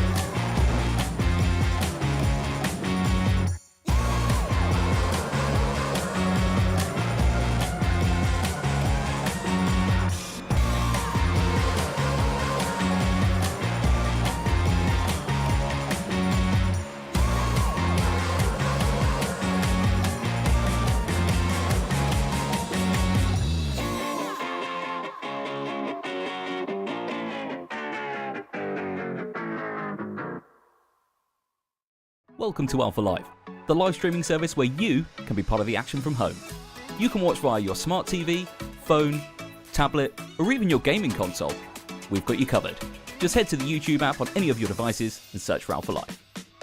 Here you can watch all of the events as they unfold, or you could choose from our vast library for those lazy days in, all in beautiful HD. Be sure to hit that subscribe button and click on that notification bell so you don't miss out on any future videos.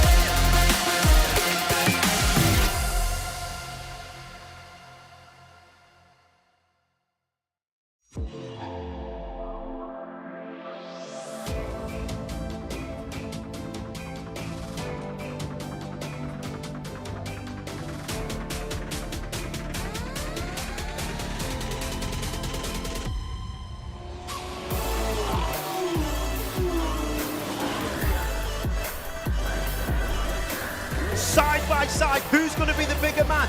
Oh, big off! Straight in the gravel trap. Both cars out. Is it going to work for Sean? He slides up the inside. It's getting very close. He's not made it. Have you ever seen a championship decided like that?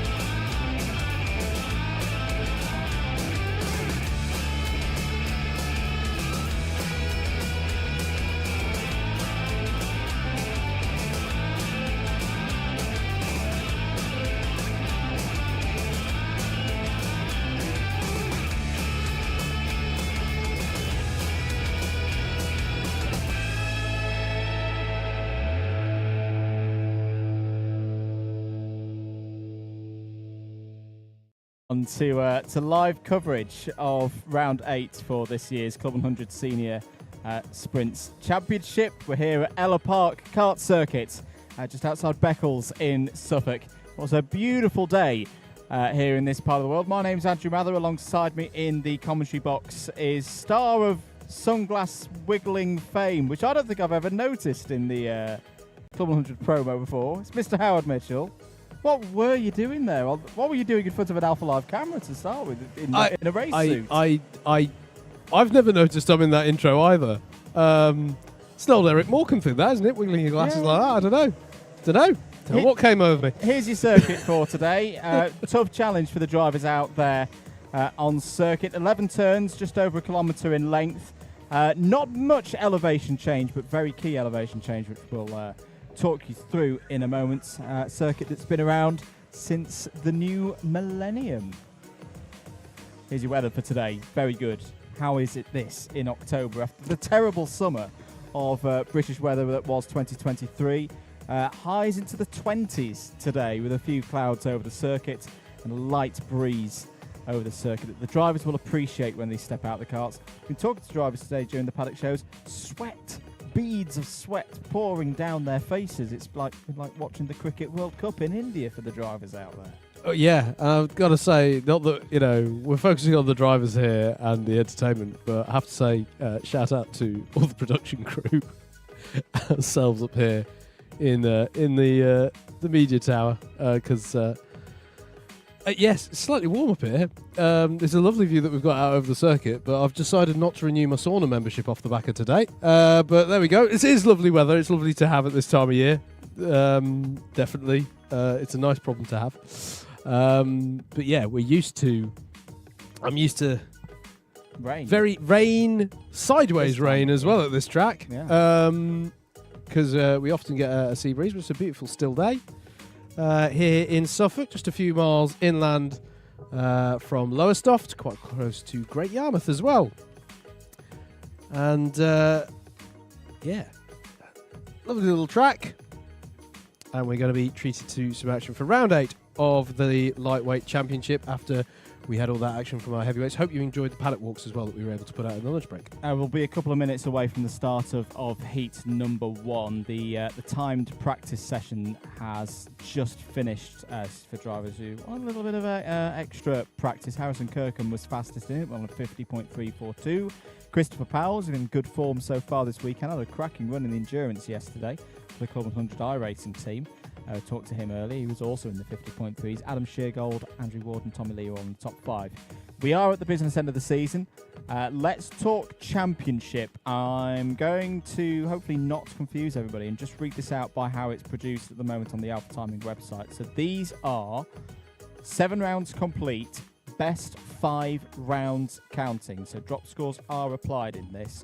And Rob Newman, when you do it by that way of cutting the cake, is currently top of the table on 1,161 points. 14 points is his gap over Dante Dillon, and we should note that both of those drivers have both missed a round, so they've used half of their scores by doing that. They're both here today, though.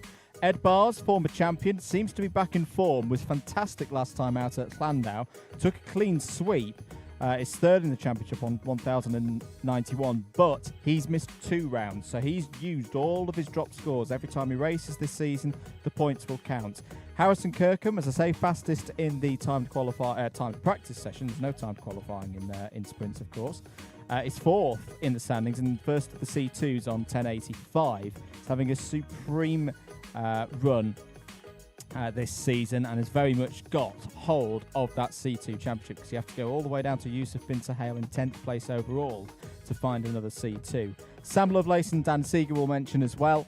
They're also in the top 5 in C1, and the top C3 runner is Tommy Lee in 39th. We're ready, though, for racing here at Ellough Park. Heat 1 for the lightweights is up next.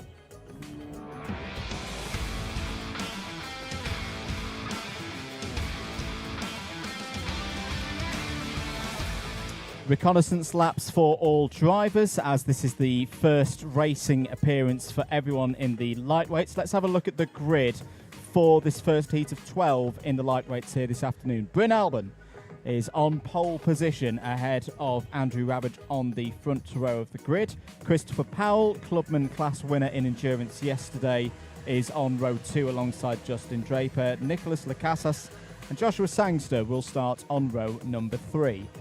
Sam Morris and Ed Bars, winner last time out in South Wales, start on row 4. Dante Dillon and Andy Orford start on row 5. Curtis Mitchell and Lewis Marchant start on row 6. Row 6 is the first of our novice rows. Martin Goddard and Mark Hensler start on row 7.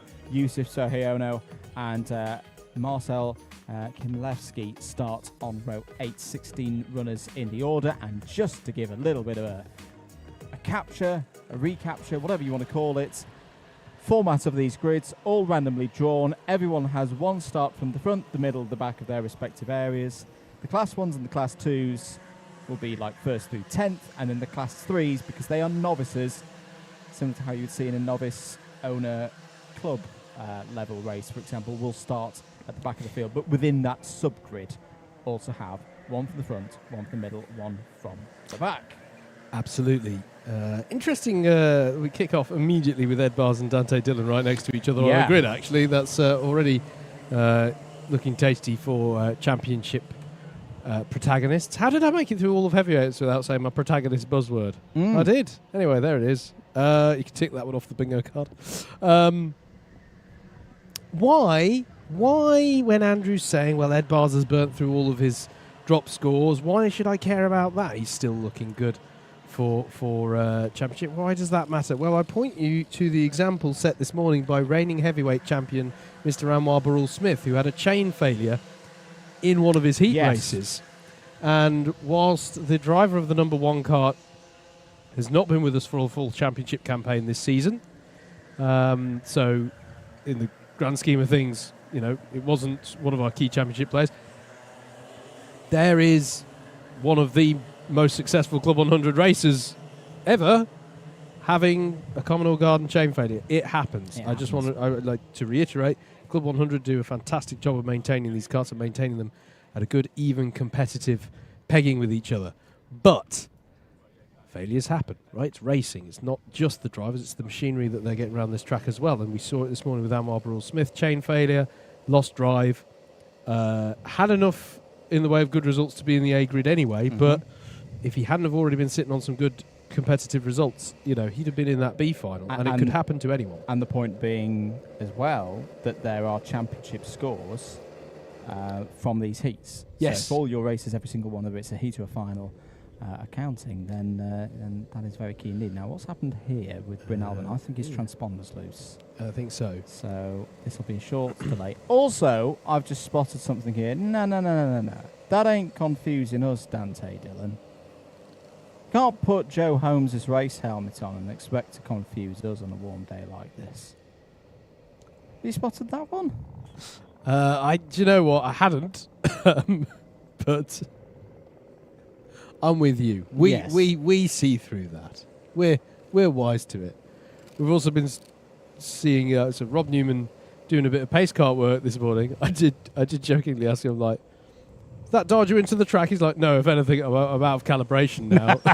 So could be interesting to see how Rob goes. Right, here we go then. First race, first heats for the lightweights here at Ellough Park for round 8 of the Senior Sprints Championships. Lightweights class, away we go. Green and racing. Bryn Albin will lead us into turn 1. Christopher Powell will be looking for P2 on the inside there of Andrew Rabbage, who's got a new shiny lid from there in the number 25. Bit of bumping and barging in the middle of the pack there involving the number 91 of Nicholas Lacasas, but apart from that, it's looking all pretty good as they head towards Holmes hairpin for the first time. Ed Bars looking for a way through, bit of a wiggle there, I think, for either Lewis Marchant or Martin Goddard. The number 35 of Justin Draper takes to the escape road, has lost a number of positions there, started on the second row of the grid. The number 47 of Andy Orford coming through the field as well there in his cart, but a little bit of a harum-scarum start, a few moments for the drivers out there, but all in all, a clean one for Heat 1. Yeah, we've got one driver a little bit off the back in the form of that, the 98 of Martin Goddard. I have to say, very impressed with the start from Andrew Rabbage then. Yeah.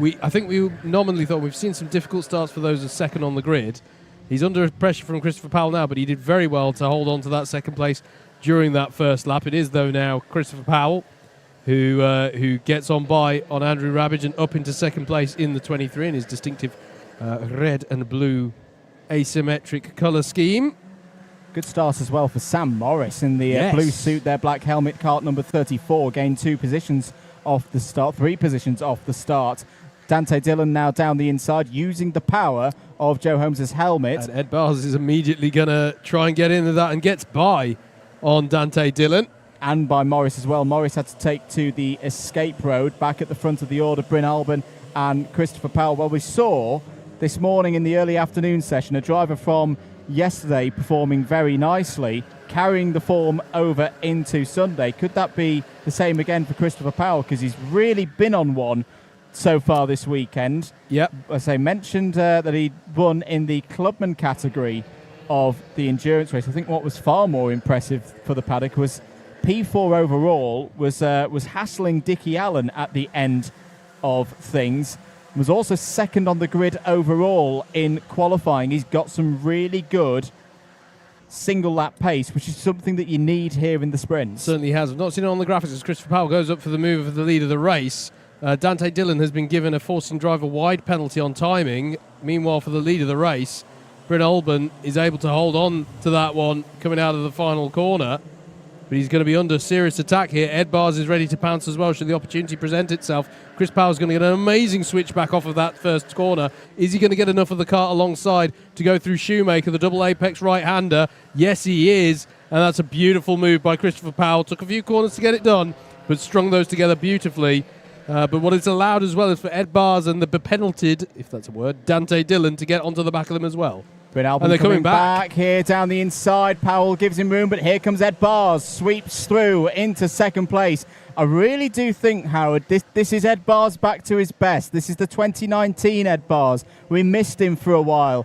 Won all 3 of his heats last time out at Llandau and the final as well. Has really put himself in the title picture. And this is what we saw when he won this championship a few years ago.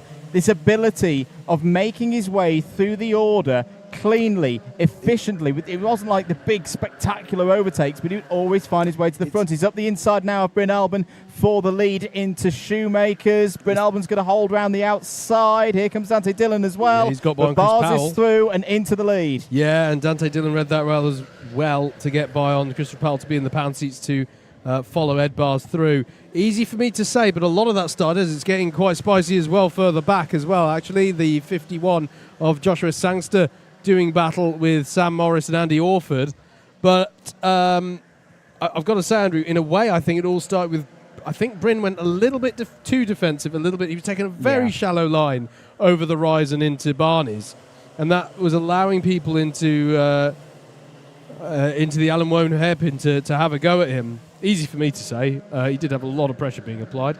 But yeah, Ed Bars it is then in first. Dante Dillon in second, but with a penalty to be applied for forcing a driver wide. So I've not seen it on the graphics, but it is there on timing. Awarded a few minutes ago. This is Andrew Rabbage and Sam Morris doing battle, and that's Morris through out of Shoemaker. And that's Josh Sangster. He's been passed by Andy Orford. So the 47 ahead of the 51. That's a move for 7th place. Indeed, 2 minutes to go. Ed Bars leads from Dante Dillon. Good battle going on. I can see out of the window. There it is on your screen still between Albon and Powell. Bryn Albon fresh off a brilliant day on home soil for the Welshman at Llandow. Was on the C1 podium for the first time. These two drivers here as Albon continues to defend from Powell, trying to hold on to this 3rd place. I think that's my only criticism I've got, is he's gone defensive. I suppose we're now in the last few minutes, but you could work together for a little bit, see if you've got the pace of Bars and Dillon ahead. Maybe not. Maybe they've already bridged the gap, I suppose. But no, don't want to take away from him. As you say, brilliant last time out at Llandow, which stays on the calendar for 2024. The hot topic being discussed this weekend in Club 100. If you are interested, club100.co.uk to check out all the details for 2024. Now is a great time to start planning and having a think about how you want to go racing in 2024. 1 minute left on the clock. Ed Bars leads in the number 92. Dante Dillon in 2nd with the fastest lap of the race, but has a penalty to be applied. And this battle's still going on. The small mercy for these two battling over 3rd is that they're battling over 5th as well behind, so they're not catching up. Sam Morris doing well at the moment to absorb that pressure. In fact, there is Joshua Sangster having another little look at Andy Orford. But a key topic we were talking about earlier today, Andrew, in the heavyweights, is how much commitment, and there's a change there at the front between Dillon and Bars.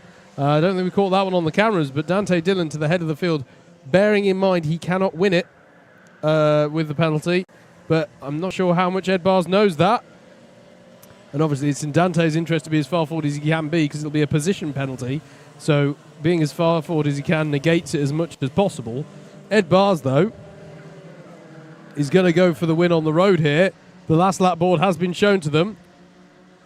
You can attack around this circuit, but you can also defend and make life difficult when you want to. Bryn Albon will feel the need perhaps to do that with Christopher Powell, as Ed Bars follows Dante Dillon out of the Holmes hairpin.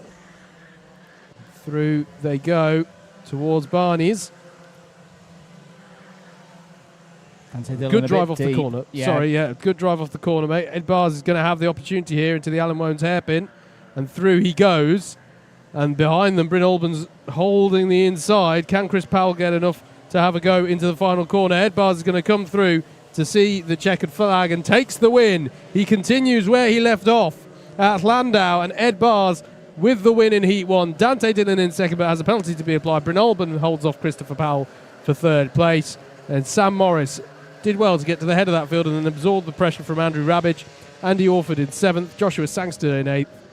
And then it was Marcel Chmlevski, Curtis Mitchell, Nicholas Lacasas, Yusuf Sohayono, Justin Draper, Lewis Merchant, and Martin Goddard to round out your 15 finishes of that.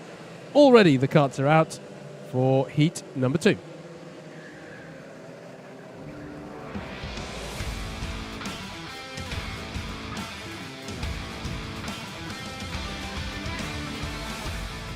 Drivers out for their reconnaissance laps then whilst we've got this on, so we've got time to take you through this grid. Toby Smith will start this one from pole with Dean Everest alongside. Sam Lovelace is on row 2 with Liam Nolan alongside. Dan Grocott and Adam Britton are your 3rd row of the grid. Row 4 will be Rob Newman and Yusuf bin Sahel. Stephen Westwood and Sam Idles rounds out your top 10. Adam Sheargold and Gareth Pritchard are on row 6. Keir Hobson and Isaiah Iguegu are on row 7, and then there's Benjamin Sproat and Thomas Chevalakakis to round out the 16 karts that are taking the start in this second heat of the day. 12 heats to be run in all, 3 races per driver, and that means there's basically 3 rotations of 4. So by the end of heat number 4, every driver will have contested 1 race. By the end of heat 8, every driver will have contested 2. And by the end, they'll have all contested 3. So if you didn't hear the driver there that you're tuning in to support, or you haven't heard their name thus far at all, don't worry, they're probably in heats 3 or 4. So that's how that will all work. And yeah, that will decide both championship points and how they line up on the grids for the A, B and C finals. Rob Newman in this one. P7 on the grid, and we'll be looking to at least match probably Dante Dillon's score that he's just put in there, but it'd be even better if he could match Ed Barrs' score after penalties. And this is a good opportunity, though, for the likes of Dean Everest and Sam Lovelace, I think, starting at the front of the order. Toby Smith, obviously, as well, being our pole sitter. Saw quite a few drivers be able to convert that opportunity well in the heavyweights this morning. Good number of C3s as well. Interested to see how Sam Adels gets on as well. The kart's number 94. And the last time we had one of these streamed rounds for the seniors, he was quite regularly moving his way through the field. Actually, looking down this list, it's a strong list. It is. Say for those C3s, and where's the potential for them to move through? It's going to be tricky. You've got, I say, Newman, Yusuf Bin Sahel in there as well. Yusuf's been in very good form so far this season.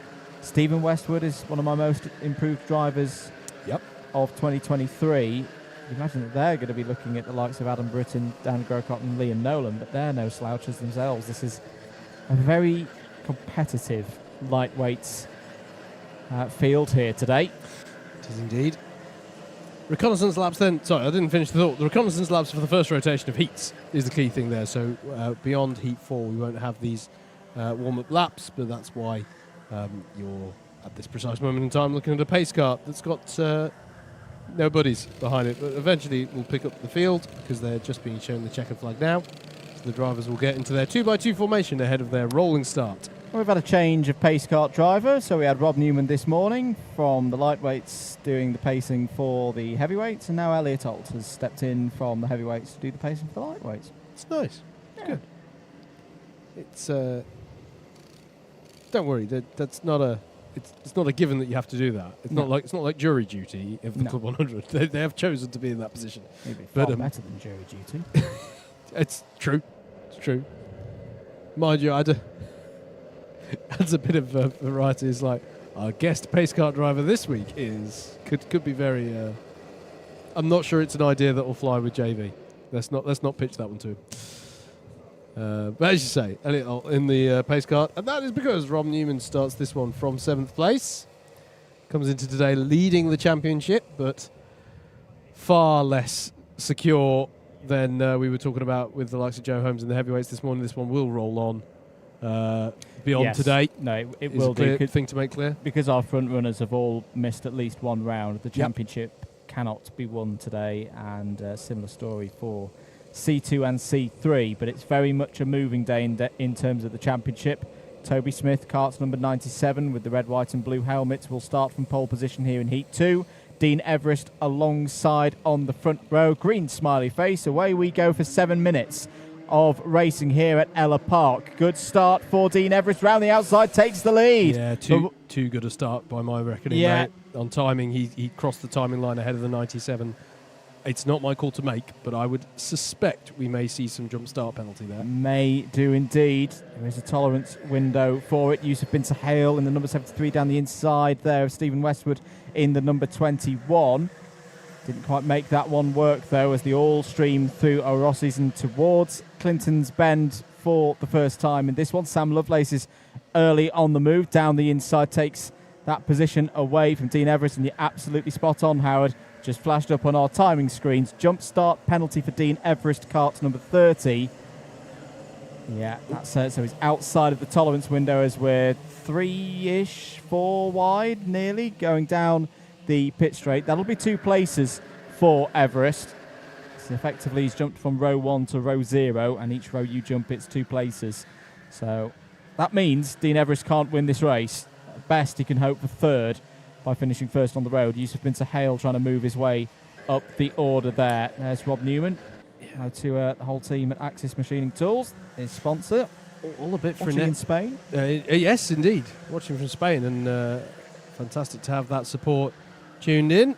A bit frenetic, isn't it? From about Liam Nolan down on that lap. Adam Sheargold, Keir Hobson, Dan Grocott, Yusuf Bin Sahel, as there's a change for the lead at the front. Sam Lovelace. No, excuse me. Now. Switch back. Yeah, it has switched back indeed.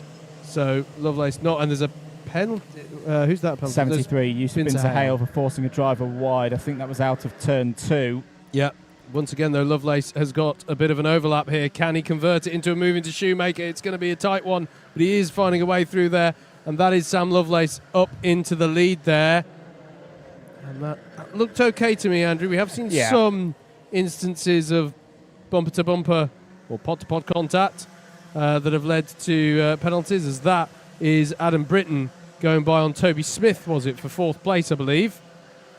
The key for me there, Sam was up alongside before the braking zone, as Rob Newman now down the inside of Dean Everest through Alan Wone's hairpin. That's the region that we were talking about during the lunch break and during the paddock show. Really rubbered in line there by Club 100 standards for the drivers this weekend. I think as that line rubbers in more, and you've got the heat here this weekend, it means we're going to see a lot of overtaking in that region of the circuit this afternoon. Yusuf Binta Hale battling with Liam Nolan there in the suit with the green arms. Yusuf Binta Hale's had a strong season, very much a developing season for him. Yeah, I think, by the way, I saw there on the shot, Toby Smith had a wide moment through turn 1. It's allowed Sheargold to get through. So the 96 up into 5th place now. And that's him trying to get it back through Barney's. Or actually, no, sorry, that's not him trying to get it back. That's him he's lost more positions, I think. That's him trying to get back through on Binta Hale. I think this has been a slightly costly lap, potentially. We'll have to see how they come out across the line this time. Sam Lovelace did have the fastest lap of the race. Has just been beaten by Rob Newman, trying to reel him in. And indeed, Toby Smith down 2 positions, although a contact warning given to Yusuf Binta Hale, so they need to keep this clean. There's the 38. Turning in, that's Dan Grocott leading this pack of Aguegu and Sproat. Good little battle, and Sam Iddles as well. A little bit further up the order, that's the 32 of Liam Nolan, chasing Keir Hobson. Or not chasing, sorry, that's changed as well. Nope, that is still on the tail of Hobson. Apologies. Good little battle here, and much like we saw in the heavyweights, it's really, really tight, competitive field, particularly in the middle of the pack. Really are tightly matched now, these Club 100 karts, as still the 32 of Liam Nolan can't quite find a way through. Thought he had the overspeed there. Here's the battle for the lead then. Rob Newman has set another fastest lap of the race and has reeled in the gap to Sam Lovelace. So Lovelace now, as they go through O'Ross's, and then through Clinton's, that's this right-hander that leads you down towards Barney's. Rob Newman, and he's got the pick of the pass in many ways here. There's plenty of time left on the clock at 2 minutes. So he can, at the moment, it does seem like he's got the pace advantage by dint of how he's been able to set the fastest lap. Mind you, a lot of drivers are reminding us this weekend about the streamline effect here, particularly pronounced on the calendar. So to develop on the old Murrayism, catching is one thing, passing is another. Staying ahead is yet another thing after that round here, because suddenly the advantage that you had is given back to your competitor. Well, Sam Lovelace so far this season has had 3 heat wins to his name.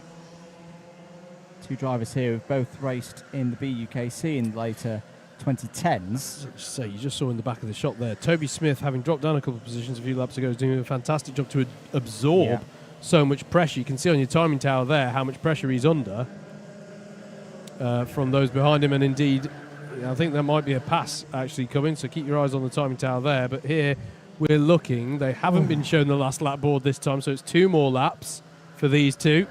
Can Sam Lovelace keep Rob Newman at bay? Adam Sheargold's absolutely flying along, 50.248. That's quicker than anybody went during the paid timed practice session earlier on this afternoon. He's up to 4th place, so he's proven us completely wrong. C3s have been able to make their way through the order. Down the inside goes Newman on Lovelace. It's a bit of a tap as they go through Barney's there. But Newman is through and into the lead of this race. Went for a big send there. He was in control of that one. Sam Lovelace may not have been expecting that one down the inside. It is 10 seconds to go. I don't know, because he was going very defensive through O'Ross's. I wonder if, I'm going to go back on myself here, because I was saying that Bryn Olban was perhaps over-defending or defending early in that last heat. In a way, you've kind of got to defend into Barney's, because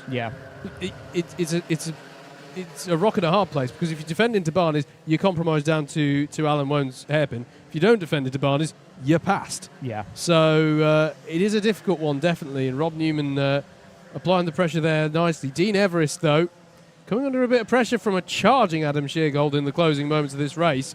The checkered flag is out, and it's not done yet for the lead. Lovelace would really like this one. It's not done for first. It's not done for third. Rob Newman will lead them through the final corner. Dean Everest gives Sheargold a very clear shoulder to say, no, you don't, sunshine. Rob Newman takes the win ahead of Sam Lovelace. Dean Everest holds on for third ahead of Adam Sheargold, who took the fastest lap. Adam Britton in fifth. Good drive for him there. Yusuf bin Sahel in sixth. Liam Nolan in seventh. Keir Hobson. Oh, something's happened to Toby Smith on that last lap after he defended so well at the head of that Packers team, dropping down to Hobson in eighth. Dan Grocott in ninth, and it's Isaiah Iguegu rounding out the top 10 ahead of Sam Idles, Benjamin Sproat, Stephen Westwood. Then is Toby Smith. Then it was Gareth Pritchard and Thanos Chevalakakis to round out your 16 finishers. Very good stuff. Another win for Rob Newman. Let's move on. Heat 3 are out next.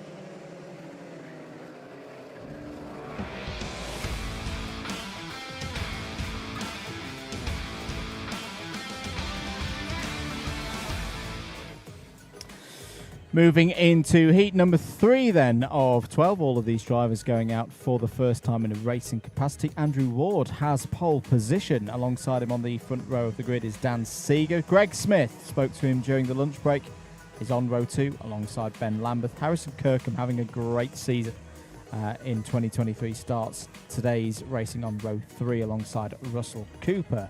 Kim Ely starts on row 4 alongside a returning Mike Coppin to the lightweight sprint championship after a few rounds away. Andrew McWilliam and Tommy Lee form out the top 10 there on row 5, Tommy Lee being the first of the C3s. Harrison Earl and Toby Wykes start on the 6th row of the grid. Jake Hicklin and James Britton start on row 17. Clifton Malcolm completes the 15 kart field. Good to see Mike Coppin back in a Club 100 paddock. He had a few rounds away. He's been doing some Tillotson racing. He has. Yeah, it is great to see him back. I agree with a little footnote that you put to me earlier in the week as we prepared for this one, though, mate.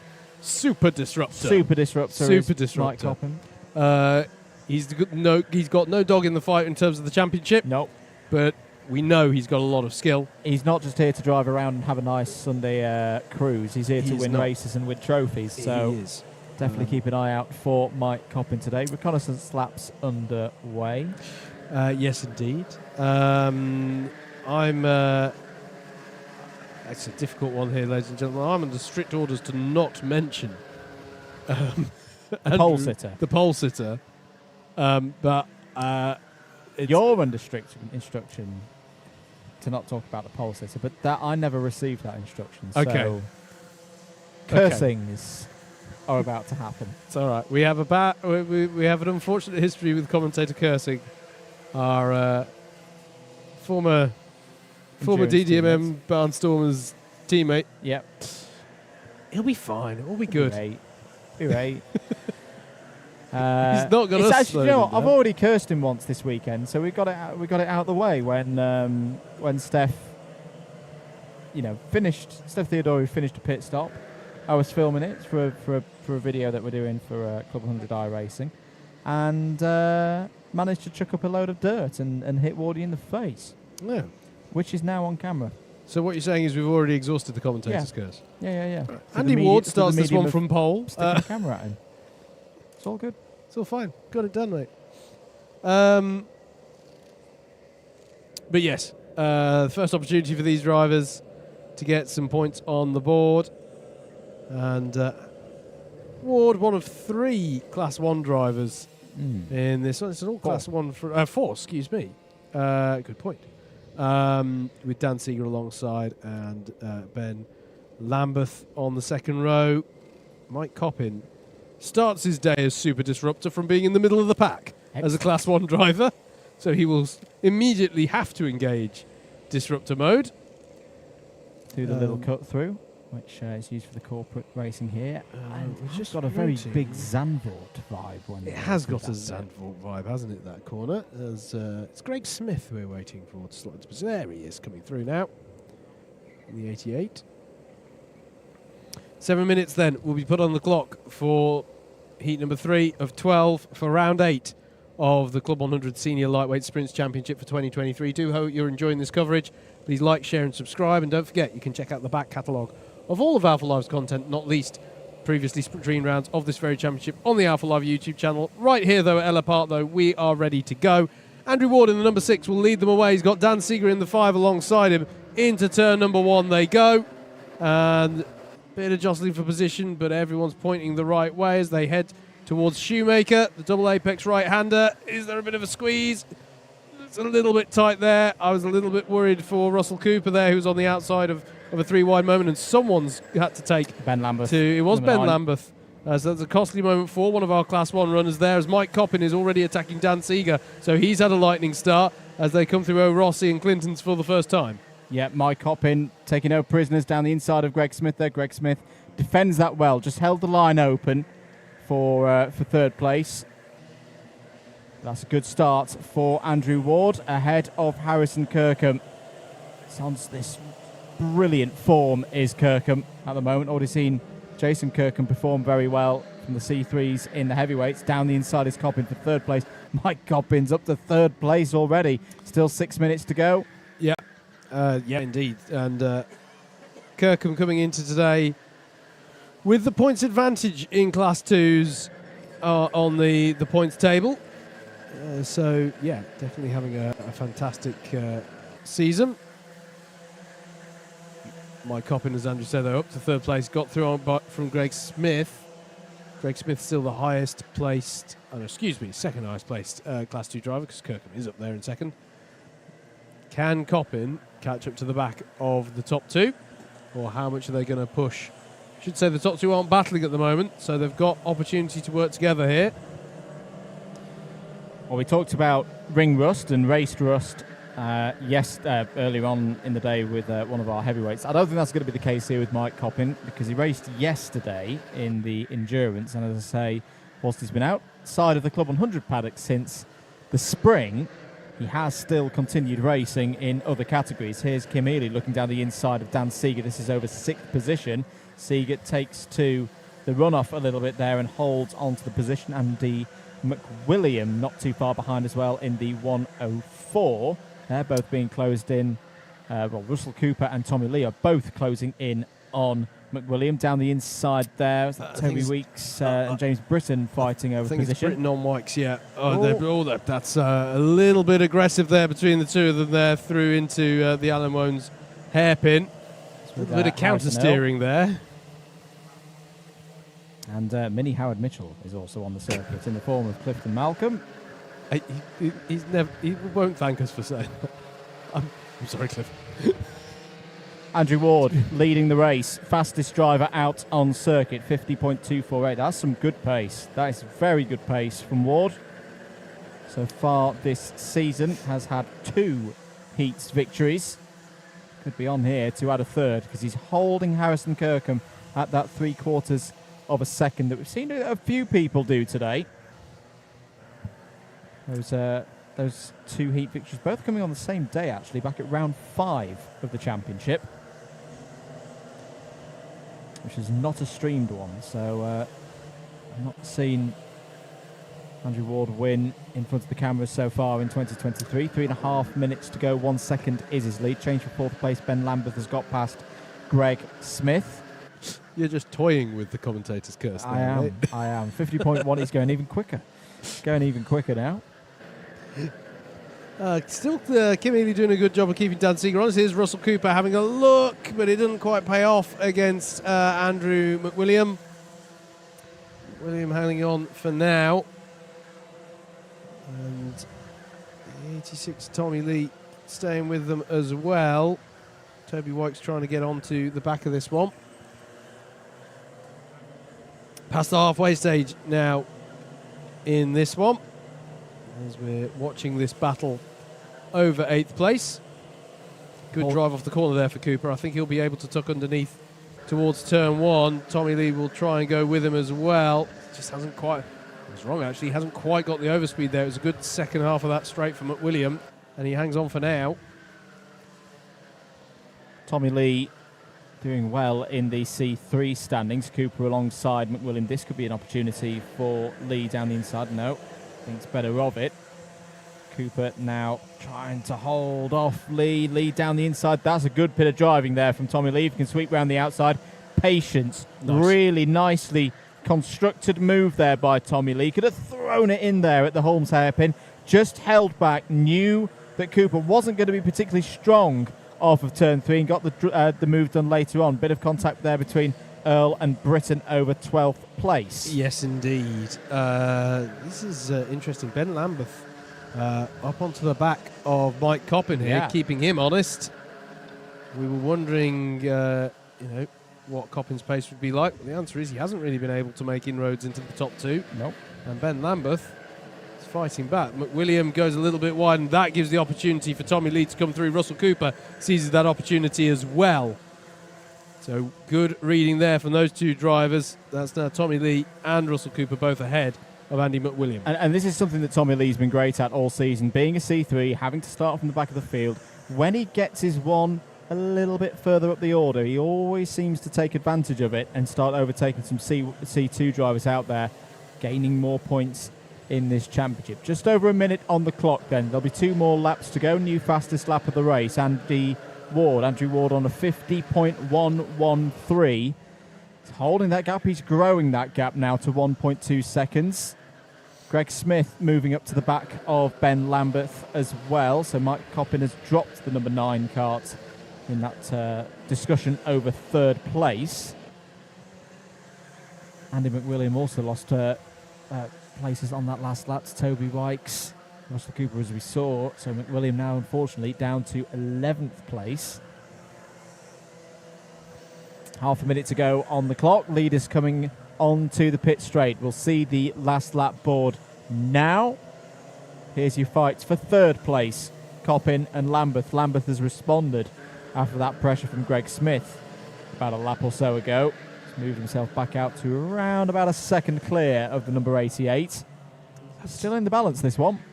Yeah, I have to say, there's an amazing battle going on at the back. Still the James Britton, Harrison Earl, Jake Hicklin and Clifton Malcolm have all got into this. There's a really good fight there between some of our Class 3 runners. On the last lap, though, we are. Andrew Ward just coming out of Barney's now. Is Ben Lambeth close enough? I don't think he is, to have a go at Mike Coppin. There is your leader, though. Andrew Ward is going to come around the last corner. It's been a good drive from Harrison Kirkham as well. Andy Ward takes the win in heat number 3 on a streamed round and after we said his name several times. And Harrison Kirkham in second. Mike Coppin just beats Ben Lambeth across the line. That was close between those two by a 1/10 of a second. Greg Smith with a solid result there in 5th. He'll be happy with that, I would have thought. Dan Seeger in 6th. Then it was Kim Ely with good points on the board. Tommy Lee, Russell Cooper, Toby Wykes to round out the top 10. Andy McWilliam, Harrison Earl getting by on James Britton after a race-long battle on the last lap. There was Jake Hicklin and Clifton Malcolm to round out the 15 finishers. Good race, that one. I'm amazed. There you are, Wardy, proof. The commentator's curse, not always us. 90% of the time it's effective all the time.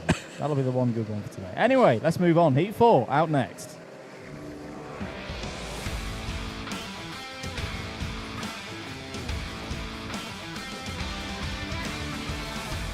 Last group of drivers to take to the track for the first time in a racing capacity. This is the grid for Heat 4. Aaron Clark has pole position. Dave Cottrell alongside on the front row. Ran very well yesterday, did Dave, in the SP60. Michael Reeder and Jeremy Deeks form up row 2. Cameron Watson and Amy Breacher start on the 3rd row of the grid. Samuel Essery and Callum Martin go from row 4. Steph Theodoru and Christopher Foxon go from row number 5.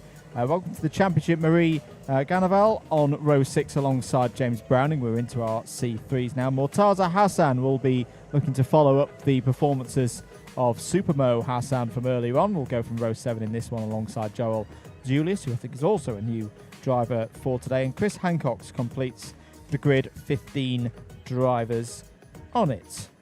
Yes, we have got quite a few new drivers here today. Curtis Mitchell as well. Gareth Pritchard is on my list as being first time out this season as well in the lightweight sprint. So welcome to all of those drivers. Keep your comments coming in. Let us know who you're supporting. Hello to Hayden and to JC as well, and Maka as well, appreciating the stream. Thank you very much. If you've not done so already, click that like button. Can we get to 50 likes with everybody watching? Hope you're enjoying your afternoon. Yes, indeed. And hello to everyone competing in their first round of Club 100. I hope I do hope they're enjoying themselves, and it's a good idea to. It's a good time of the season to just give it a go. Yeah. See if it's for you. Ahead of all things 2024 kicking into action. Registration for that going live soon. Club100.co.uk for all of the details there. These drivers on their reconnaissance lap. This is the last time we'll see reconnaissance laps, shakedown laps, call them what you will, until we get to our A Trophy final. So good opportunity this, because we've got one C1 driver in this race. That's Samuel Essery, starting 7th on the grid. And saying that, starting 7th on the grid, you've got 6 C2s here, all with a clean run to a potential race win. Very true. Got to take the opportunities when they're presented to you. But as I say, Dave Cottrell yesterday, we talked about Carl Walker having a good run in the heavyweights SP60. Dave Cottrell surprised, I think, quite a few people, myself included, with a really strong round of results in the SP60. He's still relatively new to Club 100. Yes. But I could just see from looking at data and results, something clicked. Last time out at Llandau, and he took one of the race wins in the lightweight Sprint 60 yesterday, which I think I'm right in saying was a first. So let's see what Dave can do here in the red suit on the left-hand side of your screen from the front row. Yeah, absolutely. Always interesting as well, in the case of Samuel Essery here. And you've got one Class 1. On balance, you'd expect them to perhaps move forwards, but they're in their sort of middle grid slot. That's always what I mean. challenging. It's always a bit of a risk. Yeah. Here we go then. Heat number 4, the last of this rotation. Aaron Clark is the pole sitter in the 50. Dave Cottrell alongside in the 165. Away we go for 7 minutes of racing around Ellough Park Circuit. And into turn number 1 they go. Is it all clean and tidy through there? We've got a driver going very wide there, but they are all pointing the right way. Bit of a break in the middle of the field as they go through Shoemaker for the first time. Actually, no number 50 there of Aaron Clark on the front row of the grid. So it was was Michael Reeder from what would have been grid 3 who crossed the line first, and as such has received a jump start penalty. So that's what's happened there. In fact, yes, everyone's been bumped up one. That's what's happened. So that's why Dave Cottrell was on the inside, and because he's inherited pole position. Yes. Michael Reeder did still get your standard from grid 2 jump start. And that's why he was on driver's right as we saw them coming into that hairpin earlier. Do you know, something in the back of my head knew that there was something up that when we saw that. And with that being said, Michael Reeder, with that jump start penalty for crossing the line before the pole sitter, who was Dave Cottrell. So that's what's happened there. And this is battling here between Cottrell and Cameron Watson. Cameron Watson getting through. Good little battle between these two. But Cottrell will try and come back into the Holmes hairpin. Doesn't quite pay off, and he's got to be careful because Jeremy Deeks is right there ready to pick up the pieces. And he can't rest on his laurels either, because Samuel Essery and indeed Steph Theodore rounds out this sort of front pack of carts as Theodore goes down the inside of Essery.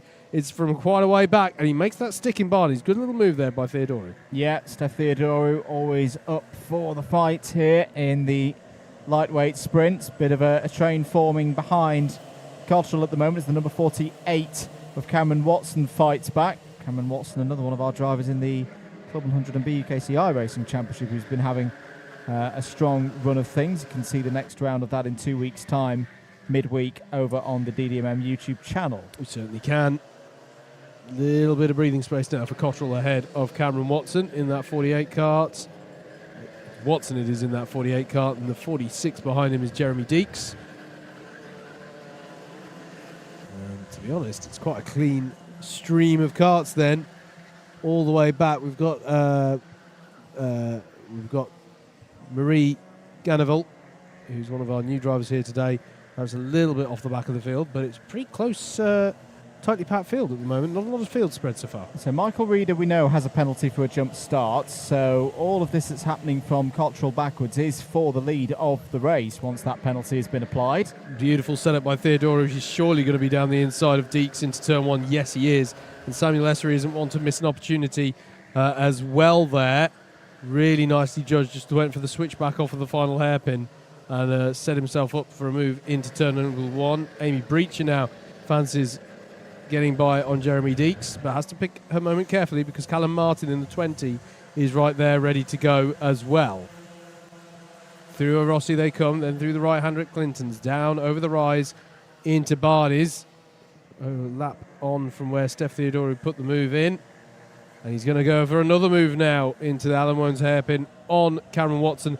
Gets the move done, and Samuel Essery follows him through as well. Nicely done, though. I say he's going to follow him through. I don't think there's going to be a response there from the 48 of Watson, and no, there isn't. He slots into position, changes there for third, fourth, and fifth. Amy Breacher having a decent run here. Was challenging Cameron Watson and Jeremy Deeks. Fifth, sixth, seventh battle. 3.25 minutes to go. Dave Cottrell really starting to get on with things here. 50.557, new fastest lap of the heat so far. Closed 0.3 of a second on Michael Reeder last time around. Yeah, remember, he is the net leader. Yep. With that jump start penalty being applied to Reeder. Reeder will be docked 2 positions from wherever he finishes. As that's a nice little tuck underneath there of Callum Martin. Surely we'll have a go at Amy Breacher into the hairpin, and also on the outside of that is Mortaza Hassan. So who comes out on top there? That is the 20 of Martin, who comes out with the bragging rights out of that one. Amy Breacher, though, was able to stop Hassan from getting by as well. So she holds on to 8th place for now. Yeah, well worked by Callum Martin in all of that. Steph Theodore has just gone purple. Fastest driver of all, 50.510. Has got to the front of the order. I don't think this one's done yet. 2 minutes and 20 seconds to go. There's the number 19 of James Browning. Just ahead of Chris Hancock's and Joel Julius in all of that. 2 minutes 10 to go. And Cottrell continue to close in as well. The gap now down to less than 0.9 of a second here at the front of the order. But Steph Theodore, I think they need to keep an eye on. Chris Hancock's was down the inside of James Browning there. Check through in a moment whether he got that move done. Hassan down the inside of Breacher. Good move there by Mortaza Hassan. Not easy to overtake through the penultimate corner. That one was good for 8th place. Yes, indeed. And Hancock's did get by on Browning, so he managed to make that stick. Sam Essery with the fastest lap of the race. They're pushing hard, aren't they, 3rd and 4th at the moment.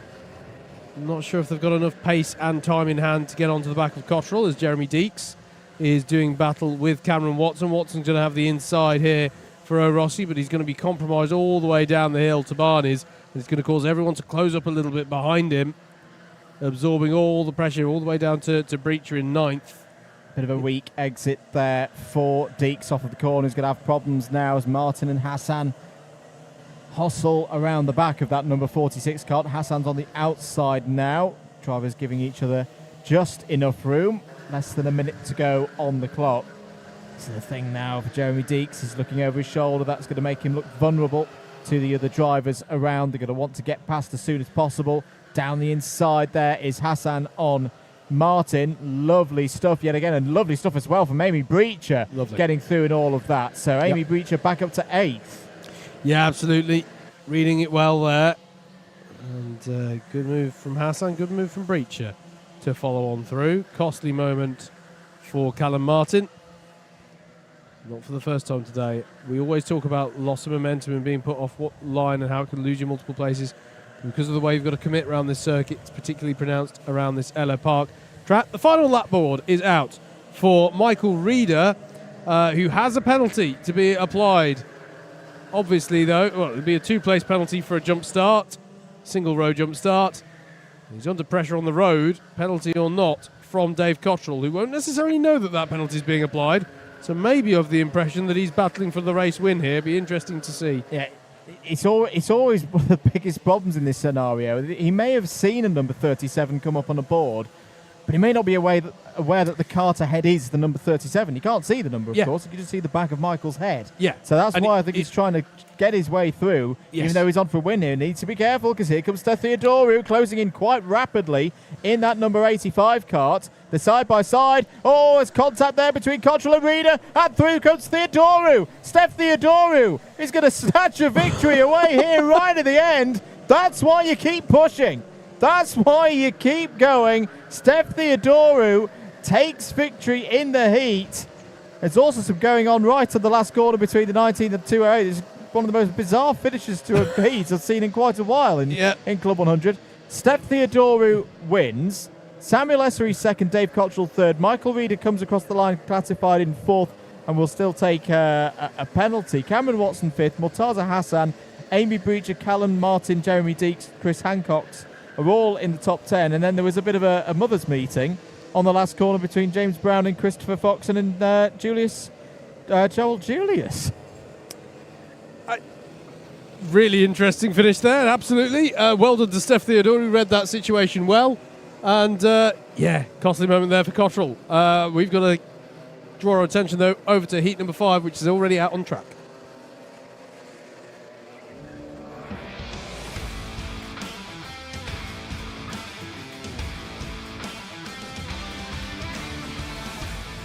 Is your grid then for heat number 5. Dante Dillon will start this one from pole with Andrew McWilliam alongside. Ed Bars and Dean Everest will be on row 2. Justin Draper and Bryn Olban are on row number 3. Row 4 will be occupied by Dan Grocott and Russell Cooper.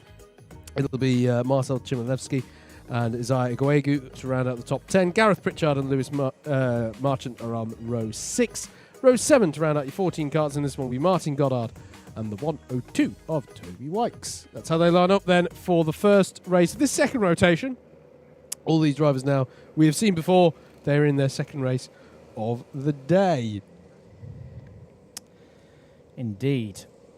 This is where things really start to heat up in this format. Dante Dillon on the front row.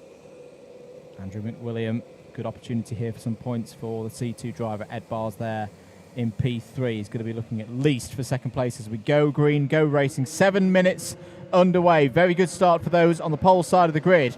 Ed Bars is already up to second place. Dante Dillon runs a little bit wide there and is going to leave the door open for the former champion to step right through, step on into the lead. Ed Bars. Very wide moment for Dean Everest through turn number 1, Andrew. He was well onto the runoff and he's lost a lot of positions there, having started 4th on the grid. It's been a difficult day so far on the starts for Dean Everest. Russell Cooper in there in the number 14, the blue suit and the blue helmet.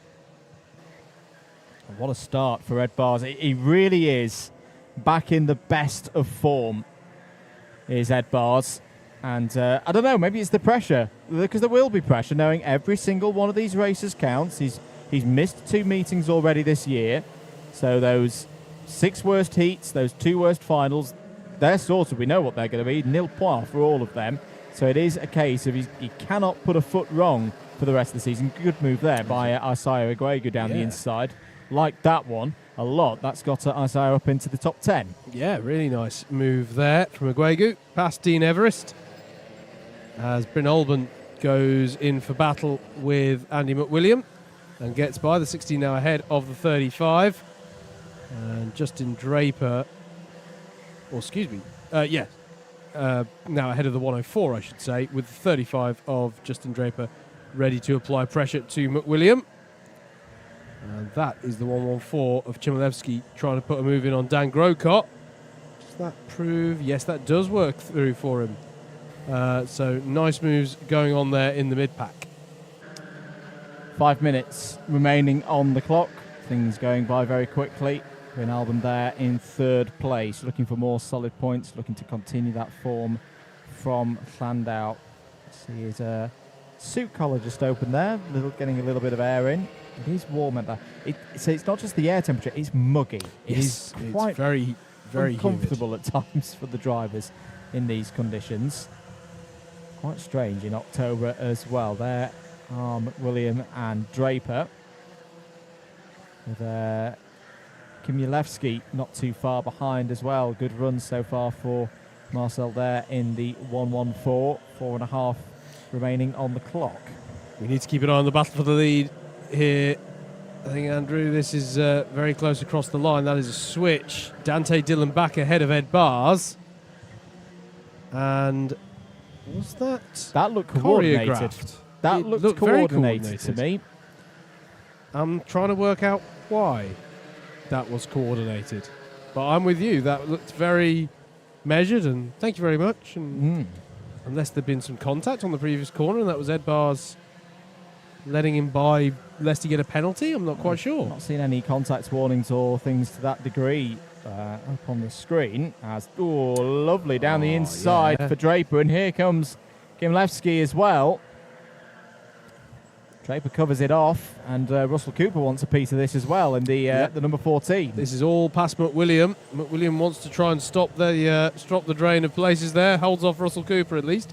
That holds up Russell Cooper, which means that Isaiah Guegu will be trying to buy into this. Dante Dillon, fastest lap of the race. There's Justin Draper now, up into 4th place. What a drive he's having here. Loving this. Be very happy with this indeed. All of these drivers will have done 2 of their 3 heats after this one. He's trained Draper at the front of it. He's just got to get his head down now.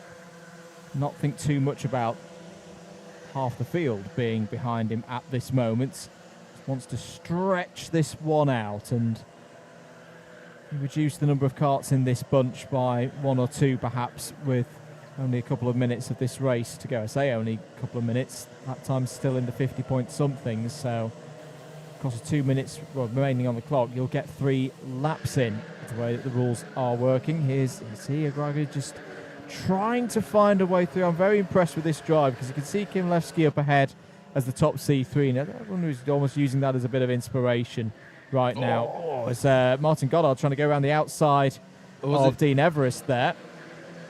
Yeah. Well, had Martin already got through and Everest trying to come back at him? Yes, he has. And this is, I think Dean's struggling to get... He's got some competitive pace, but he's struggling to get by around this Ellough Park circuit and inject a bit of momentum back into his day, really. He's got to pick his moment carefully here because he's got Pritchard, hasn't he, with him. Got to be careful with that. Really see that rubbered in line now. Yeah. Commenting on it because you just don't often see it at the end of a Club 100 weekend. It is a different kind of tyre to previous visits here to Ellough Park. The first time that we've run on the Dunlops, and it has been talked about throughout the whole year how this Dunlop tyre does offer a bit more. It's mainly been when we're in the wet conditions because no treaded tyres when it's wet here in Club 100. You run old school on the slicks. And drivers have said that it's been easier in that respect. I think today, and this is still relatively new track surface. The track was modified and extended in places a few years ago. It's down the inside of Russell Cooper goes Dan Grocott there. Nice move by Dan, gets him up to 8th place. It's been an unexpected... Let's say the tyres were bolted on fresh. Yes. Brand new set of tyres for all the fleet at the start of the weekend. I think the tyre wear rates have surprised a few drivers. Yes. Because, and I say that because this circuit hasn't beforehand necessarily been one, tyre wear, be careful round there. Yeah. Landau, definitely. Oh, yeah. Everybody knows that Landau's a bit of a traditional one on the rubber. It's been interesting to see how the different drivers have got on top of that and who's done it the quickest. 30 seconds to go. Dante Dillon still leads this race. Yeah. Just to develop on that thought, I mean, again, we've been talking all weekend about how certain corners around here, you really throw the kart in. You want to be able to rely on your tyres. You know, Shoemaker, that double apex right-hander, O'Ross. These are fast corners that Yeah. you're really leaning on the car, and if you're getting significant tyre fatigue, you're going to know about it. It's there. It was the fastest lap of the day. If there is tyre fatigue, it's not affecting Dante Dillon, who's the first driver we've seen today hit in the 49s. Yeah, a 49.959. That is much faster. I mean, to be fair, physics is working against our heavyweights relative to this field, but we have seen nobody get into the 49s at all so far today. That is extremely impressive pace from Dante Dillon, who is just coming around the final few corners now. The final lap board will soon be flicked over into the checkered flag. Dante Dillon then will come across the line and take the win in heat number 5 for round 8 of the 2023 Club 100 Lightweights Senior Sprint Championship. Ed Bars is in second. Bryn Olban, bit on his lonesome towards the end there, holds on for third, and then a mad dash to the line, which is held on by Justin Draper for fourth place. Andy McWilliam gets Byron Kemelevsky on that last lap for fifth. Isaiah Iguegu really nicely judged moves in that race for 7th. Dan Grocott in 8th. Russell Cooper in 9th. And then Dean Everest manages to recover back to 10th after a difficult first lap. Lewis Marchand is next, and it was Martin Goddard, Gareth Pritchard and Toby Wykes how they finished that one off. We've got Heat 6 for you next here on your Alpha Live stream here at Ellough Park.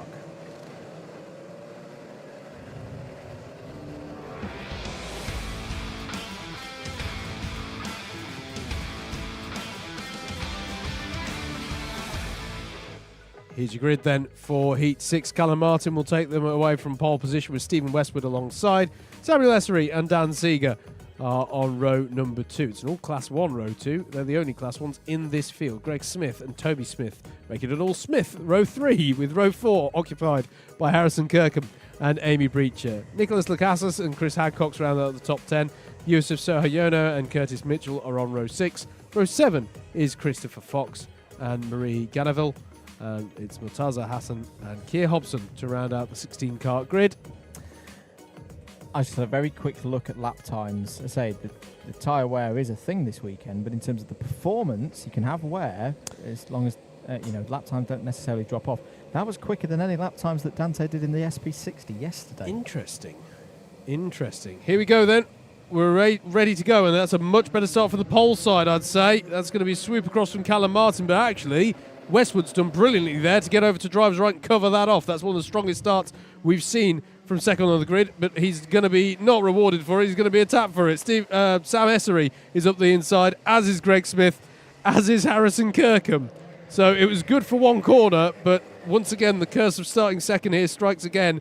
It is Martin who leads. Dan Seeger's got himself up into second. I was going to say, Dan Seeger did an incredible job there. He slung it round the outside, saw Westwood cut to the inside, and I don't know whether it was deliberate or not, but I hope it was, and thought there's going to be a lane on the outside here, just sling it. Yeah, and it's nice. then sent him into second place with that extra speed off of turn 1. He's now going for the lead of the motor race.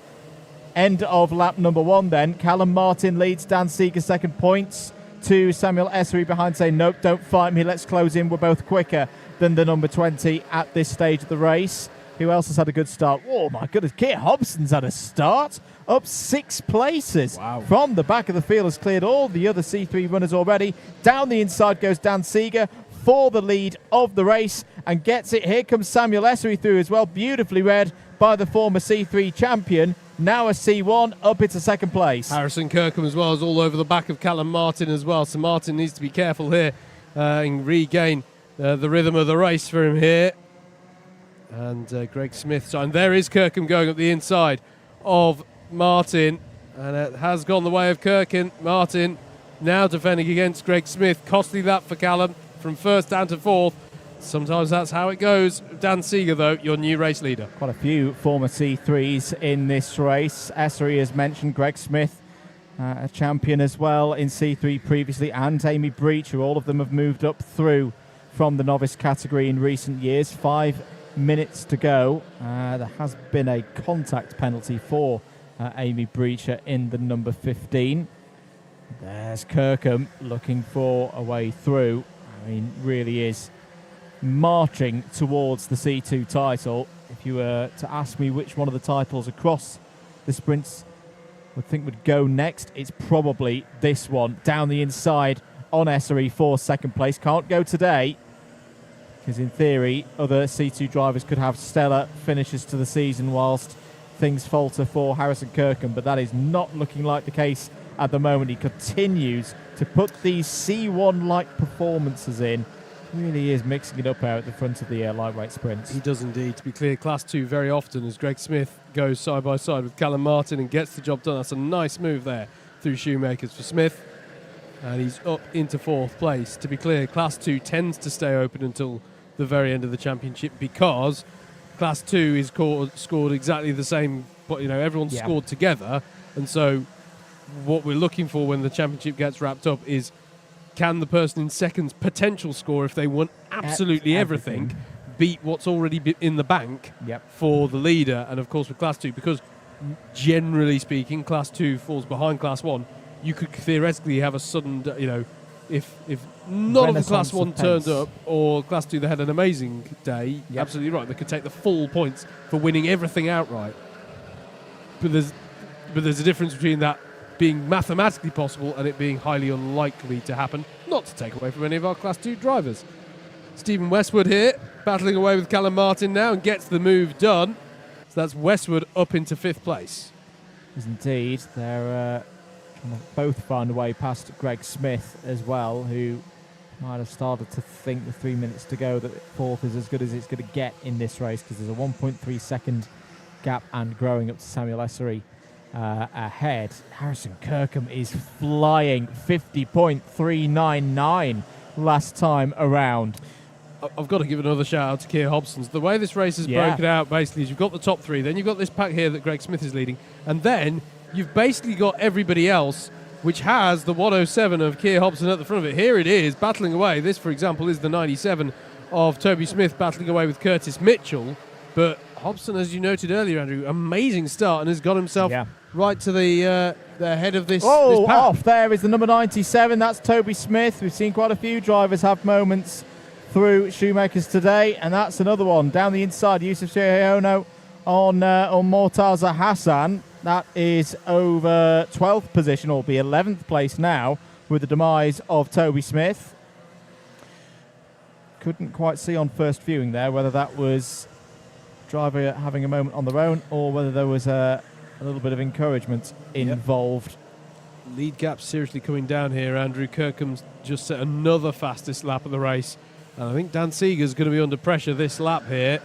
We're just coming into Shoemakers now as we're watching this battle further down the order, filing through turn number 1. Here it is, your lead battle. Harrison Kirkham's arrived on the scene. He's going to have a go into Holmes Hairpin. He is going to have a go. It's a traction off the corner battle, and it goes the way of Kirkham. That is a nice move.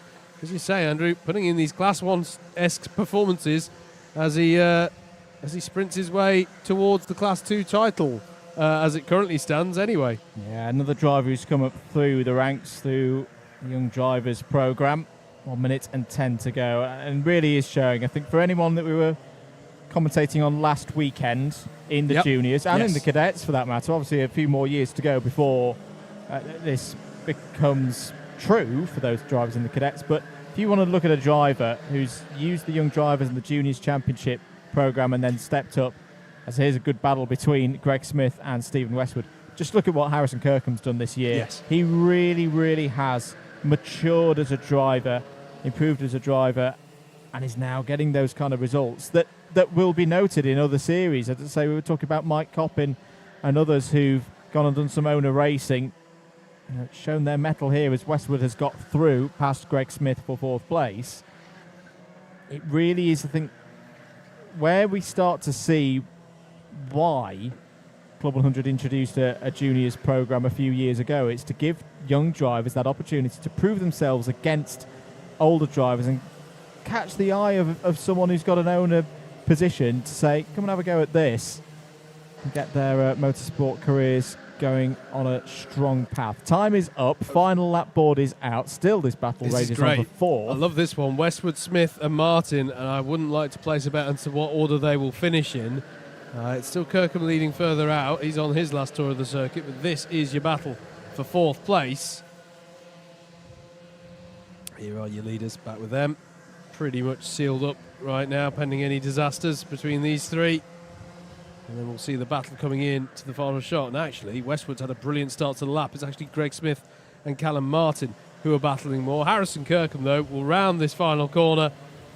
And he's got this one nicely in the bag. Takes the win in heat number 6 for round 8 of the 2023 Club 100 Senior Lightweight Sprints Championship. Dan Seeger in second. Samuel Essery crosses the line in third.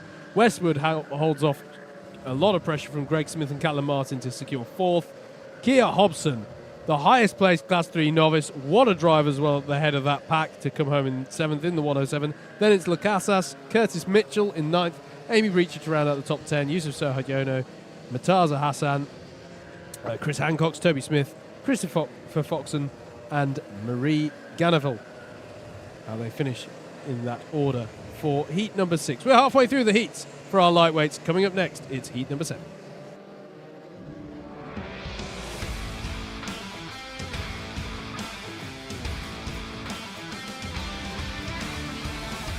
Into the second half of our heats programme. Here is your grid for heat number 7. Mike Coppin has pole position. Andy Orford joins him on the front row of the grid. Kim Ely and Dave Cottrell go from row 2. Sam Lovelace and Andrew Ward go from the third row of the grid. On row 4 we find Aaron Clark and Cameron Watson. Liam Nolan and Jeremy Deeks complete the top 10 there on row 5. Into our novices, our C3 starting in the rear end of the field. Thanos Chevilakakis starts on row 6 alongside James Britton. Tommy Lee and Adam Sheargold go from row 7. That's a strong row there. In C3, Jake Hicklin and James Browning form up row number 8. Into Alan Moan's hairpin.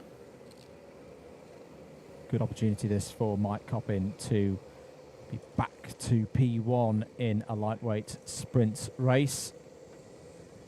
Has done so last year's runner-up in the championship 6 times so far this season. Can he make it a 7th here? Good chance for Andy Orford as well. How can he deal with the difficult P2 start? Coppin has gone. That's a good chance for Andy Orford to sweep across, but Kim Ely's had a good second phase of the start. Into turn 1 they go. Bit of loading from behind. That's going to be a restart, surely, because that was a real mess. That was all coming from the middle of the pack. Well, it's all the top 3 have spun out, basically. Yeah. That's Coppin, Orford, and Kim Ely as well, all out to drivers left. Has that been called as a full stop? I don't think it has, you know. Well, that's a turn up for the books. That puts the 79 here, Sam Lovelace, at the front of the field. A bizarre start for certain there, that the top 3 spun out, but there's a penalty for Kim Ely for an ABC takeout, so the blame in that instant basically apportioned to Kim Ely there, and that is a highly unusual start to the race, but it sees Sam Lovelace to the head of the field at the end of lap number 1. Dave Cottrell up there in second place. Cameron Watson in third. And there's the 86 of Tommy Lee putting in a move there on James Britton. As Liam Nolan's having a look there at the... I think that was with Adam Sheargold or possibly Jeremy Deeks, actually.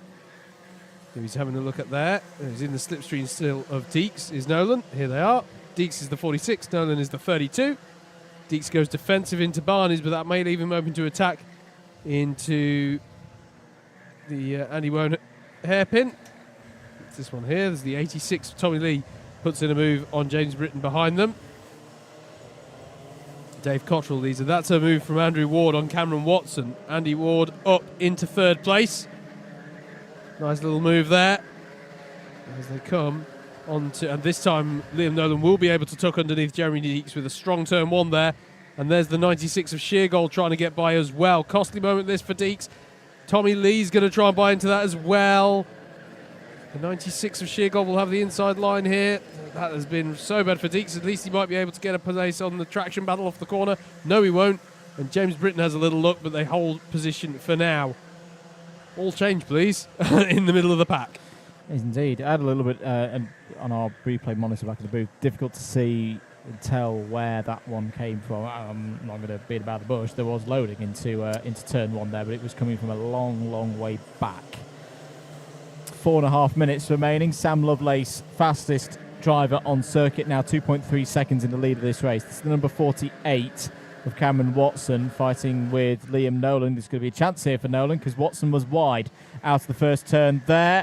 He's going to have to go the long way round to defend it, and here comes Adam Sheargold as well, and that's the problem this weekend. You get off the racing line as Watson did that, and you just slide. You just slide and lose pace when you get off the rubbered line. You do indeed. There's an interesting dynamic just developing at the back of the pack, Andrew, because the 3 drivers who were spun out on lap 1 have caught up onto the back. Yes. Andy Orford is now on the back of James Browning. Mike Coppin's gone with him, and Kim Healy as well. They've all done actually very well to catch up there. There is the move on Liam Nolan from Adam Sheargold. Did he manage to hold on to that? No, because Nolan will have the inside line for this next corner, and it stays as they were. As they come across the line this time, Nolan going defensive again against Sheargold. And that's allowing the pressure to be ramped up by Tommy Lee and Cameron Watson as they come through Shoemaker. Yeah, Andy Orford got by James Browning that last lap, so if you want to take a super disruptor in the form of Mike Coppin today and turn him into a super duper disruptor, have him start on pole but then have to go to the back and work his way up. This could be an interesting last half of this race for those drivers working their way up through the field. Probably not without a little bit of frustration fueling their ambition as they try and cut through the traffic. Indeed. Well, we can use the example of Anwar Barul Smith in the morning and early afternoon session. Had a DNF and still made the A final.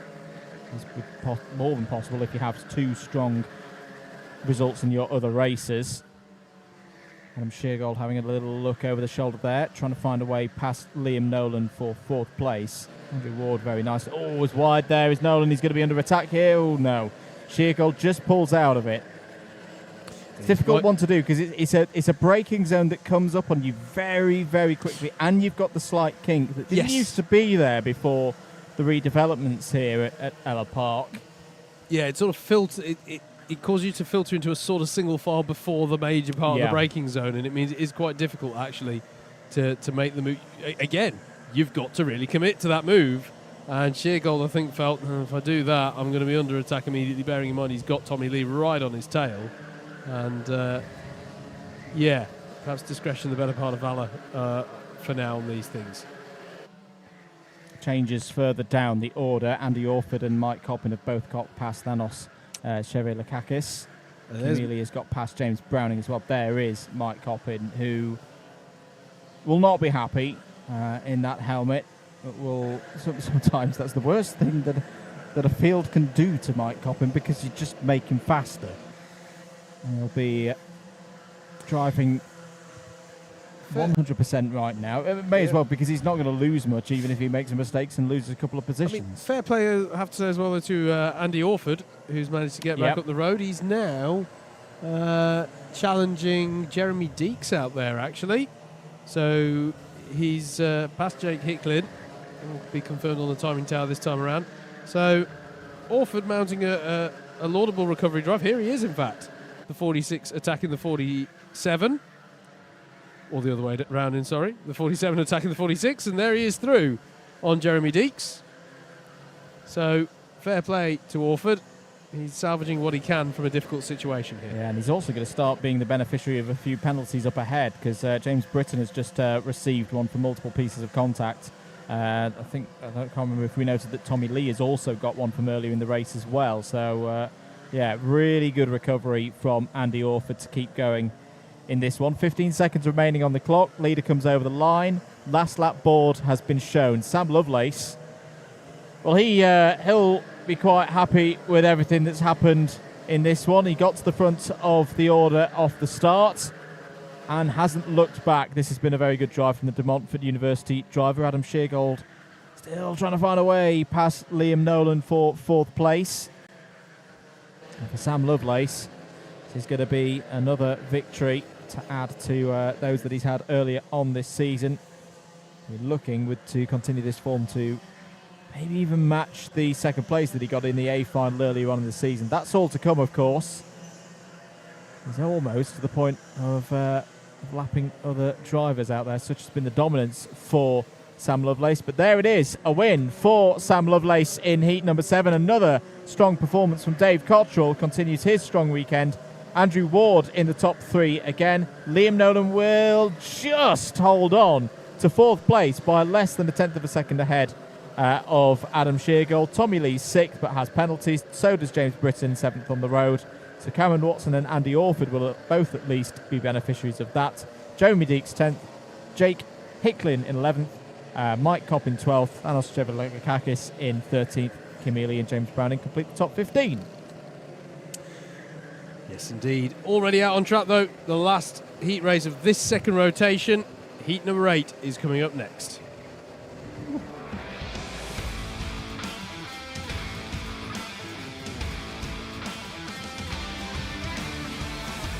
Here's your grid then for Heat 8 of Round 8 of the 2023 Club 100 Lightweight Senior Sprint Championship. Yusuf Bin Sahel will start this one from pole with the Ellough Park's Best Opportunist Award for the day so far. Steph Theodoru, of his heat win earlier, starting in second. Rob Newman and Sam Morris are row 2. Andrew Rabbage and Christopher Powell are on row number 3. Row 4 is going to be occupied by Michael Reeder and Joshua Sangster. Adam Britton and Ben Lambeth round out the top 10 on row 5. Row 6 is occupied by Clifton Malcolm and Joel Julius. And then it's going to be Benjamin Sproat and Sam Adles on row 7. Harrison Earl and Mark Hensler round out the 16 karts taking part in their second race of the day, all of these drivers. After this, we will go into the third round of heats, and then we'll be looking ahead to the trophy finals. 2 drivers who know each other very well on the front row of the grid. Yusuf Bin Sahel and Steph Theodoru take us over the line. Good start from both of them. Rob Newman trying to slot there in P3. There's more little bits of contact towards the back. Andrew Rabbage has been spun round, but it's going to keep going. Looks like Newman has got up into second place past Theodoru off of that start. Yeah, difficult start there for Rabbage. Not a lot he could have done, and it is worth mentioning, Andrew, there's been a lot of discussion around the driving standards in heavyweights, but it is also true that Barnaby, clerk of the course, did also have a word with the lightweights this morning, and they've got to be a little bit careful about how they're starting these races because it's a little bit scruffy at the moment, certainly into turn 1. Yusuf Bin Sahel, though, leads Rob Newman and Steph Theodoru through the last few corners of this first lap of this Ellough Park circuit in Suffolk. Across the line to start lap number 2. Rob Newman already has his sights set, one would assume, on the lead of the race. He's putting a lot of pressure on Bin Sahel in the number 73 kart. Through Shoemaker they go, through the second apex of that corner. And Britain slotted into 4th place. 5th at the moment is Michael Reed, and then Benjamin Sproat. What a start Sproat's had, actually. Yeah. In fact, not just Sproat, but Harrison Earl as well. In some of the chaos of that first lap, as Rob Newman is down the inside at Barney's and gets the job done. So Rob Newman up into 1st place. But yeah, some great drives already early doors for our Class 3 drivers in this field. Yeah, really benefiting from those early laps. New leader confirmed. Newman ahead of Bin Sahel and Theodoru. You'd think that these 3 would work together for the next lap or so, just to get that gap up back to Adam Britton to, about 1.52 seconds. You can really get into the meat of this race. Few position changes on that last lap. Benjamin Sproat has got past Sam Morris. Got past Michael Reeder, who also has been overtaken by Sam Morris. So Sproat and Morris both at 1. Ben Lambeth has got past Sam Idles as well. Andrew Rabbage has also started a comeback drive, has got past Joel Julius. 4.5 minutes to go. Rob Newman leads. Championship leader at the start of the day, whichever way you cut the cake, whether you count all the scores so far this season or you apply 1 drop or 2 drops. It is Rob Newman at the front of the order. It's easy to forget that he had some time away from Club 100 racing, came back at the start of the year, and is looking very strong indeed. 50.498, new fastest lap of the race from the race leader. Everyone but Harrison Earl and Ben Lambeth were setting personal bests on that last tour of the circuit. Very much the order of things in the race where everyone's just trying to get the head down now and progress up through the order. There's the number 34 of Sam Morris going up the inside of Benjamin Sproat. Just looking out the window, I think Morris was able to get that move done. Yes, Morris was. The blue suit of kart number 34 up into 6th place. 3 minutes and 40 to go. Steph Theodorou's not given this one up, Howard. He's keeping Yusuf bin Sahel honest. Yusuf has a little check over his shoulder, sees that Steph is there. Closing in very good into turn 1 is Steph Theodorou. Yeah, strong turning, wasn't it? And that's an interesting thing. Other times, in fact, you need good turning here, and definitely Theodorou has it under him to take the fight to bin Sahel. Adam Britton, strong showing in 4th there, but somewhat on his lonesome. And then we've got this battle here, which is basically everybody else in the field trying to stay in touch with each other there. Difficult spot to be in if you're Adam Britton right now, because, as you say, he's on his lonesome. He's 2 seconds, or 1.5 seconds behind Steph Theodorou, 2 seconds clear of Harris and Earl. And he could probably sense that Newman, bin Sahel, Theodorou as a pack are driving away. Yeah, you've just got to concentrate on your own race, otherwise you don't want to fall into this group here. Yeah, so it was actually Sam Morris who was a couple of seconds ahead, because Morris got by on Earl that last lap, and Earl now under this pressure from Benjamin Sproat. This is a C3 battle, actually, which Michael Reeder and Ben Lambeth are having the privilege of having to try and drive through, to be perfectly honest, because there's such strong starts from Earl and Sproat.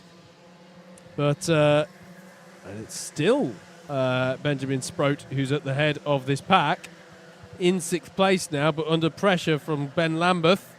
And Ben Lambeth is wide through Barnes, actually, and that's held them both up.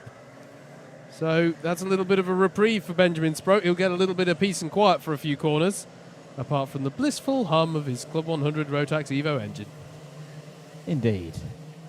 Christopher Powell with a move there on Harrison Earl as well. Look at all the change on your tower there. It's now Sproat in 6th, Lambeth in 7th, Reeder in 8th, Powell in 9th, and then Harrison Earl still running strongly, but after a bit of an expensive lap for himself there in the 89 in 10th place. Yeah, shuffle down a little bit there, and it may not be over for Earl, because Joshua Sangster's now trying to go through, but he's on the outside now. That's going to be a major switchback, I think he's trying for there, and I don't think that's going to quite work. Behind them as well, Sam Iddles and Andrew Rabbage in 12th and 13th, you just saw them there. Rabbage, to be fair, with a decent recovery drive after that spin at turn number 1. Yeah, he's just going to run out of time a little bit. Would have preferred to have another 2 or 3 minutes of this race. Instead, it's only a minute. There'll be 2 more laps on this one. Rob Newman completes lap number 7. 1.1 seconds is his lead over Yusuf bin Sahel. Steph Theodorou there in 3rd. They're working together at the moment. Have not completely given up fighting for the lead. And I think they've got to be honest with themselves.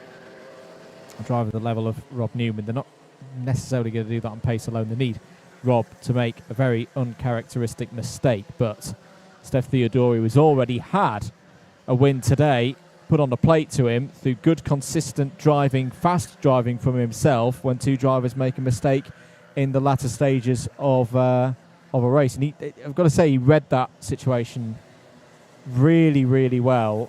I know we're talking about very different drivers here. Experience comes into this a lot. It actually reminded me quite a lot of a Bambino finish that I saw a few weeks ago up at Warden Law, where driver in 3rd could have won the race, but probably just froze a little bit in the moment of 2 karts spinning in front of him on the last lap and joined the accident, shall we say. Could have won a race, could have won a championship in the case of that particular incident, wasn't it, for the Bambinos? With that one, but Steph Theodorou, that's what you get when you get a little bit older, a little bit more experience. You can almost see incidents coming, and he read that one very, very well for that race victory. Talking of race victories, Rob Newman is on his way. He's not making any mistakes at all as he goes through Alan Wone's hairpin. 2 more corners to go to add another sprint heat to his score, to his tally. Good win there for Rob Newman. He takes heat number 8 to complete rotation number 2. Yusuf bin Sahel 2nd, Steph Theodorou 3rd, Adam Britton 4th. Really good run there for Adam. Strong points for the C2 driver. Sam Morris 5th, Benjamin Sproat 6th, top of the C3s. Ben Lambeth in 7th, Michael Reeder, Christopher Powell and Harrison Earl all inside the top 10. Andrew Rabbage recovers to 11th, having had an incident on turn 1. Joshua Sangster 12th, Sam Iddles, Clifton Malcolm and Julie's there in 15th. We've got to move on, though. We're already into rotation number 3. Heat 9 is next.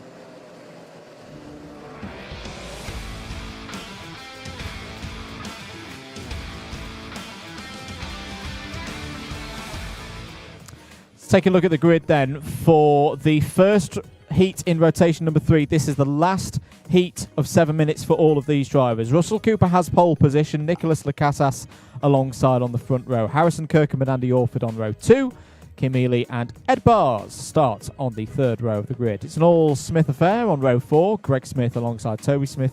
Dean Everest needs a good result here from row 5 alongside James Browning. Marcel Kimilevsky and James Britton start on the 6th row of the grid. Marie Ganaval and Gareth Pritchard complete the 14 runners in this heat number 9 for the lightweight sprints here today at Ellough Park. You're watching live coverage of the CLUB100 Senior Sprints Championship here on Alpha Live. Andrew Mather and Howard Mitchell on commentary for you today. Away we go for 7 minutes plus 1 lap, looking for a cleaner start into turn 1. Good start for Russell Cooper. Nicholas Lacasas around the outside. There's a few drivers off towards the back of the field. Kim Ely, who's affected again in a final heat, a final opportunity. She's spun out wide. So again, a spin on turn number 1 on lap number 1 as they all stream through Holmes Hairpin for the first time. Russell Cooper leads then. Harrison Kirkham used P3 to good effect there, got down the inside of Nicholas Lacasas to take P2. Andy Orford there as well. Well, will be buoyed by the progress that he made from a not great start a few races ago. Here in P4, good opportunity for him to, again, try and book his way into the A final. Yeah, not had a good race, but Andy Orford had a good result in the first one. Get a good one here, and he'll be where he wants to be. I say that, by the way, out of frustration, really, for Ely. It's unfortunate that she's been hit with that luck. Yeah. I know that blame was apportioned to her in the incident in the second heat. No penalties have come through as of yet. And it's such a difficult one for the stewards to call when everyone's barrelling into turn 1 like that. But unfortunately, even if there are penalties forthcoming, it doesn't make life any easier for the driver of the number 80. She's going to have to work her way up through the finals. And to be fair, she's already onto the back and passed on James Browning on this lap. I can see out the window. So she is starting the recovery drive here. Indeed. Russell Cooper's had 1 heat win so far this season. Leading here at the moment and keeping Harrison Kirkham there at about 2/10. Well, actually more than 2/10. That's nearly half a second the lead now for Russell Cooper. And there's Ed Bars. Yeah, and as we've already seen, keeping Harrison Kirkham behind you is no mean feat. Yes. Around this Ellough Park circuit today. He is in fine fettle at the wheel of that number 12 car as down the inside of Andy Orford goes Greg Smith, but he goes wide and it's going to lose him 2, 3, 4 positions maybe, and you can see the frustration there. He's just got to gather himself back up. It's so easy to let the red mist descend on yourself, if nothing else, when you make a mistake like that, but he's still in this. He just needs to gather it back up. Yeah, it just got a bit too deep into the corner there, a bit too much over rotation on the rear axle as through comes Ed. But I don't know how he does it. I really don't know how Ed does it.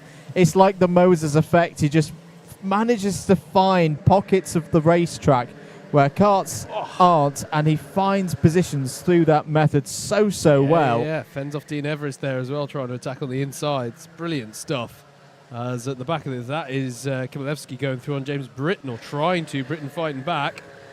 But the 114 of Kimilevsky will have the inside line here at Holmes Hairpin, and if he can just avoid a traction battle or win the traction battle off the corner, he should be able to hold on to that eighth position in the 114. Indeed. Move being attempted there down the inside, just behind Greg Smith. I think that was Kimilevsky going for 8th place on James Britton. Britton comes back. Britton come back on Kimilevsky there. They've just carried on the battle, really. Yep. And, well, timing will show no change for them, but we know differently as Greg Smith goes by on Andy Orford there. Nice move off of the last corner, and this for the lead of the race. Harrison Kirkham down the inside of Russell Cooper. Cooper will be on the outside for the next double apex right-hander, but can he get a little bit of a switchback, or can he fight back into Holmes Hairpin? We know that Kirkham has good pace here, and no, it's Cooper settling in there to second place for now. Nicholas Lacasas, we haven't really mentioned much in the 91 there in third place, starting to come under pressure a little bit from Ed Bars, who is the sole Class 1 runner.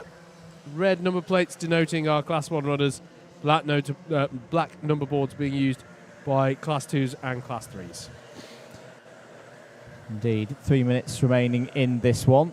Kim Ely going for a move there, I think, on Gareth Pritchard, just to try and gain 11th place. I've been impressed with Greg Smith's response since that mistake earlier on. He's really pushing on here at the front of this group of 4, ahead of Orford, Britton and Kowalewski.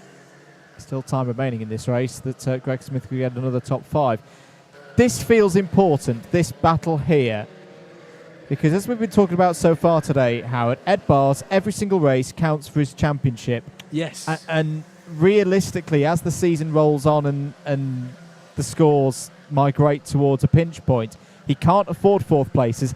That's why he needs to pull moves like that. Oh, now he's not going to be happy there with Lacasas, because Lacasas went for the runoff. Yep, went the other side of the tyres in avoidance.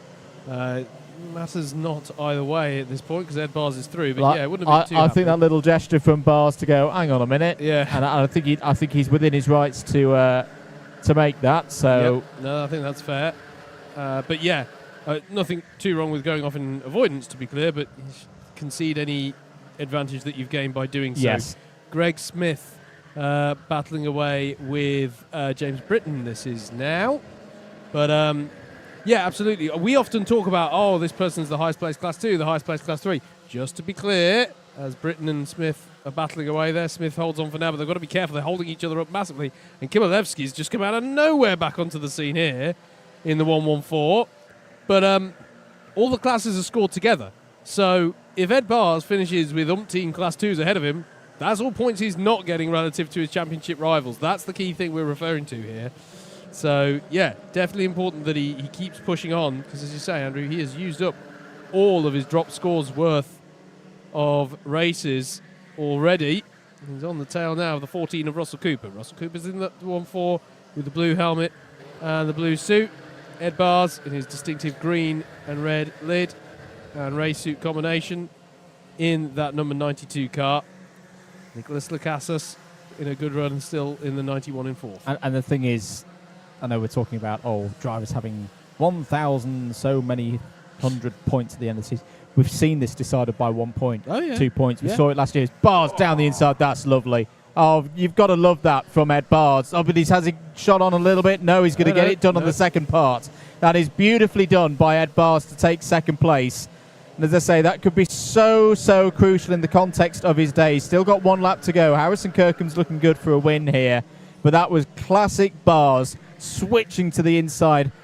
Precision overtaking from the former lightweights champion. This is what we saw back at Llandau a few weeks ago when he took a clean sweep of results. He really is back where he needs to be if he's going to win this championship. Yeah, it's beautiful stuff. As you say, though, it can all come down to the smallest of things. We've seen penalties decide championships before. Should say, on an update in the battle over 6th place, James Britton and Marcel Kowalewski have both got by on Greg Smith. Smith is going to have to try and get back into this one as the final lap board is out, and that means that Kirkham is going to win for the second time today, heat number 9 for round 8 of the senior lightweight sprints. Ed Bars is there in second, Russell Cooper in third, Nicholas Lacasas in 4th. 5th will be Dean Everest. Then James Britton holds on for 6th against Kowalewski, Greg Smith for 8th, Andy Orford in 9th, Kim Ely on a recovery drive gets by on Toby Smith on the last lap to finish in the top 10. And then it's going to be Gareth Pritchard, James Browning and Marie Ganeville. That's how they round out heat number 9. Coming up next is heat number 10.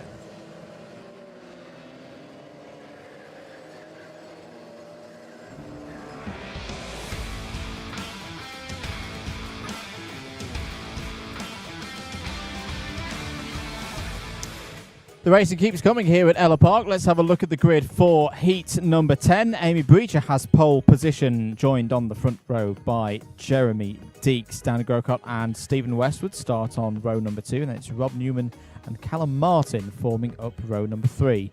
Sam Lovelace has one win already today, as does Andrew Ward. They both start from the 4th row of the grid. Dan Seeger and Keir Hobson go from row 5. Mark Hensler and Clifton Malcolm start on the 6th row of the grid. Thanos Chevilakakis and Harrison Earl will start on the 7th row of the grid. Sam Adels and Christopher Foxon form up the 8th row. 16 carts in the field, and they're coming through the cut-through banking. I won't lie, I do apologise to Clifton Malcolm out there, because you've started racing after I'm not even racing this season at all. You just happen to have got the same helmet and race suit combination. Yes. I do a double take, and I know it's not me. It's a bit weird for me, but it's a good helmet. Good taste. Good taste, Clifton. Right, anti-penultimate heat then. Last chance for all of these drivers to maximise their points in the championship and on the grids. Amy Breacher leads them away in the 1-5. Can we get a clean start through turn number 1? No, we can't, because there's a touch between Breacher and Deeks. Everyone's pointing the right way, I suppose, at least, but that allows a very cheeky move from the 38 of Dan Grocott to immediately go into the lead, as they're nearly 3 wide through Shoemaker. But everybody has got away mostly. Breacher wants her lead back down the inside of Grocott. There's a bit of contact, or is there just the rear twitching out on Grocott? And that's going to allow Westwood in the 21 to buy into this as well. And coming to the 4 here, 2 of the Class 1 drivers as well. Sam Lovelace and Rob Newman reading this situation well, as is Dan Seeger, to try and work their way up. In fact, the Class 1s are on the hunt, aren't they? Because Andy Ward is through as well on 2 carts in one corner there. At the front, though, Stephen Westwood battling away with Amy Breacher gets to the front of the field. Breacher immediately into the clutches of those Class 1 drivers who are working their way up the order. They're genuinely hunting in a pack, the Class 1 drivers. At the end of lap 1, it is Stephen Westwood, Amy Breacher, and then it's Rob Newman, Sam Lovelace, Dan Seeger and Andrew Ward. All 4 Class 1s in the field running one after the other. And then there's this battle between Callum Martin and Dan Grocott. I've got to say, poor Dan Grocott. At one point, he was leading the race briefly after the issue on turn 1. Now he's battling away over 8th place. But the Class 1 drivers got stuck in, and there is Rob Newman putting a move on Amy Breacher for 2nd place. And I know not if Stephen Westwood knows the wave that is about to hit him in the next lap, because these Class 1 drivers, Andrew, in their last opportunity to maximise points, are not messing about. Yeah, they really are going for it out there. There's been a bump and pass penalty awarded to Harrison Earl. It'll be like being awarded that. Down the inside, Ward on Seeger. That's good for 5th place. As the number 66 of Chevilakakis very wide out of turn 1 there. 5 minutes remaining on the race clock. There is a yellow flag out around the back side of the circuit. I'm trying to work out what it's for. It's gone now, just before the field enter that region of the circuit. It was the bright yellow light on the lamppost there. Never mind that. Down the inside of Breacher goes Lovelace. So Sam Lovelace on the move. The De Montfort University graduate gets through, gains another position, sets off to try and catch up to Rob Newman and Stephen Westwood ahead. Now, tactics, I think, will be on the mind of both of our leaders, because they've got a bit of a gap over a very fast driver in Sam Lovelace at the moment. What does Rob Newman do here? Does he try and push Stephen Westwood along, or does he go for a move? I think if you're Westwood, the worst thing to do right now would be to do any kind of hard defence, because that's just going to encourage Lovelace, Breacher, Ward, Seeger, Martin, Earl, all of those drivers back into this one. 4 minutes to go. Yeah, the difficult one here is that it was a small gesture there from Westwood. I thought he was. I think this might be yellow flag. That is a yellow flag. Good point. So coming out of that last corner then. On to lap number 5. Stephen Westwood holding off the pressure of Rob Newman. Sam Lovelace, with the new fastest lap of the race, has brought himself into the fight at the front. Amy Breacher coming under pressure now from Andrew Ward. Another good try. Can we just shout out again?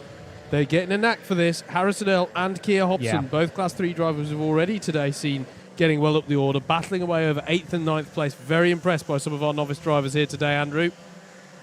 Very impressed. And I think we're in for some treats. We were able to focus perhaps a little bit more in the C final and B final on some of these drivers. I say that.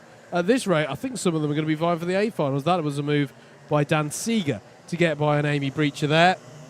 So Andrew Ward and Dan Seeger both through up one position on this lap.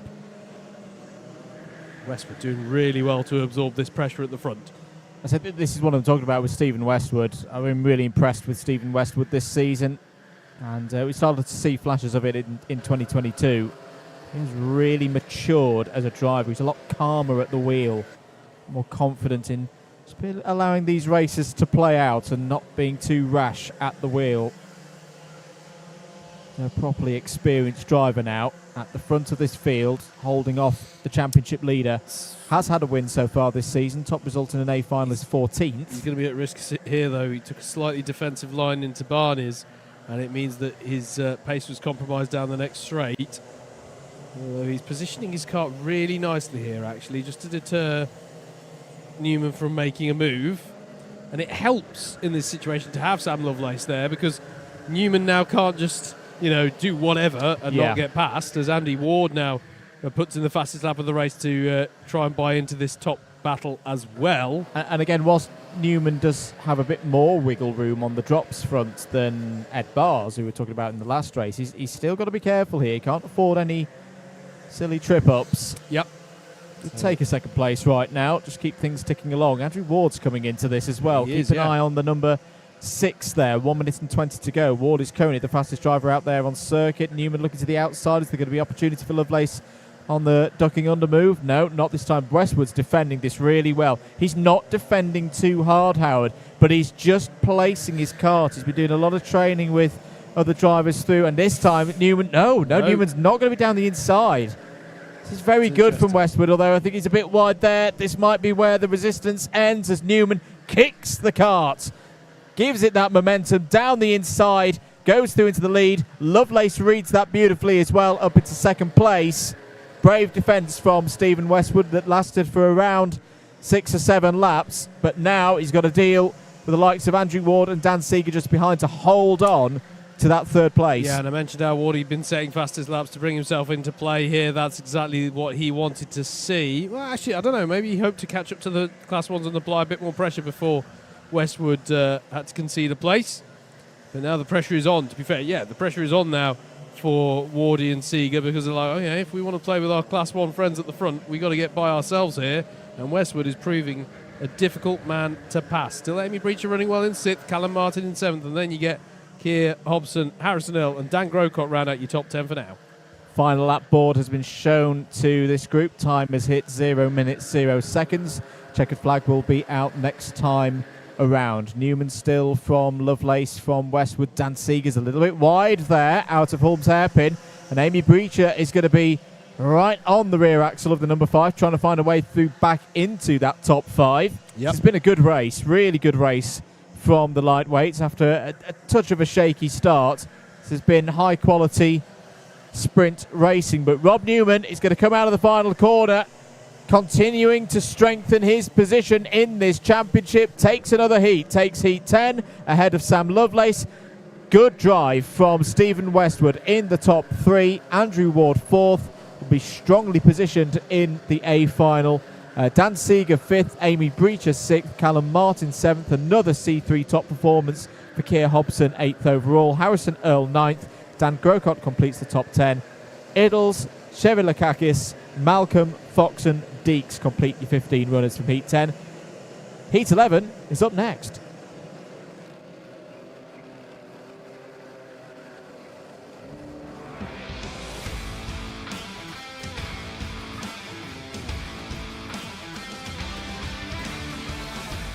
The penultimate heat then for our lightweights, for the day as a whole indeed. Joshua Sangster will start this one from pole position with Ben Lambeth alongside Andrew McWilliam, and Sam Morris are your second row with Mike Coppin and Dante Dillon Making for a very interesting third row there. That's going to be a competitive showing from them, I'm sure. Christopher Powell and Michael Reeder are your fourth row with Aaron Clark and Dave Cottrell on row 5.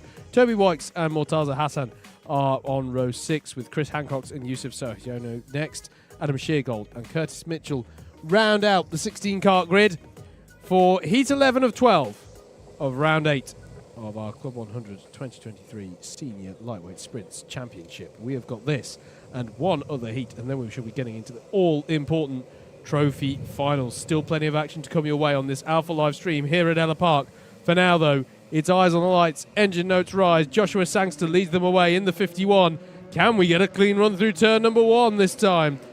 We can. Into some drives out very wide, though. They're all going to have to come across. And are they going to go 3 wide, 4 wide, even 5 wide? They've got to be careful here. Sangster hanging on at the front here under severe pressure from Andrew McWilliam. And McWilliam is through, but the 51 might fight back there. Mike Coppin wants to buy it as well. He'll now be on the outside. Christopher Powell in the blue and red. The 23 will be able to capitalise on that. And it's McWilliam, Sangster and Powell, your top 3 halfway through lap number 1. Yeah, that was a little bit of survival game through the first couple of corners. If you're on the anti-pole side of the grid, it got very wide out of turn number 1. But everyone's still running here. Dante Dillon's not had the greatest of starts. He's been shuffled back quite a few positions. He's going to have work to do here. That's him just trying to go around the outside of Sam Morris in the blue suit and the black helmet. End of lap number 1 then. McWilliam leads. Sangster second. Powell, Coppin, Hassan, Cottrell, Lambeth, Sohyono, Mitchell and Dillon. That is your top 10 side by side for the race. Lead through goes Sangster, goes through underneath McWilliam. Beautiful move through turn 2 and down the inside. Dave Cottrell. Again, really strong stuff this weekend. A bit of a wag of the finger there from Mike Coppin. Yeah, it's been a strong start from Cottrell from 10th on the grid in this one. And yeah, that was almost a carbon copy of the battle from the lead, but reversed between Sangster and McWilliam, as there's moves in the middle there. I think Mortaza Hassan has got through on a few drivers as well. Yes, he has. He's got by on the 42 of Sohyono. He dropped down behind Sohyono and then got back past him. That's what's happened on Hassan there. Dramatic lap there. So it's Sangster, McWilliam, Christopher Powell, Mike Coppin in 4th, Dave Cottrell in 5th. Then it's Ben Lambeth, and then it's Hassan Sohyono and Curtis Mitchell, with Dante Dillon, Andrew, out in 10th place at the moment, not able to get on up the order. Yes, not good news at all for Dante at the moment. Change for second place. Christopher Powell got a move down the inside of Andrew McWilliam into Holmes Hairpin, and change as well. Lambeth passed Cottrell for 5th there as well, just on the exit of Holmes Hairpin. Oh, that's good news for Mike Coppin. Gives him a bit of breathing space to try and bump himself up through the order. I know I've been saying it a lot. Obviously, it was great to have him as part of the Club 100 iRacing effort yesterday. I've been really impressed with Christopher Powell this weekend. Yeah. His pace has been superb and right on cue. A 50.601, fastest lap of the race so far. And the calmness as well. Just going out there and getting on with it. As Coppin a bit wide there, and Lambeth's going to go straight round. Yeah. Yeah, and he's going to be wide as well as Coppin there, and Cottrell might get the opportunity to buy into it on the traction battle, but can't make it work for now. But yeah, interesting here as Lambeth holds off, and there's Cottrell down the inside of both of them. What a move into Barney's for Dave Cottrell, and he's up into 4th place, having got by on Mike Coppin and Ben Lambeth. That was super. That was really, really good from Dave Cottrell. Again, just using that little rise. They say there's not a lot of elevation change round here at Ellough Park, but when you just go over the top, over through Clinton's into Barney's, the kart gets light and it favours the brave down the inside. Very difficult to master. This is the battle between Sohyono and Mitchell. Mitchell down the inside, but I don't think he's won out in all of that. And look at this. Sam Morris lost out there slightly as well because the 37 of Michael Reeder is through on him, although he's trying to try and fight back there, but can't make it work. He's lost all the momentum, and Sam Morris is going to drop back even further, I'm afraid, to behind Toby Wykes. He's going to be he's in that place, in 16th place, and that's how competitive it is today here in Club 100 Sprints. He just lost the back end, and it just arrested all of his momentum. And takes a bit of a while to then get the pace, get the revs on the engines back up, and that's why he's gone all the way down to the bottom of the order. Really interesting battle at the front of the field as Dave Cottrell's now on the attack again, down the inside of McWilliam. That's third place. Through comes Ben Lambeth as well into fourth. Dante Dillon's recovering into this one as well. Has got back up to seventh place. Has got Mike Coppin just ahead.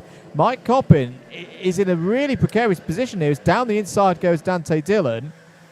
Mike Coppin, because remember, he's not got 2 good scores on the board yet. No. He's got 1 very good score and 1 he really wouldn't want on his scorecard.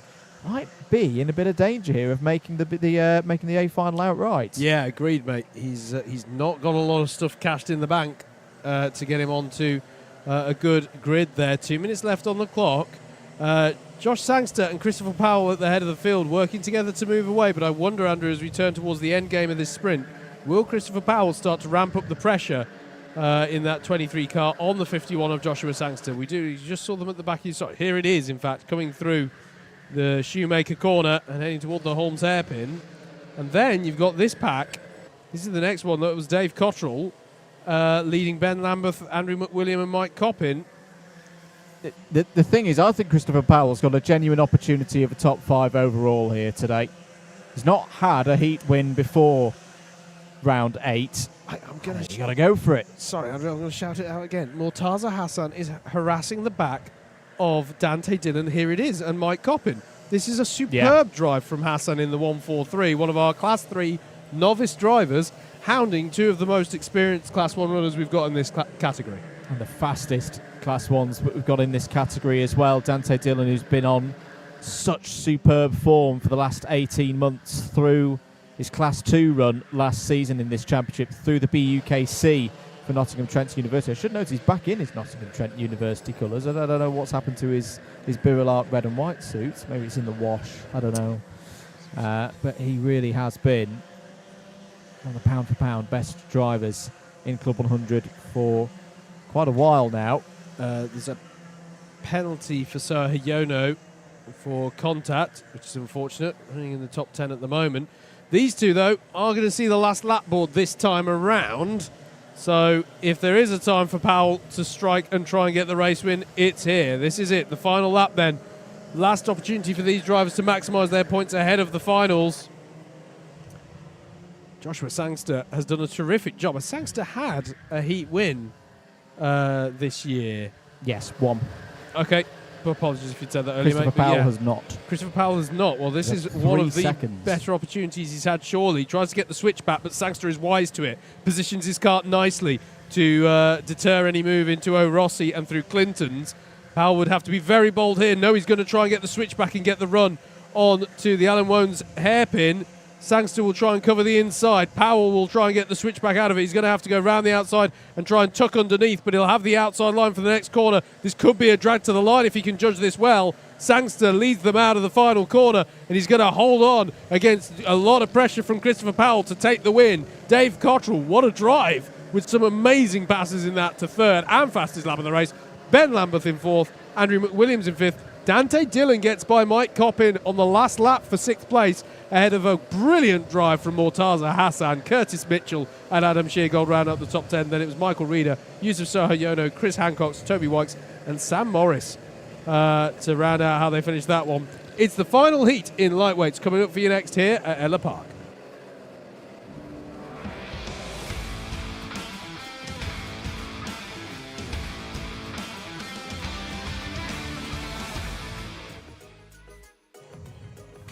Here's your grid then for that final 12th heat ahead of our trophy finals. Adam Britton starts this one from pole with Liam Nolan alongside Cameron Watson and Steph Theodorou at row 2 with Samuel Essery and Yusuf Binter Hale on row number 3. Row 4 is going to be Justin Draper and Bryn Olban.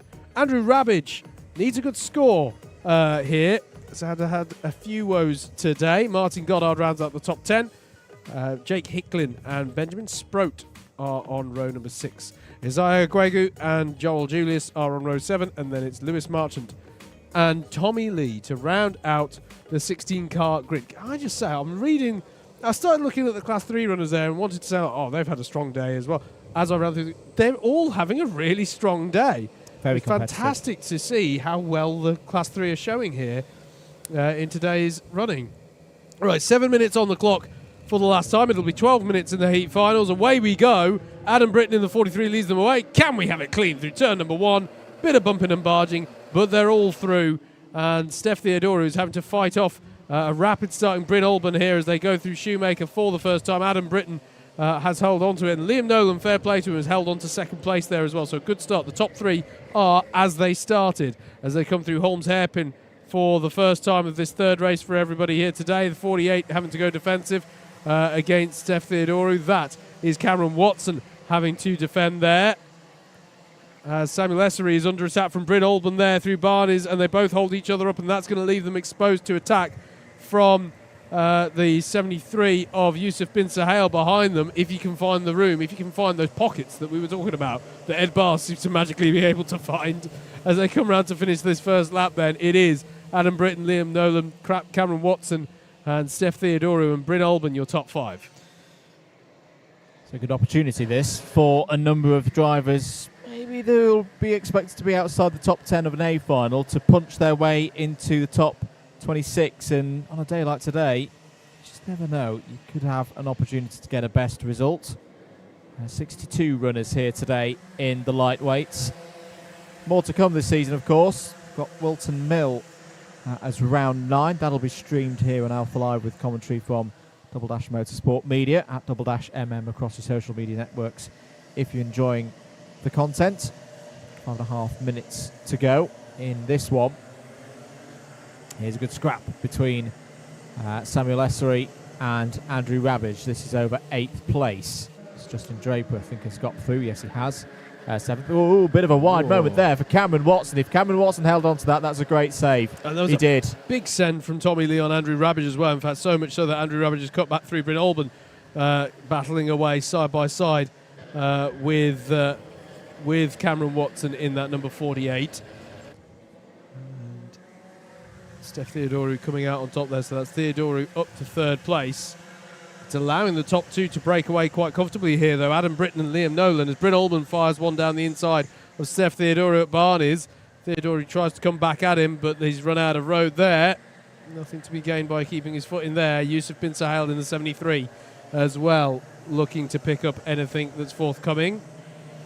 Here they are, coming on to the start of lap number 4. I should say, by the way, it is starting, as the sun's dipping down, it's starting to cool here at the circuit. It is. A little bit, which I think to many is going to be a slight relief. It's been a bit of a scorcher, actually, here at the circuit at Ellough Park.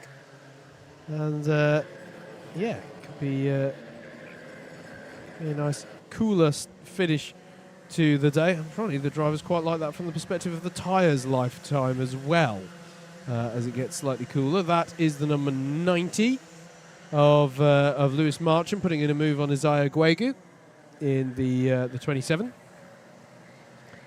Bryn Olban going defensive again as Yusuf bin Sahel really tries to find a way by on Steph Theodorou. This is all bottling up behind Bryn Olban at the moment. I don't think the Welshman has quite got the pace in this race, and yet a bit of communication there between Theodorou and bin Sahel. But it's intriguing there because Theodorou, pointing to bin Sahel, said, no, come on, let's keep pressing on and go forward, but then actually takes a bit of a defensive position.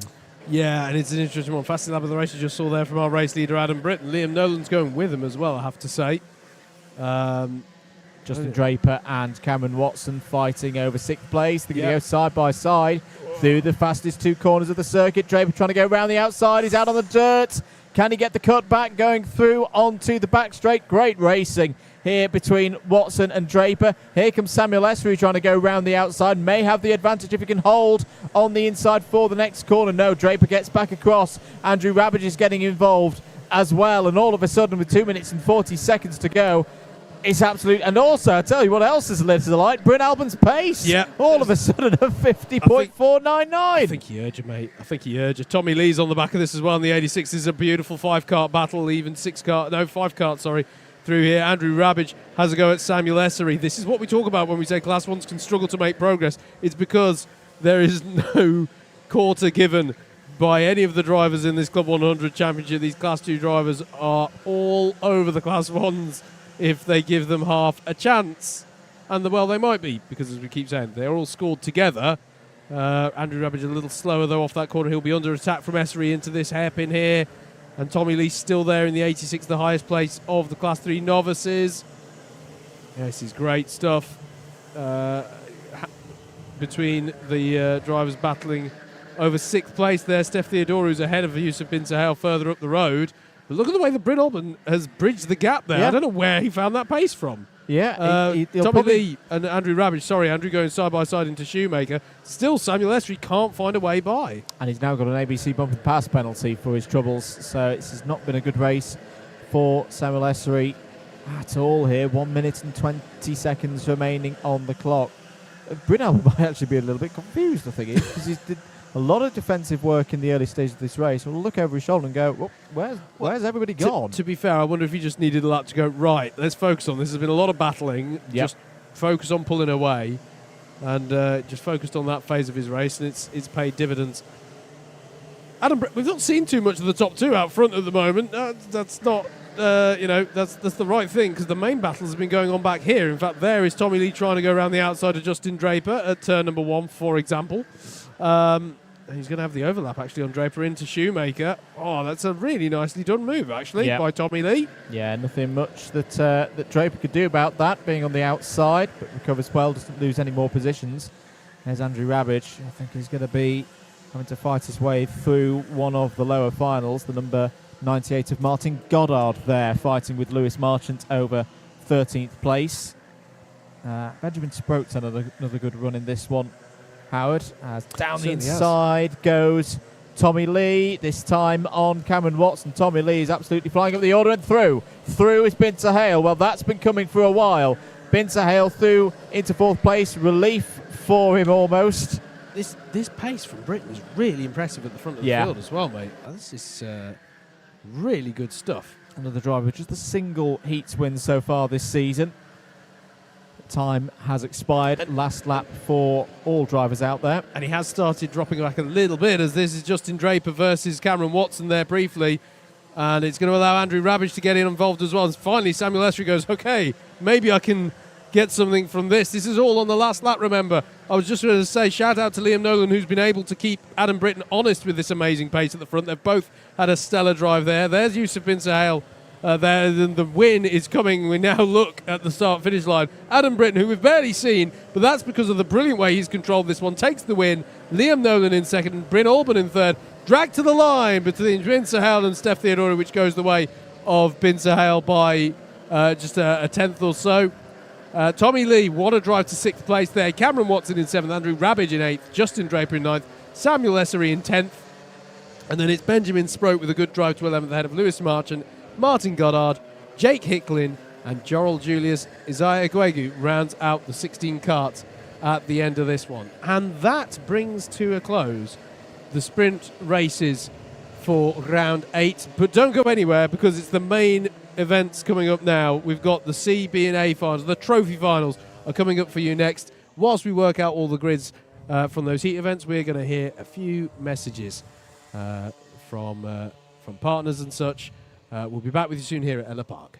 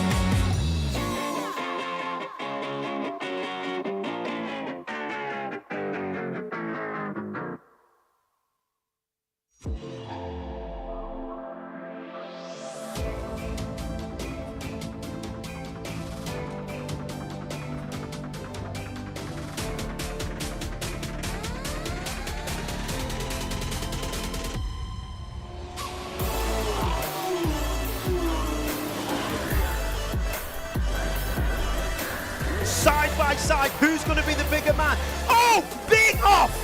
Straight in the gravel trap. Both cars out. Is it going to work for Sean? He slides up the inside. It's getting very close. He's not made it. Have you ever seen a championship decided like that?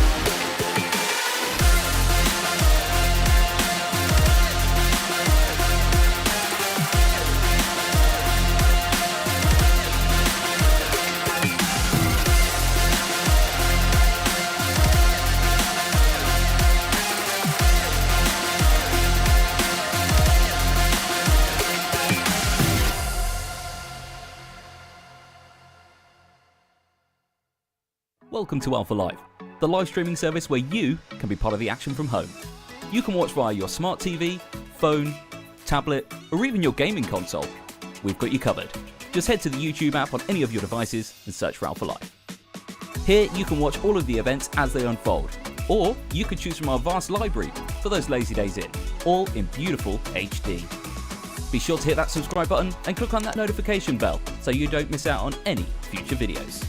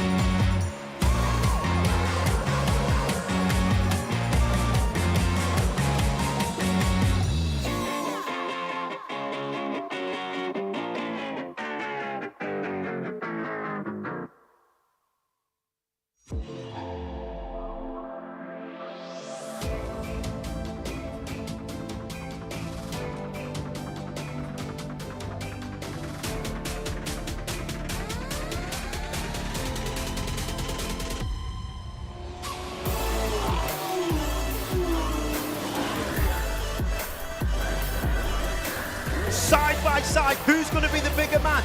Oh, big off! Straight in the gravel trap, both cars out. Is it going to work for Sean? He slides up the inside. It's getting very close. He's not made it.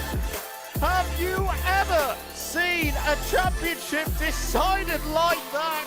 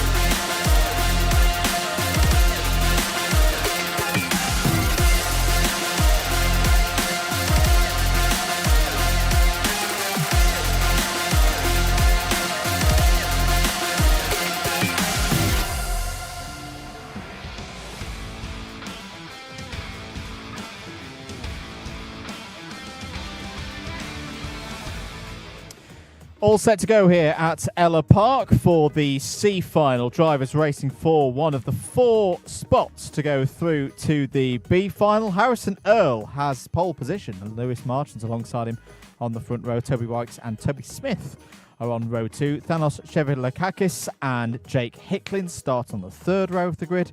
And then on row 4 we find Gareth Pritchard and James Browning. Martin Goddard and Christopher Foxton start on row 5. Clifton Malcolm and Mary Ganavale start on row 6. Benjamin Sproat and Jarl Julius complete the 14 runners in this, the lightweight sprint C final. A little bit of re-education and rebriefing has happened regards the starts, which I think we were expecting, Howard, and also Kim Ely's penalty from Heat 7 has been rescinded. So yes, so that's I agree with I that agree decision. with that. I agree with that. And yes, I agree with everything of that. To be honest, Yeah. the driver's being reminded of standards. But by what I mean, like, it was not Kim's. No, I think it was to be honest. I think both of us in the box at that time went, that's harsh at best, and misattributed at worst, and they have seen to redress that. So that is good. Everyone's been given a yellow card, basically, Yes. for race starts, and hopefully we see that as a bit better. Across the rest of the afternoon, 3 races, C, B and A finals, and these races for the top 4 spots that promote through repechage through to the B. Yeah, and it's can be interesting around this place. Yeah, and it's interesting to note all Class 3 on this grid apart from Toby Smith. Yep. Not to single Toby out, but that kind of like there's the pressure. You'll look at that grid, and it's crucial to not suddenly load yourself up with pressure and go, oh god, I'm the only one, and just try and focus on getting through. But to be honest, of all the days for Class 2s not to be up on themselves for such things, it's today. The Class 3s have just been absolutely amazing today, to be honest. And if I'm honest, even on the driving standards front, I feel like most of the stuff I've seen has not been in amongst the novice drivers, if I'm being honest. Slightly hard to say with some of these loading incidents we've seen at the start, because very difficult to pinpoint the source of that unless you microanalyze these things. But yeah, interesting one here. Harrison Earl on pole, for example, has had some fantastic drives today. This could be very interesting indeed. 4 spots available then on the back of the B final grid. Everyone else battling for as many points as they can. Away we go then for 12 minutes of racing around Ellough Park. And Harrison Earl leads them away in that number 89 car. The 90 alongside is Lewis Martin, and it remains the number 90 in second place around turn number 1, doing something that several people starting in second place have not been able to do in retaining that position. As they stream through the order for the first time, and that's a twitchy moment there for Chevilakakis into Holmes hairpin, and gets all crossed up, manages to keep it going though. Through Clinton's for the first time and down into Barney's then. Harrison Earl leads Lewis Marchant. And it is Toby Wykes still in third place as Toby Smith comes under attack from a recovering Chevilakakis after the slight heart-in-mouth moment earlier on in the lap. Harrison Earl leads then. Lewis Marchant in second. Toby Wykes and Toby Smith, your 2 prospective promotees, as there's a move there on James Browning by Jarl Julius in the 208, which looks like it stayed. It's stuck on the other side, so good move there. And this is Toby Smith having a go at Toby Wykes for third place. And they've got to be careful, because this will give Chevilakakis the opportunity to buy back into this, and it's crucial for the promotion spots, as there's a penalty for James Browning for an ABC takeout. That is for taking out Benjamin Sproat at the back of the field in the driver of the 69 card, as the 102 of Toby Wykes goes for a move back on Toby Smith, and this is not the best idea. It's going to allow Chevilakakis to challenge. If you're going to battle over third place, I would work together to pull out a bit of a gap, if at all possible. It's going to give Chevilakakis the opportunity to have a go here, but it's a bit of a half-baked move, if I may say so, into turn 1. He has to duck out of it, and if anything, that's going to leave Thanos Chevilakakis exposed to attack from Jake Hicklin behind. Be the best opportunity for Chevrolet to get Hicklin. through. Oh, it's been no better than 9th so far this season. Jake Hicklin not too happy there.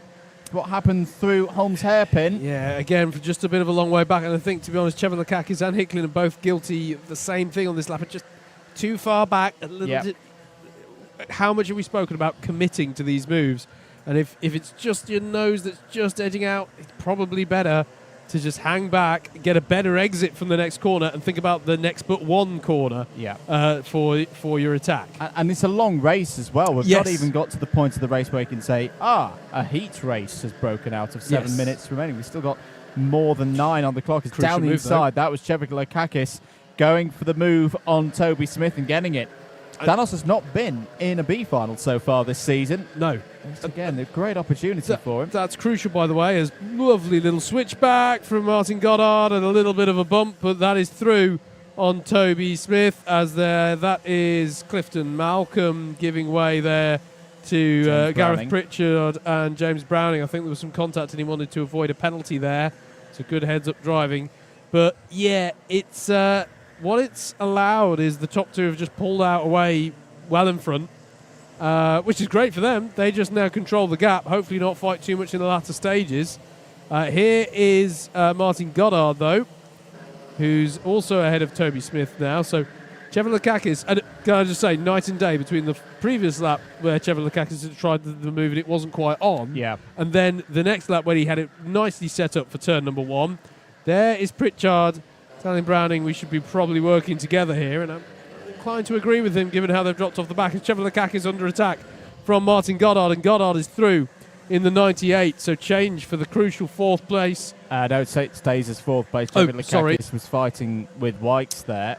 Yes, he was. Probably not the best thing to do right now. They want to work together as a duo and pull away from Goddard behind. They're encouraging the number 98 to close in on them. You're right. Yes, indeed. Here it is. Then the battle over 3rd place. Wykes and Chevrolet, and Chevrolet, after battling, has indeed dropped back, and now Goddard can isolate him and try and go for a move. Has a think about it into turn 1, but thinks better of it. Harrisondale, the race leader, puts in a new fastest lap. He's doing exactly what he needs to do at the head of the field here. And behind Goddard, down the road, is Toby Smith, Class 2 runner in this field. He'll be looking to try and get back in on this fight.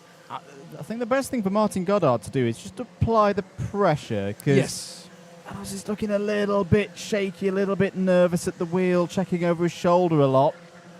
I've been in that situation. I personally feel like, well, maybe the driver ahead is about to make a mistake. And there it is. He did poor run off Barney's.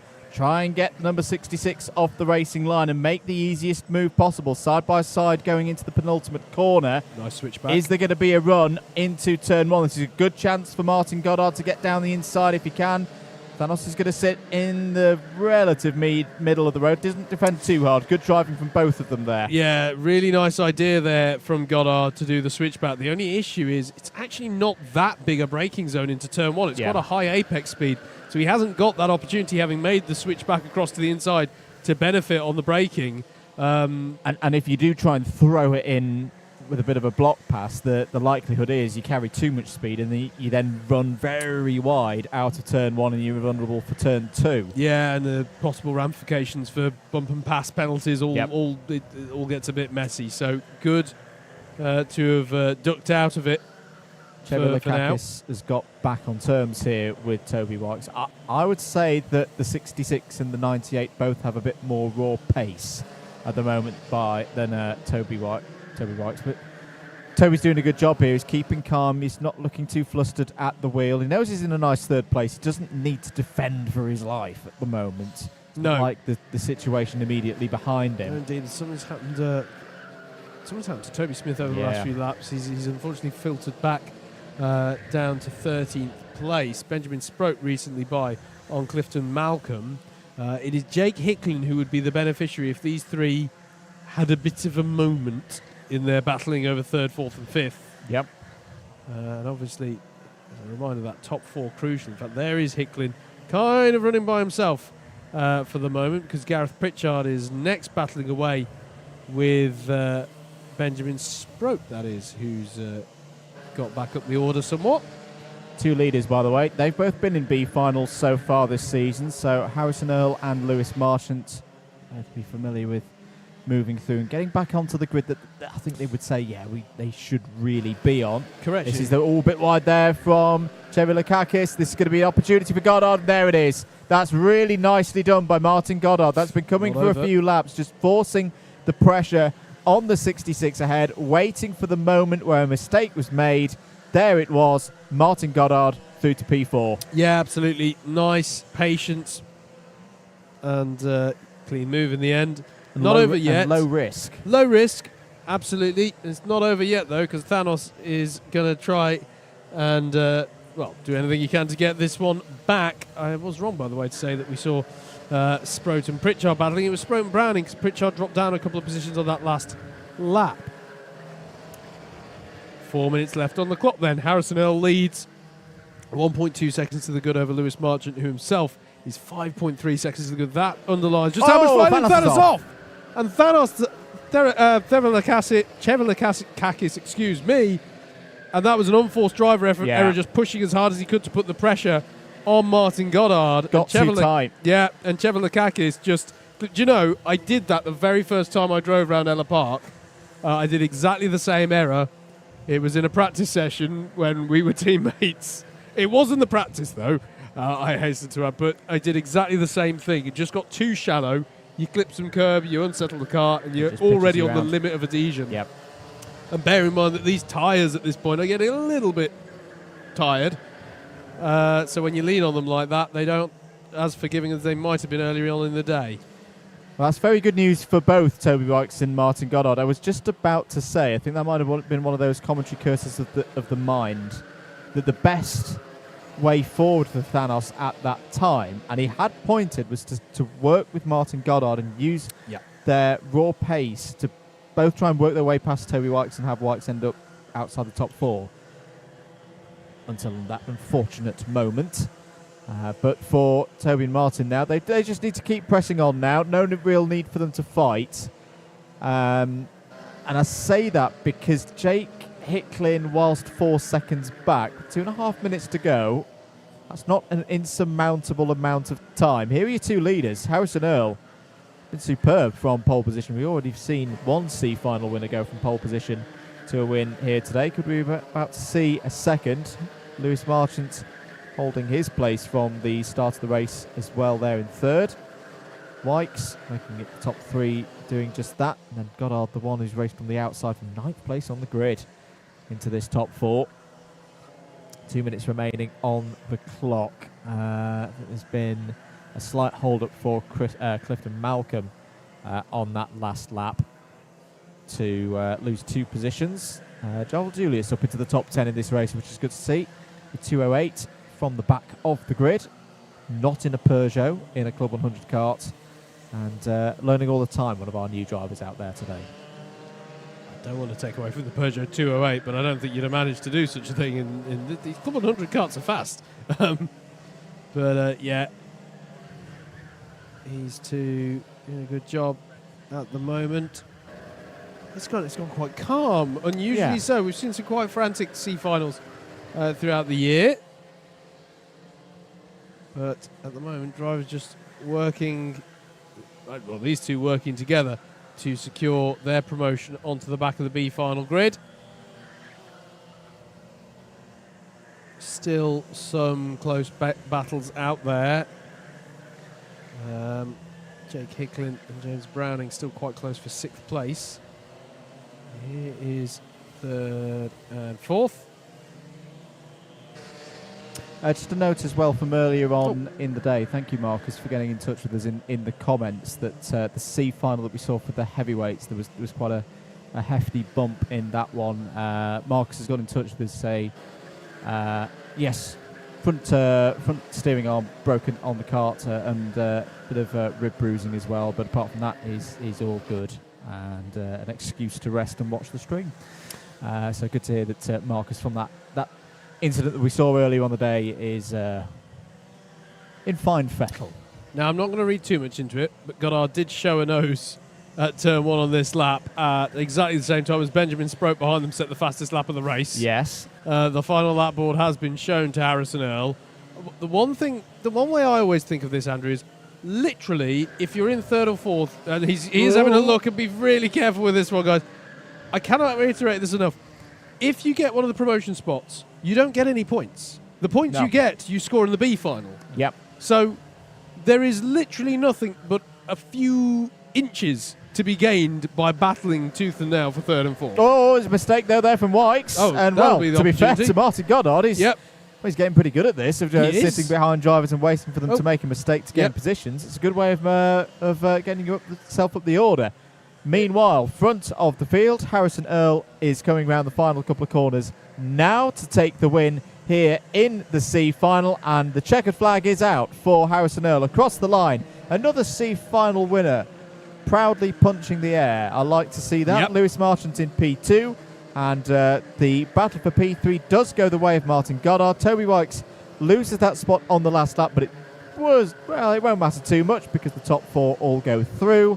Benjamin Sproat finishes in 5th. The pace at the end for Benjamin Sproat, 50.159, ends his day with a flourish.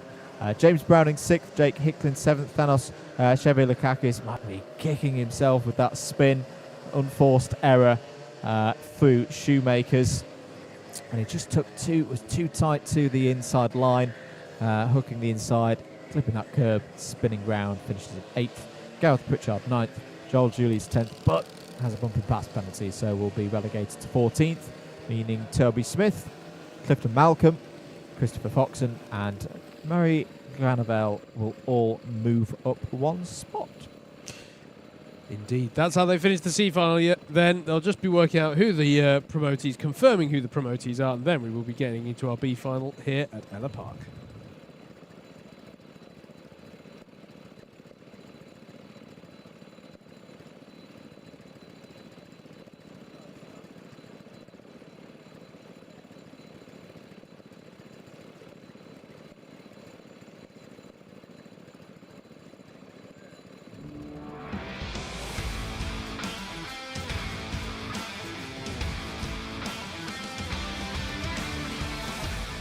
Here is your grid then for the B final for round 8 in our lightweights. It'll be Tommy Lee.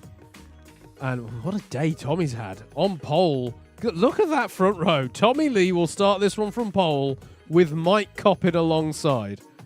That one had long odds on it at the start of the day, I think it's fair to say.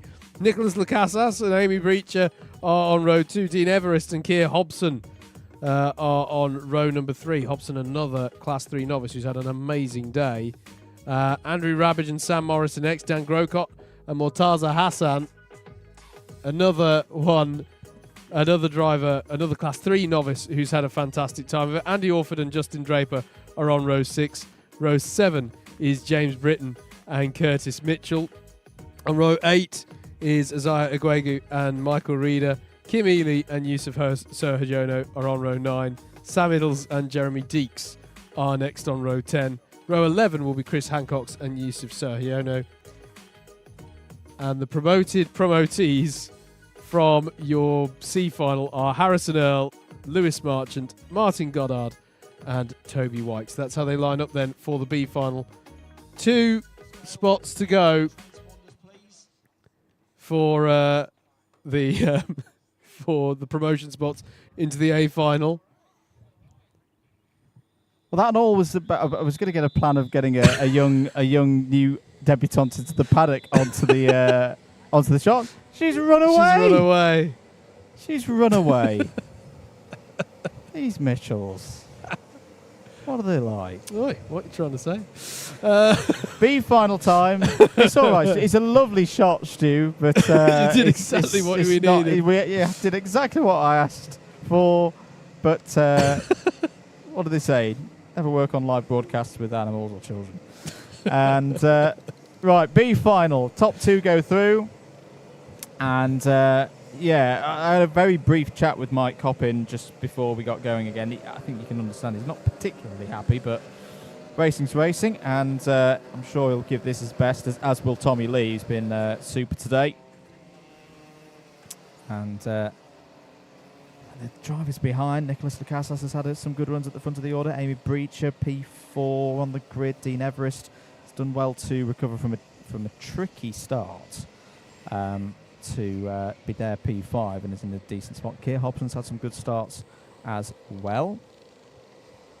So again, plenty to talk about across the course of the next 12 minutes. Keep it locked here on Alpha Live. 2 more races to go for you, this B final and the A final. Remember, we've got more Club 100 streamed action for you between now and the end of the year. The next seniors sprints round at Wilton Mill will be broadcast for you, as will the season finale for the cadets and juniors at Bookmoor Park at the end of November. So, this B final. Can Mike Coppin on his sprints return make his way back into the A final? Can Tommy Lee make it as a novice into that A final? We're go, we're green, we're racing for 12 minutes here at Ellough Park. Good start for Tommy Lee and for Mike Coppin, and both of them have brilliantly dealt with the start and swept into the lead. Everybody else is jostling for position. Andy Orford to the inside there in the number 47. But straight away, Howard, this is perfect. That was absolutely spot on from Tommy Lee and Mike Coppin. They can work together now and disappear off the front of this field. Yeah, that was a brilliant start for both of them. They know what the score is with that, which is great to see, particularly from one of our novice drivers in the field, and everyone streams through. And I'm delighted to say, by the way, after a little bit of a talking to from the clerk of the course, that was a much cleaner start as they all stream through Barney for the first time. One of the aspects at this time of day, of course, the settings. Oh, there's an incident I just saw out the window. You can just see it in the back of your shot there. That was for the 98. It's the 73 as well. It's Yusuf bin Sahel. So Yusuf bin Sahel, who was starting lower down the order, has now slipped to the bottom. Well, that's a bit of a surprise, really, that Yusuf, a driver who's been in such good form, would have expected him through to the A final. I don't think that's going to happen today. Good move there by Andy Orford. Gains a spot. I think that was on Justin Draper, a bit wide as well. Dan Grocott there in the black suit with the red trim. Yeah, it was Martin Goddard who had an incident there at the end of lap number 1, but he's still part of the main pack. He just lost a little bit of momentum there. Kart tried to step out of him. Dean Everest having to defend hard there against Andrew Rabbage. Over 4th place is the 30 versus the 25. Amy Breacher doing really well in 3rd place there as well. But the top 2, Chase Group have got to get themselves organised. Yep. There is still enough time in this race to pull back the drivers ahead. I wonder, in the case of Mike Coppin, does he make a move? I'm saying that Tommy Lee's pace at the moment is fine. It's a 50.872. I think Mike Coppin will be quite happy to just keep the order as is for at least another lap or so. Nicholas Lacasas trying to make a way through there on Keir Hobson for 7th place. But as I say, they've got to get themselves organised and almost be moving in like a swarming cycling peloton to a breakaway in the Tour de France. That's their best hope right now of catching up and getting one of those 2 spots. It's all getting a little bit jostly in the mid-pack there as Hassan trying to get past Keir Hobson for 8th place.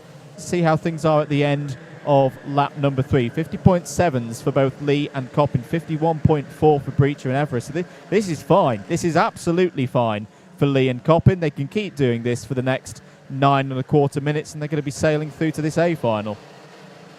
Yeah, absolutely. Playing it brilliantly. Did we check, mate, whether any C3s have made it onto the A final grid? We didn't. I will do that. What I can tell you is that Tommy Lee so far this season has not made it to the A final. Yes, we have. Sheargold and Kimlevsky have both made it through. The line's just, again, what a strong day we've had from the Class 3s. So this is as Dean Everest goes down the inside of Amy Breacher there. That's a bold move there into the Wones hairpin. And he's got that job done. So Dean Everest will be confirmed up to 3rd place on your timing as they come around to complete this lap. The only trouble is that, as Andrew said, they're not organising themselves and getting on to tackling this gap. But, I don't know, 3.5 seconds, Andrew. It's already to the point where some in the pack may start to break ranks and go, well, we're not catching that. Yeah. We'll just fight for what we can here. I think Dean's got to show that pace in the next lap or so, or even less than that, because, as I say, that gap is 3.2. It's a 51.1 New personal best for Dean Everest last time around, and with some overtaking on that tour of the circuit as well. 8 minutes to go. Liam Coppin continuing to play this absolutely spot on right now. Nobody else has broken ranks at the moment in this group of Everest, Breacher, Babbage, Morris, Lacasas. End of lap number 5. What is the pace like for Dean Everest? It's better, but not good enough, if you ask me. 51.0. Justin Draper is now the fastest driver out on circuit. The trouble for Justin is down in 9th place. There's a lot of traffic for him to get through and swap. Right, okay, so Mike Coppin and Tommy Lee have swapped positions. So Mike Coppin felt that this is the time to go. As 3 wide through Holmes hairpin. Everyone's tripping over one another in amongst Morris, Lacasas and Breacher. Yes. And it goes the way of, well, Breacher stays out in front, Lacasas briefly in front of Morris, but Morris has got back through. And I think Keir Hobson came in to capitalise on all of that as well. Once again, showing great, great opportunism to read these. Justin Draper down the inside of Lacasas. Oh, indeed, yes. Indeed, the 35 ahead of the 91 now as well. Here are your top 2, just eking the gap out at the front. But I think that I've got a lot of trust in these two, just purely from the way that they've constructed the first half of this race. And I tell you that if I don't know whether that was deliberate or just with a bit of a wise racer's head on him that just knows these things. Dean Everest has just put a 50.7 in, so he's getting faster. It's still a bit of a mountain to climb for Dean Everest, and the other problem for Dean, he's got no help. He's got no help from behind. He's got no one pushing him along. I think he would want someone like Justin Draper right there with the pace that he's got in this race to try and push up to Tommy. Tommy just needs to sit in Mike Coppin's toe. Yes. It's the best place to be right now. Draper down the inside of Hobson for 7th place, going through the final couple of corners. Did he get that move done? No, he didn't. He's now having to deal with Nicolas Lacasas. 6 minutes to go. I'm not expecting you to have all the stats to hand, mate. Has Mike Coppin ever won a B final? I think he has. Okay, right. I think we've seen his smiley face on the podium with a B final trophy before. Okay. I don't know why that's I think you're right. Popping into my brain. Yusuf bin Sahel, the race goes from bad to worse in terms of penalties. He's got ABC penalties and forcing a driver wide. In fact, 2 ABCs. Is that going to be an exclusion? I think it is, isn't it? For bin Sahel. I'm not sure that's good news at all for the driver of the 73. So not how he'd want to One of end the his day. Applewood crew that's not Alex. It's definitely it might have been Chris. Yeah, it might have been. I'm sure Dave Whitehouse will know and correct me in the chat in due course. And now you really started to see the proper Coppin pace, 50.4. But Tommy's going with him, 50.6 last time around. The gap's only 0.4 of a second. For Tommy as a C3, it's probably one of the best races he's had this year, not just from a performance element, but learning from a driver with a lot more experience in the shape of Mike Coppin. Murtaza Hassan had a little look at Justin Draper into turn 1 on this lap. That was in a battle over 8th place. Didn't quite make the move stick, but he's doing his best to buy into this pack that's coming up now. So there's Dean Everest, and then here is the Andrew Rabbage. We were just seeing it there on your shot, the 25-led battle for 4th, which pretty much is lying astern. There's a small gap between 12th and 13th, but by and large, the entire field then goes back down to 17th place. So this is quite a train of carts here. There is Hassan once again having a little look at Justin Draper in the number 35. And there's Sam Morris in the 34, feeling the need to just go a little bit defensive against Keir Hobson behind. Oh, no, sorry, that's because Keir Hobson has got by. And now Sam Morris is trying to get back, which he goes wide. Where did Sam Morris just go? And there's Cone, and that was Hassan, I think, who collected that initially. And sorry, yes, Morris has gone to the back of Breacher, and actually Hobson has been passed by Draper. That's what happened there.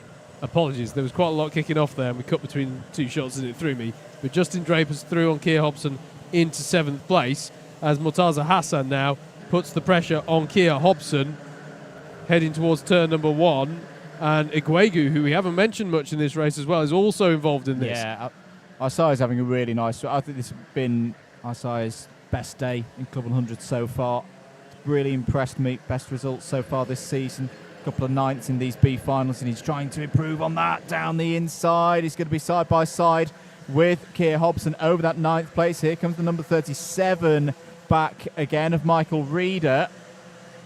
2 minutes and 50 seconds to go into Barney's once again.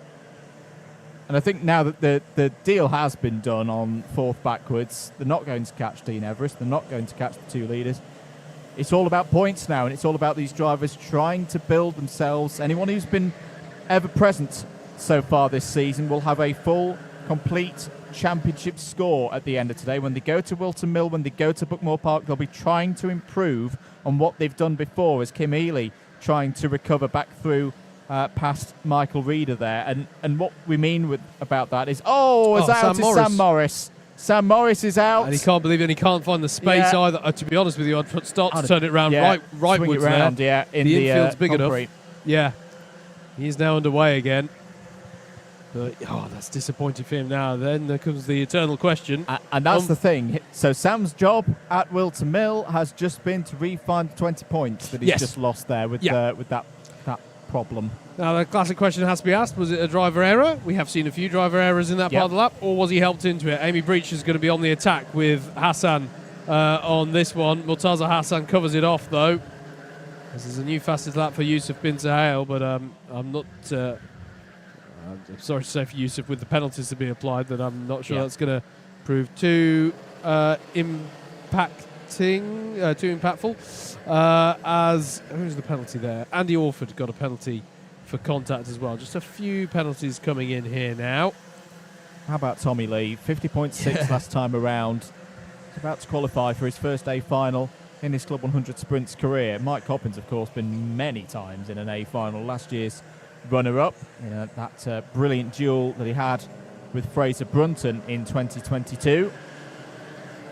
I think we'll get 2 more laps in here because they crossed the line with around 56, 57 seconds on the clock, so there'll be 7 next time around. There's Dean Everest. Got to give it to Dean Everest as well. Yeah. Had a really difficult start to the day, and he'll still get decent points for a 3rd place here in this B final. And has done all he can, right? He got up to 3rd place, and then he started pushing. We said that somebody needed to really start, and he's given it his all, as Rabbage and Draper are battling here over 4th place, and it's not paid off there, and it's allowed Murtaza Hassan to get in, who has the fastest lap of the race, has just set it, actually, and is through on Justin Draper, and that's Murtaza Hassan taking himself up to the top 5 in this B final. As the final lap board is out, there is another contact warning for the 73. A few drivers who I think can still improve on the driving standards. Here's the battle then for 5th place. Sorry, Andrew.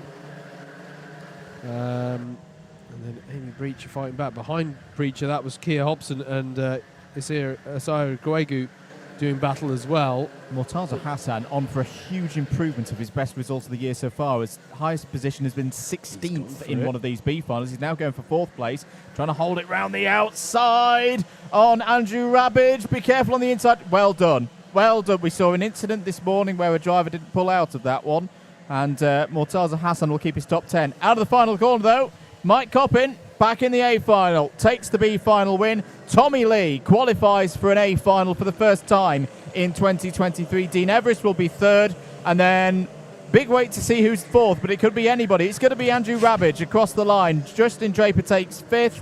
A new personal best result for Murtaza Hassan in 6th. Amy Breacher finishes in 7th place. That's not quite Amy's best of the season so far. Keir Hobson 8th, equaling a best. Isaiah Eguagu in 9th there. Another good run for Isaiah in the number 27. Kim Healy, I think, can be credited with a strong run there in the top 10 on what's been a difficult day for Kim. Michael Reeder 11th, Yusuf bin Sahel 12th, but with a lot of penalties. And Nicholas Lacasas 13th. Curtis Mitchell and James Britton also in the top 15 on the road. Good drive from Harrison Earl from the C final. Finishes in 16th place on the road, and once penalties are applied, I think we'll at least be up to 15. Mutley's quarter cone, it's been returned from space, and the Jack Fisher approach was taken to that cone. those who remember BUKC's visit to Three Sisters will know what I'm referencing there. Rest of the order: Dan Grocott 17th, Chris Hancock's in 18th place, Yusuf Seyhoun in 19th, Sam Idles in 20th, Andy Orford, Martin Goddard, Jeremy Deeks, Toby Wykes, Lewis Marchant and Sam Morris completes the 26 running field there in the B final. Yes, indeed. That's where it's meant to be. Thank you, Nutley. One more race to go then here at Ellough Park, and it's the big one for the lightweights. The Trophy A final is coming up for you next here on your Alpha live stream.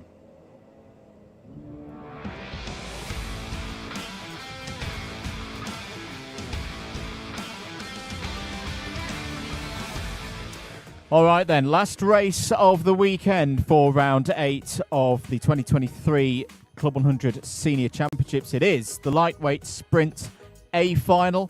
And whilst we aren't going to see a championship decided today like we did in the heavyweights earlier on in the day, this is a very important race for setting drivers up for the last 2 rounds of the season. Championship leader Rob Newman starts on pole position and is joined on the front row by this year's young hotshot, the C2 driver in the lead of the C2 Championship, Harrison Kirkham. Sam Lovelace has been on good form today. He starts on row 2 alongside Ed Bars. Can he get another A final win? Can he make it 2 in a row after his win at Llandow? Andrew Ward is on row 3, which is quite remarkable because it's a streamed round. Is he going to get cursed or is he going to get a strong result? We're going to find out in the next 12 minutes or so. Steph Theodorou, his endurance teammate, is alongside him on the 3rd row of the grid. Adam Britton and Dave Cottrell are on row 4. Dave Cottrell took a race win yesterday in the SP60 for the lightweights. It's been another one of those drivers just very much on form so far this weekend here at Ellough Park. Bryn Alban looking to return to the C1 podium after his first appearance on it in South Wales last time out. The Welshman starts on row 5 alongside Dante Dillon.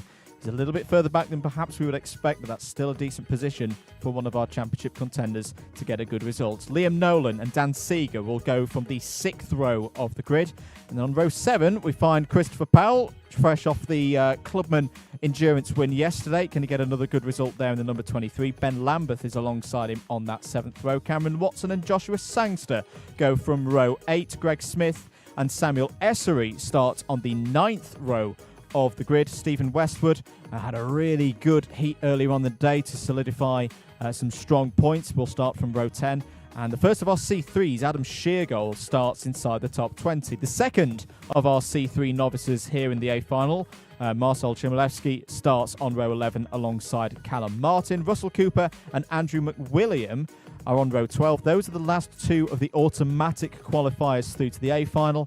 And to confirm, the 13th row of the grid will be formed the 2 drivers from our B final. The B final winner, Mike Coppin and Tommy Lee. So, it's all to play for, Howard, because we've got 3 C3 drivers in this 26 karts field in the A final. We've got a whole plethora of C2s, and of course we've got all of our fastest C1s as well. Certainly is. It's queued up nicely, isn't it? Plenty of stories at hand in this one for a championship that we know isn't going to get resolved today. But drivers can certainly give a big statement of intent as they start to really rack up the momentum towards the end. It's almost fitting, really, that Mike Coppin, as the designated super disruptor, starts from the back of the grid. There's a nice poetry to that. But yeah, there's some good stories to be written in the next 15 minutes or so as we find out who's going to take the win in this anti-penultimate round of the championship. Winners in these finals so far this year. First 2 of them were taken by Dante Dillon, then had a 3-peat, a hat-trick of wins for Rob Newman. And Fraser Brunson then turned up, the reigning champion, turned up for a round or 2 and took round number 6. He's not here today. Nope. And then, as we say, Ed Bars. Will the real Ed Bars please stand up? Well, he definitely did at Llandow with the win last time out. Not whilst round 7. Not whilst you're in a kart, Ed, you'll fall out. No, it's not a good idea. People have tried to do that before and they've looked very silly. Yes. almost as silly as us. But yes.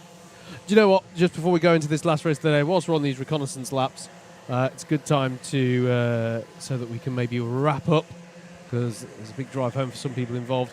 Good time to shout out very briefly, sorry mate, the Club 100 crew for race preparing and making this all happen, and also shout out to the Alpha Live crew. It's been warm. It's been very warm today, so a shout out to Laura, Stu and Jack, our camera operators, to Luke Woodford, who's been calling all the shots up here in the extremely hot comms box, and to Darren Hassan as well, who's been behind the scenes overseeing all of the operation here at Alpha Live. Show them some love, like, share, subscribe, go back and watch their other stuff, follow them on the various social media streams, and I'll just finish the full plug as well. If you like what you hear from a comms perspective, Double Dash Motorsport Media, Double Dash MM on your various social media streams. Check us out, check out what we're getting up to. Not long now to the next round of Club 100 iRacing. Indeed, and before that, next week, it's October, which means there's a DDMM presence in Italy. Regular viewers will know what that's about. I won't promote it here because it's not an Alpha live stream and I might get beaten with a stick. But I will talk about next Sunday, British Kart Championships at PF International.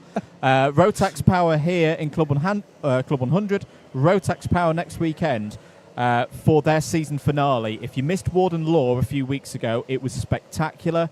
PFI is going to be even better. Myself and Anthony Jordan on commentary duties for that. Do join us next Sunday for that particular stream. That'll be week 4 out of 4 for Rotax-powered Club 100/DDMM commentaries, if that's even a thing. Hello to Chris Alcock as well. It was him who won the B final at Wilton Mill that was on my mind. So I think you're right in saying I think Mike Coppin has not won a B final before. There you go. There's a first time for everything. Hello, Chris. Hope you're doing well, mate. We miss you. Hope we see you back on a Club 100 grid soon, and very well done on your exploits in the Tillotson series. Right, A final in the lightweights. Grid is formed up. I think we're about ready to go here. No, we're not. No, we're not. Because Elliot Alt in the pace cart is going to go and do one more lap. The pace car driver he's been from told this morning. to, we should be clear. He's just not gone rogue. To be fair, we have got a few more carts just off the back of the field. Dan Seeger, I think, has gone for a cart change. That's Adam Andy Sheargold, I think, has also gone for a cart change in number 96. So we're just waiting for them to catch back up to the field, take their positions, and then we'll be good again. Rob Newman, 3 wins so far this season. It was very nearly 4 when we streamed earlier in the season at Buckmore Park, if I'm not mistaken. That's just off the top of my head. You were much better at getting who got a cart chase there. I said it was Andy Orford, not even in this race. But Harrison Kirkham there, just warming his tyres. He's going to give him a really, really stern test. Sam Lovelace has been informed today. He's been quietly getting on with things. Ed Bars, fresh off that win a few weeks ago in round 7. We are just about ready to go here. 12 minutes will be on the clock. Thumb in the air from Elliot Alt. We are ready to go for the lightweight sprint A final here at Ellough Park. You're watching live coverage of the Club 100 Senior Sprint Championships here on Alpha Live with commentary from Double Dash Motorsport Media. Hold on to your hats, everybody. This could be a special one. This could be a key run for the championship. Rob Newman has control of the pace. The lights are green. We're away and racing down towards turn 1. There's been plenty of action here today. That's a great start for Newman. Kirkham slots into P2 straight away. Bars is looking to the outside of Lovelace for P3. Dante Dillon there in the number 3 cart. Mixes out of position, trying to gain spots, starting there from the 5th row of the grid. It's looking pretty clean as they run towards Holmes Hairpin for the first time. A little bit of a check there for Kirkham, but it's Newman who holds the lead. Runs wide, runs very wide. Out of Holmes Hairpin, manages to hold on. Bars is down the inside for 3rd place on Lovelace and takes 3rd place. Andrew Ward's had a good start as well in P5. Dante Dillon has gained 4 positions already. He's up to 6th. Yeah, brilliant stuff there. Great stuff from Kirkham to get into 2nd. Great stuff from Kirkham to go for 1st on Rob Newman into the Alan Wones hairpin, and he's made it stick. What a move from Kirkham. The gauntlet's been thrown down now. At the end of lap 1, it's Harrison Kirkham, one of our Class 2 drivers, who leads ahead of Rob Newman, Ed Bars and Sam Lovelace. It's a long, long way in this race to go. Group of 6 off the front of the order. It's down to Dan Seeger, Steph Theodoru, Adam Britton and Bryn Alban. They've got to work together if they're going to pull this group of 6 back. Down the inside goes Dante Dillon on Andrew Ward for 5th place and has got it. Bit of a gap between Lovelace and Dillon now, 2 drivers who know each other very well from the BUKC. For Dillon, this has got to be a big push up to the front. He is effectively going race for race with Rob Newman. They've both had 1 round off. They've both got exactly the same situation in terms of drop scores. He will not like seeing 3 karts between himself and the orange helmet in the number 13. Second group's had a good second lap here. Really good work from Dan Seeger. Has pulled in the gap and is less than 6/10 behind Andrew Ward. And it's partially because of their good pace and working together. It's partially because of these drivers starting to break rank and fight. Rob Newman feeling the need to go defensive against Ed Bars, and it's giving Harrison Kirkham a bit of breathing space at the head of the field here. And Sam Lovelace trying to get involved as well. But you're absolutely right, Andrew. It's actually closed up. What was a 6-kart battle at the front has now been sort of rejoined by everyone down to about Dave Cottrell in 10th place, and maybe some more along for the party as well. This is interesting here. Ed Bars with good drive off of Barney's there. Rob Newman's going to go defensive. Lovelace, though, is going to seize the opportunity. He's going to have the inside line. Is he on Newman at the next corner? He is. Can he get up the inside? He can, and Dante Dillon's up the inside of Ed Bars as well. Andrew Ward trying to buy into this one with Dan Seeger along for company as well. Harrison Kirkham still leads, but it's all changed behind him. Lovelace, Newman, Dillon and Ed Bars, as Steph Theodoru and Andrew Ward are going side by side. That's endurance teammates there from the Smidsy crew. Adam Britton as well, trying to get in on the as well as Dante Dillon fires a move up the inside of Rob Newman at the Holmes hairpin. He's going to be a traction battle off the line. He's going to be on the outside through O'Rossi's. He's going to take big commit from Dante Dillon, and it pays off for him. This is brilliant stuff between now the top drivers in this championship. Dante Dillon, Rob Newman and Ed Bars battling away over third. No key contact warnings, no penalties for all of these. I just wonder earlier in the race, was Rob Newman trying to keep it tight there? Because it doesn't matter really if Harrison Kirkham goes on to win this race. Yes, he's having a very good season, but he's a bit too far behind in the points to realistically be a factor at this stage. This is the critical point of the season. This is where you start to get some strange tactics out there when drivers are thinking of championships. 8 minutes and 20 seconds to go. Kirkham leads, Lovelace in 2nd place. Who else is moving up through the order? Well, I can tell you that Stephen Westwood and Ben Lambert have both got past Samuel Essery on this last lap. 15th and 16th places for them respectively. Greg Smith has also gained a spot, is now up to 23rd. But Sam Lovelace is really on the attack here. He did a brilliant move last time around, or a couple of laps ago, on Ed Bars and Rob Newman. This is where he's strong, this second half of the course. And Harrison Kirkham is really under pressure here. Yeah, absolutely.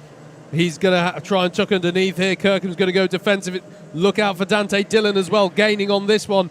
It's all kicked off between the top 2, and it's kicked off a little bit early here, and I think there might be some frustration at that fact. They really needed to work together to bridge a bit more of a gap if they wanted to do this with a bit of confidence that they weren't going to get caught. But the number 3 of Dillon is right with them now. And to be honest, it's only because Ed Bars was having a real earnest attempt at getting by on Rob Newman at the end of the last lap that it means it's not more of them that are on to the back of them here. And I think that will quash any attempts from Lovelace for now. Although I have to say, Kirkham is taking a defensive line through Barney's every time, and it means he's under attack into this Wones hairpin. Very close battle between these two potentially come the end of the season for 4th place in the championship. Lovelace is going to have a great run here as they go on to the main straight. Dante Dillon's waiting there as well. Can Sam Lovelace go around the outside? Can he chop underneath? Great defence from Harrison Kirkham. This is the maturity of Harrison Kirkham that he's developed over the last 18 months. It's starting to show. He's never won one of these A finals. Down the inside goes Dante Dillon on Sam Lovelace for 2nd place, and he's got it. What a drive this has been from Dante Dillon from 10th place on the grid. We're not even into the second half of this one, Howard, and he's up to P2. For me, this is the first time, no disrespect to him, this is the first time today I've seen Dante Dillon come alive. There were some points in the heats, Andrew, where maybe the pace was a little so-so by his very high standards. This is him coming back into it when it counts, absolutely. And he's up the inside of Kirkham for the lead of the race. How are they going to be off the corner? Sam Lovelace in a very similar position to a lap ago, but now with the Dante Dillon ahead of him.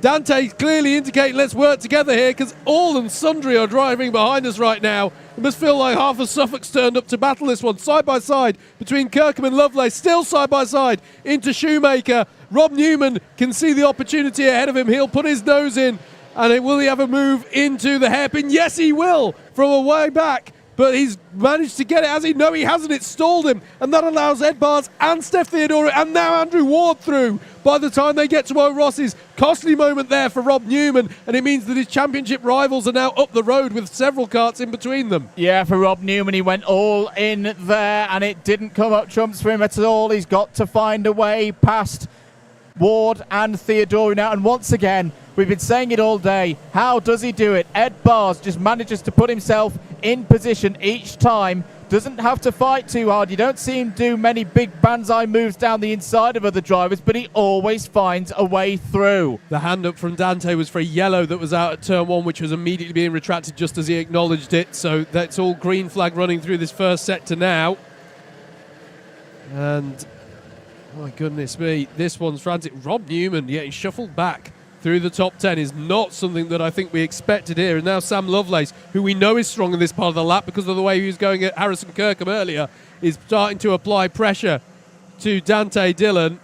Dante clearly wants to work together to get a bit of a gap. The issue is, Andrew, that the pace is so intense in this top 10. I don't know if they're going to be afforded such an opportunity. I agree. There's been a problem for Christopher Powell. His great weekend off the back of the strong result in endurance yesterday is unfortunately over. He's lost 40 seconds. He's down to 26th place. Mike Coppins gaining positions, but he's only up to 17th. That is the quality of this field. Steph Theodore, a 50.073. Steph Theodore has come alive in this final, and he's got his endurance teammate Andrew Ward just behind him. They are both on for very strong championship scores here today. Still just under 4 minutes left on the clock, and this could go pretty much any way of anybody, certainly in this top third, top half of this field.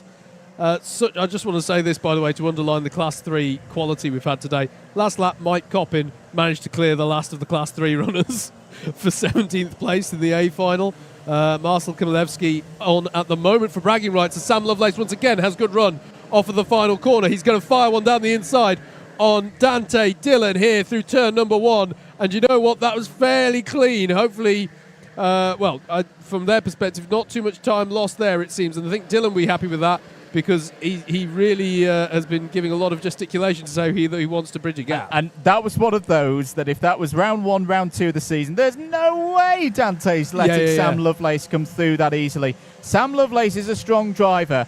He's going to be most likely in the top 10 of the standings, but he's not really in that championship winning position. Dante doesn't mind being beaten by Sam Lovelace today if it means that he's gaining points on the likes of Ed Bars, on the likes of Rob Newman, and he is still doing that. 2 3/4 minutes to go. Oh, this is going to be a lovely switch back and tuck underneath there for Ed Bars. He's surely going to have an opportunity on Kirkham, but he's going to be a little far back. There's a little bit of contact, and there's going to allow Steph Theodore, and Wardy is going to be there as well in the number 6. Andrew Ward's going to look for a move if possible. Up the inside of Ed Bars goes Theodore, and Ward will go through as well. And now it's Rob Newman and Ed Bars side by side, heading towards the Holmes hairpin in their battle over, I think it's about 8th place in this train. Such is how it's gone for these. It's 7th place indeed. And Adam Britton, who's had some brilliant pace today as well. Sparks flying as he tries to find a way by an Ed Bars. What a move that was attempted by Adam Britton round the outside. That was beautifully read once again by Theodore, and Ward Bart had to give it back. It was going to be an ABC bump and pass if he'd moved past Kirkham, and it would have relegated him down to about 7th place. At least now he's got the opportunity to fight back through. 1 minute and 45 to go. Sam Lovelace, a 49.986 after 2 long, punishing days for these Dunlop tyres on these Rotax-powered Club 100 karts. The performance is still there if you've got the right driver at the wheel, and Sam Lovelace is pulling away from Dante Dillon. Yeah, absolutely. Adam Britton has got by now on Ed Bars for that position. It's a great drive from Britton here today as we're into the closing stages of this one. Sam Lovelace is pushing so hard at the front of this field. Dante Dillon is happy, I think, to stick with him, as you say, mate. He's got maybe a bigger picture visual on this at the moment. Harrison Kirkham still there in third place, and then Steph Theodoru, Andrew Ward. I've got to ask the question, when do these two start battling? Endurance partners and teammates that they have been this season. And Rob Newman and Adam Britton and Ed Bars pushing really hard to try and get on terms with them. Everyone's pushing hard between what I imagine might be a potentially explosive last lap, as they all realise this is as good as it gets. Time to get what I can from this. Adam Britton has indeed got ahead of Ed Bars. Dave Cottrell having another really good run. What a weekend he's had. Here's the battle for third place. Yep. Round the outside, contact between Theodoru and Kirkham. This is the top of the runners in C2 as well. 20 seconds to go on the clock. Andrew Ward trying to find a way through as well. Andrew Ward's on for a third place in C1 here, and a repeat of the podium that he had at Bookmore Park to finish 2022. Last lap then. Sam Lovelace hasn't had an A final win so far this year. He's one lap away. Dante Dillon is looking like the driver who's going to benefit most in the championship, but there's still this incredible battle going on for third place. Communications there between Theodoru and Wharton to say no, hold position, hold this line between the endurance teammates. Rob Newman still there in sixth place. Adam Britton, the Zesty Drink Racing driver, there in seventh place. Ed Bars still all the way back to Stephen Westwood in 10th place. Any of these could finish in the top three and in their respective class podiums. Can Harrison Kirkham hold on? Can Steph Theodoru hold on? Sam Lovelace is going to come out of the final corner to take a first A final victory of the year. What a run from third on the grid. Sam Lovelace wins at Ellough Park. Second place for Dante Dillon. Third place overall is going to be on the line. It's Kirkham ahead of Theodoru. Ward fifth and third in class. Rob Newman in sixth. Adam Britton with a brilliant run there finishes in seventh place. It equals his best result of the season so far. Ed Bars is eighth. Ninth for Dave Cottrell, wrapping out a great weekend for him. 10th for Stephen Westwood. 11th for Ben Lambeth. 12th for Dan Seeger, who lost 3 places on the last lap there. What a finale there for Dan. Samuel Essery 13th, Mike Coppin. We didn't see him the whole race, but he overtook 12 drivers in there to finish 14th. Bryn Alban 15th. What a race. 10 seconds off the lead, Mike Coppin was. 14th place. That's how close it was. Race. 16th was Russell Cooper. 17th, Liam Nolan. Joshua Sangster in 18th. Top C3 today was Marcel Kimalewski in 19th place. Greg Smith inside the top 20 in an A final once again. Adam Sheargold was second of the C3s. Tommy Lee third, both of them 21st and 22nd respectively. Callum Martin 23rd. Cameron Watson 24th. Andrew McWilliam 25th. And Christopher Powell 26th. And I'm just going to say as well, from a driving standards point of view, there was only one penalty in that race. That was a lot better than what we saw earlier on in the day. And hello, look who that is. That's a debut on camera for somebody. It is a debut Quite a few on people, camera. actually. It is actually, yes. There we go. That wraps things up here today at Ellough Park. And do you know what? I think we had the best race of all 30 races that we've seen today here at Ellough Park. I think that was the best one. Right at the end as the sun sets here in Suffolk on a great weekend. It's been great to be back here at Ellough Park. I don't think we were quite expecting the weather to be this good this weekend, but that made it all the better. Yeah, and that, of course, ends 3 weeks in a row of Club 100 events. We've had this one here this weekend. We've had 2 rounds of the cadets and the juniors as well. 2 of them have been streamed. As I say, next weekend we'll be having more DDMM commentary with Alpha Live. That'll be at the British Kart Championships, the finale of the Rotax classes and Honda Cadet. Do hope you can join us for that. Howard, thoughts on what we've just seen? I have to echo your comments on the driving standards. Yeah. Brilliant racing and pretty, I say next to no penalties. We ideally want none, but really, really low number of penalties considering the battling that we had. It was interesting to see how the fight was taken to, the usual suspects. How many times have we seen an A final where, and it's to his credit, but Rob Newman has just sort of got to the front and run away with it, or Ed Bars, or Dante Dillon. They've all done this. They've all done these, and they have had to fight tooth and nail for their finishes today. They have, and that's been fantastic to see. Hopefully, this has convinced people. If you are in the Club 100 field and you've not come to Ellough Park, hopefully that's convinced you. Like, the racing has been fantastic, and you can go and have some nice fish and chips on the beach. You can. So many stories. You absolutely can, as we did. Great driving today from Harrison Kirkham. In Class 2 there. Great driving from our Class 3 drivers. My hat off to them. And some of those drivers we had here for the first time today, and they were still all really competitive. Fantastic showing of how even, this is what I love, we've got the ladder system with the cadets and the juniors. We still get talent coming through the BUKC. Even within this championship, though, you have that natural ladder through the class system. And it just works really harmoniously to give us that. But, some of the drivers we've been talking about right at the head of the field, right at the sharp end today, Andrew, came up through those classes. And I just love to see it. I love to see it. So, thoroughly entertaining day. Things coming up then on a DDMM front. Italy next week. Follow the social medias for that. Sundays, we say, back straight on it in here in the UK for the British Kart Championships at PFI next Sunday. What else have we got before we next see you from a Club 100 perspective? We've got BUKC test days. Look out for some social media bits from that on the 17th and 18th of October. On the night of the 18th of October, you'll also have action from the Club 100 and BUKC iRacing Championship. That'll be over on the DDMM YouTube channel. Oval racing from Talladega. It's going to be spectacular, ladies and gentlemen, so you definitely want to tune in for that. And let's take us out to the end of the month. The next streamed Club 100 action will be on Sunday, the 29th of October. We'll be at the home of Alpha Live, Wilton Mill. Championships could be decided, and Wilton Mill always tends to throw up a bit of a special race, whatever time of the year we race there. So definitely tune in for that.